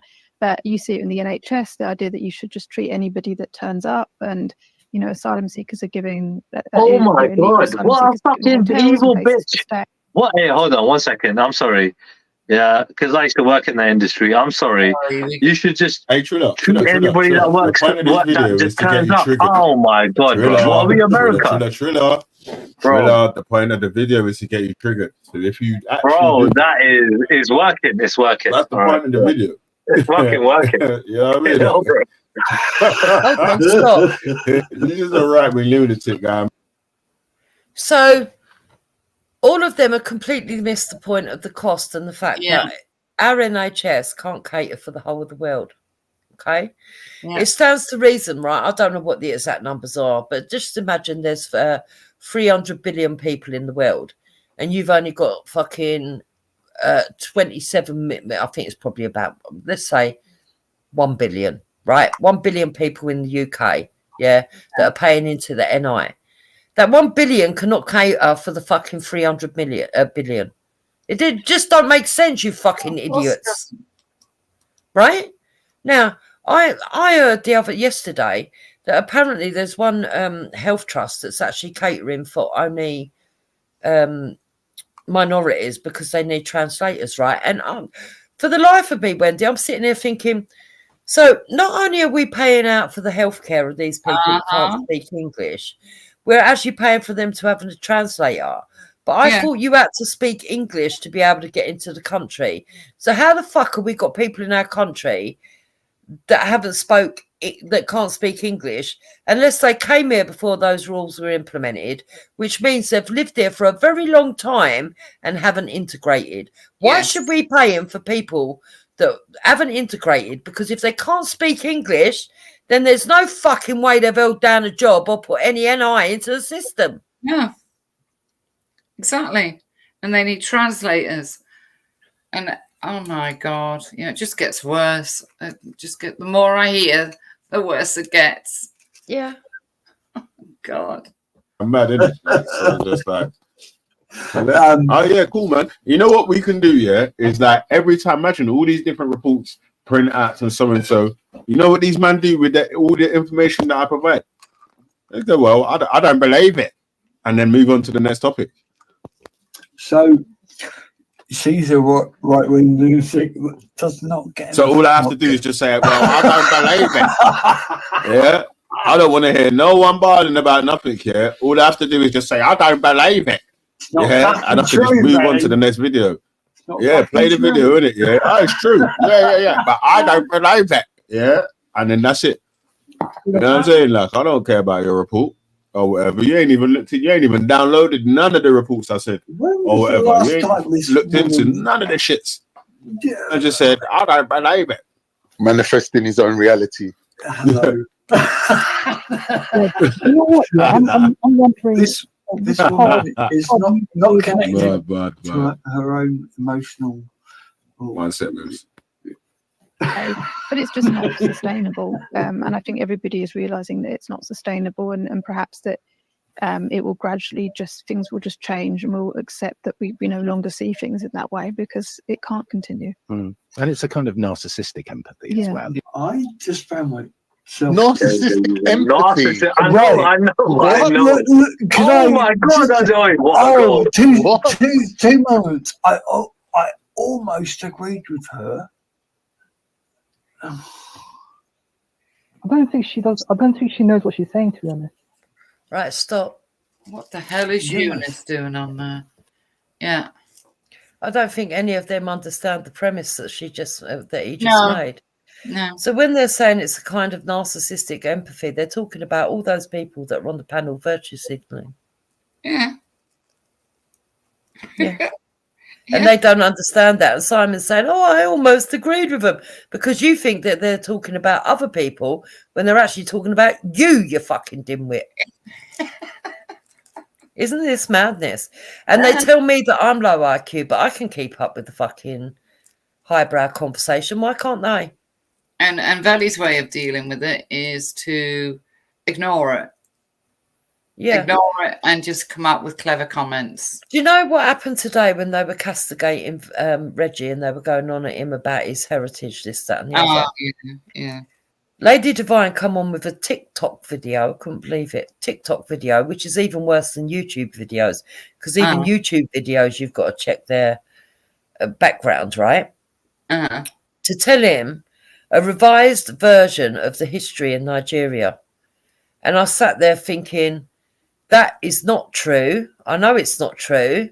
You're talking bullshit. Yeah. But I'm not coming up there, because it seems to me that a lot of stuff is to try and aggravate me as well, to get me up there, right? Yeah, of course. I thought, no, I'm going to wait till my show and I'm going to show you the real fucking truth. And then you're going to look a fucking idiot, because you think you're an expert on everything, but you're an expert on fuck all. So she tried to use a TikTok.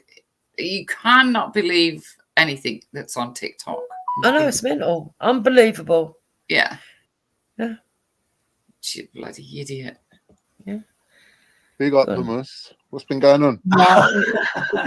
She doesn't sound sure to me. That's what I think. She doesn't sound sure to me. It's like the stuff that she's saying, I'm not very convinced. Yeah. I'm not very convinced to be honest about it at all. You're right. I agree with you. Hey, man. Yeah, man. Good report, man. Yeah, good report, man. Yeah, I loved it, man. Excellent feedback, bro. I love it. I'm loving it. You're always going to be on an admin worker, mate. Always. Aren't I one of the good people? And we will open the doors and the borders, and we will welcome everybody. But we will treat Tories terribly, and we will treat right-wing people awfully. It's okay. You know, all you have to do is just scratch below the surface, and you see the ideology there in plain sight. Also, just, you know, when you get these kids going, Do you know what? I saw content like that, yeah, and they're moving a bit suspect, so I think too. They're moving dangerously on the How are they moving dangerously? Would you care to elaborate? How? With all respect, let him speak. Yep, I asked the question. To the fringe and all that, like, literally. That's something. Yeah, no one can hear you. Why are you hiding under your covers Listen, again? Simon's just trying to get on your good side. They could just bag you one day. It's all right. No, you do make me. No, I've for the whole night. Yeah, Nobody wants to hear that. Why would you think anyone cares? Why do you think anyone cares? Well, what we can take from that, Jupes, is that they didn't take it seriously. It was too intelligent for them to understand. Veli couldn't understand most of what was being said. He missed most of the major point, right? It's far too highbrow for them to understand. I mean, it was annoying Simon because they had posh accents. I mean, that's beyond belief. Triller didn't catch any of it, literally. And then we had Eunice coming on, and as you put it, hiding under the covers. Yeah. Yeah, I mean, yeah, it just gets on my nerves, honestly, the ignorance. And Lady Divine has actually got a thing saying ignorance is bliss. Well, yeah, we know that. You're ignorant. You know. Well, sometimes it's bliss, other times it's not. You know, it depends on the situation. So, yeah, I can't agree with that, really. But, so Valley chose, I mean, let's remember the Casey, is it the Casey report and everything else that he's put up and everyone's had to listen to over and over and over again. Oh, yeah. You know, and let's go back and let's play it again and over again. That kid, what was his name? Stephen Lawrence. Let's go over that case over and over again. Oh, he's the New Culture Forum with a report that's just been, well, yeah, we're not going to listen to this. You know, they're too highbrow for us and they don't use the word fam or mandem in it. So how could we possibly fucking understand it? I'm sorry, Jubes, but that's the way it comes across to me. Well, of course it is. It's but listen, all I need to know is that the report has proven that they are a loss for our country. Yes. It matches up with what I can see, and that's enough for me. I don't need all their nonsense. No. I'm not interested in chucking out everybody who's an ethnic minority. I'm not saying that in reality I'm not going to treat these people as if they're not worth the same as everybody else, because at the end of the day, they're in our country now. These people, a lot of people are born here, and they still have to be treated with equal respect and equal opportunity. I'm not interested in that. What I'm interested in is saying, right, no more are coming in until we sort this situation out. Yeah, because we need to sort it out, because we've got our own scumbags. We're important scumbags, so we need to sort the situation out and sort all the scumbags out and get back to reality and get everything up and running properly again. It's quite simple. It's like being somebody who's a foster carer, right? And you've got an house that enables 20 kids to come in. and you're looking after the 20 kids, and 5 kids, I don't know, get to the age of 18, they leave, move on. You've got 5 spaces. And all of a sudden they bring in 5 kids that have got really severe behavioural problems. And before long, you got the kids all acting up and everything else. And then another 2 kids leave and another 2 with behavioural problems come in. And it gets to the point where you've got, 10 kids in the house in the household that have got behavioural problems and 10 kids that ain't. But the ones that ain't are now displaying behavioural problems because of the other 10 kids. And then they take you over the tipping point, yeah?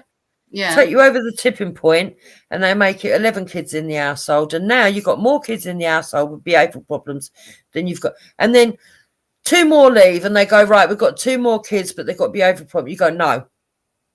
No, I need to sort out the problem we've got here before I take any more kids with behavioural problems. So turn yourself around. I'll look after kids, but you need to bring in 2 that got normality. But actually, at the moment, I can't even bring them in until I get some stability here because they'll be affected. And that's the truth of the matter. Yeah, I know. So why do we have to be the fucking toilet of the world? We don't. Have all the shit here. No, we don't. But you can't ignore it anymore. It's got to that stage where it can't be ignored. No, it can't be. And the thing is, what they don't understand is, right, that little snowflake has already started rolling down the hill. They're not going to be able to stop it now. No. The ball's already rolling, and that little snowflake is getting bigger and bigger and bigger and bigger and bigger. As it moves along, it picks up another few people and keeps rolling, and more people and more people. And this is what they're not understanding. You do know there's left-wing people that have been putting up videos, if they're true for the left-wing, and I believe they are, apologising and saying, I used to vote right. I used to think that Tommy Robinson was racist. I want to apologise to Tommy Robinson. I now understand what he was saying. Yeah, more than one person's been doing that now. No, I know, Jupiter, yeah. And I can't disagree with them. I can't say, well, you're wrong. You shouldn't be taking any. I can't disagree with them because of what they're seeing for themselves. So how can you disagree with them? Yeah. The thing is, they need to stop. They need to take stock of what's happened, and they need to sort the problems out. And I can't see Keir Starmer doing it because he's a mini Hitler who's only bothered about his own family and his son getting GCSEs. Yeah. I mean, I wouldn't mind. But he didn't even need to do that because we all know that he's got the connections to get his son a fucking decent job in the future anyway. Yeah, in the future anyway. His son doesn't need to worry about no GCSEs. What the bloody hell's that about? As long as he can read and write, they'll give him a job anyway. Even if he has to sit in the corner and have no responsibilities. I mean, after all, look at fucking Diane Abbott's kid. He went private school, come out a fucking idiot, and still got a fucking job with embassies. Yeah. Of course they do. It's all a facade. It's they're going to this school, they're going to that school. They'll get good jobs anyway because of their connections. Nepotism. That's what it is. Yeah. So I don't know. I just think it's all disgusting. Everything that's gone on is disgusting. But there's so much disgusting things going on now. It's hard to smell where the shit is coming from because it all just smells like shit. You know that problem? Yeah, well, that's what it is. So when are you going to be doing another live, love? Oh, I'll probably do one tomorrow. I don't know what on, but it'll be current affairs. We need to alternate and get people away from. Yeah, definitely. So I'll be doing one tomorrow. Saturday evening, I'm not around. So. Well, you off out partying? Yeah, I'm not around Saturday. But Sunday I'll probably do an afternoon one. It may go into the evening. It might not. All depends. Because I'm quite selective who comes on the panel now. Like I have you, and I'll have Babs, and I have Moon, and I have my regulars, but I just won't have the shit. It doesn't bring the same traction as what having shit people on has. But Yeah, I'd rather it that way. When you've got to get past that and think, no, you don't want that. You know, people who are just interested in other people screaming at each other, they can go on to those channels and listen to people screaming to each other. Yeah. Oh my God, look what Irish Flame said. Did you see my atrocities earlier? Apparently some of those released earlier were violent criminals who got released accidentally. Yeah, nothing shocks me. Nothing surprises me. I'm not surprised, Irish. Not yeah, but if that's the case, they should be able to recall them. Well, they should be able to, but, you know, the police are probably too busy banging on the doors of someone that's wrote something on Facebook or TikTok or whatever the hell it is. Well, of course it is. It's mental. Everything that's gone on is mental, but I don't know. Veli's so stupid because he doesn't understand, right? He thinks that they think they're fighting racism, right? Yeah. By attacking the majority of the country, even though the majority of the country are not racist. I'm not going to say that there isn't some racists amongst the majority, because I think there is, but not on the levels that of numbers that they think there are. And he doesn't realise that he keeps pushing and pushing and pushing. The ordinary people are not going to not like Veli because of his skin colour, but because of their mindset and what their rhetoric and what they are pushing. And so it won't be racism. It will be just a general dislike. What they're doing is pushing the majority away from them. And people are now looking at them thinking you are a group of selfish bastards who think of yourself. You do not care about society. You pretend you're looking for those at the bottom, but you say that you're doing it for only black people. Because one minute they want to say, oh, yeah, but what about the people at the bottom? Work it out like this, right? If they're talking about black betterment, right? Only 6% of the society are black, okay? Right. So it should only be proportional. Okay. Mm-hmm. If you're going to say, right, let's say we've got 3 classes. At the moment, they say there's 5, I think. But let's go back to the old system, 3, just to simplify it. If they say there's 3 classes, yeah, then that should be a third of elites, a third of middle class, and a third of people at the bottom, if you had a perfect system. Yeah? Right. Right? We know it's not. We know it gets a bit wider. We know it's something like 50, 40, and 10%, something that's more like what it really is, isn't it? Yeah. That should be the same percentage within the 6%. So they should have 1% of the 6% that are at the top. Yeah, I see. 40% of them in the middle of that 6%. So if you're talking about 100 people, right? You've got 100 people in a country, small country. You've got 100 people. Yeah? Mm. Out of those 100 people, 6% is black. Right. Right? So you have to take those 6% away, which would equate to, well, 6% of 100 is 6 people. So you've got 6 people. Yeah? Mm-hmm. Then apply the triangle to them. Yeah. Yeah, then you break down the 100%. So 50% of 6 is 3. So 3 of them are going to be ordinary working class. Yeah. 40% of the 100, yeah, is going to be fucking, what? Let's work it out. So 10 times 4, it would be, no, have I done that right? I haven't done that right, have I? Are they still in the triangle? Yeah, it'd be so like 2, wouldn't it? And then the last one will be 1.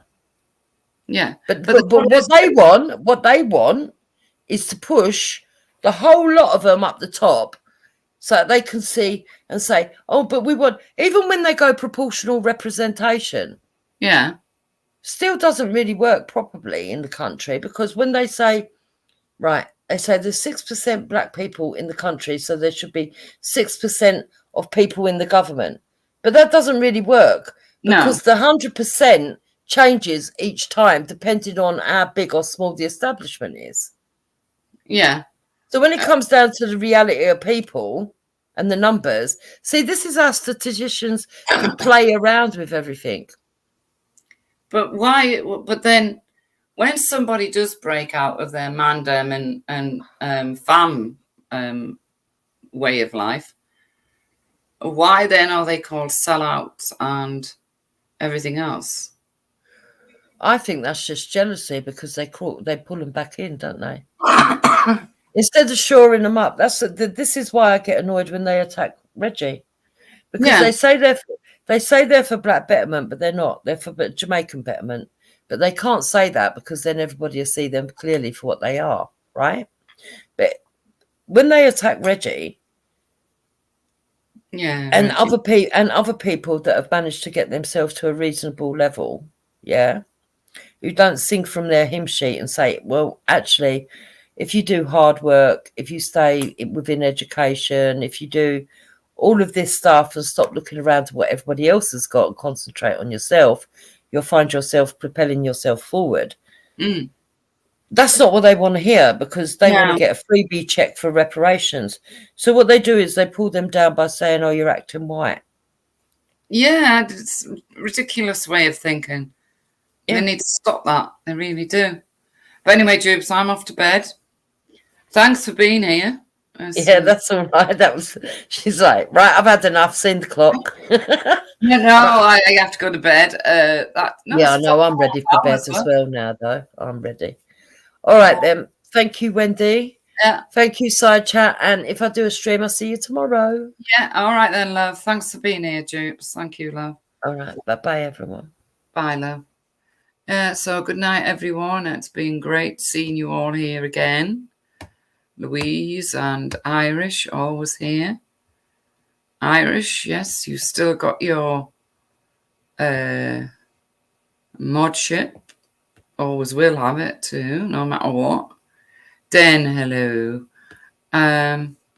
So yeah, quite enjoyed that. Bit like the old times where streams used to make sense without screaming and shouting. So good night, people, and see you again soon.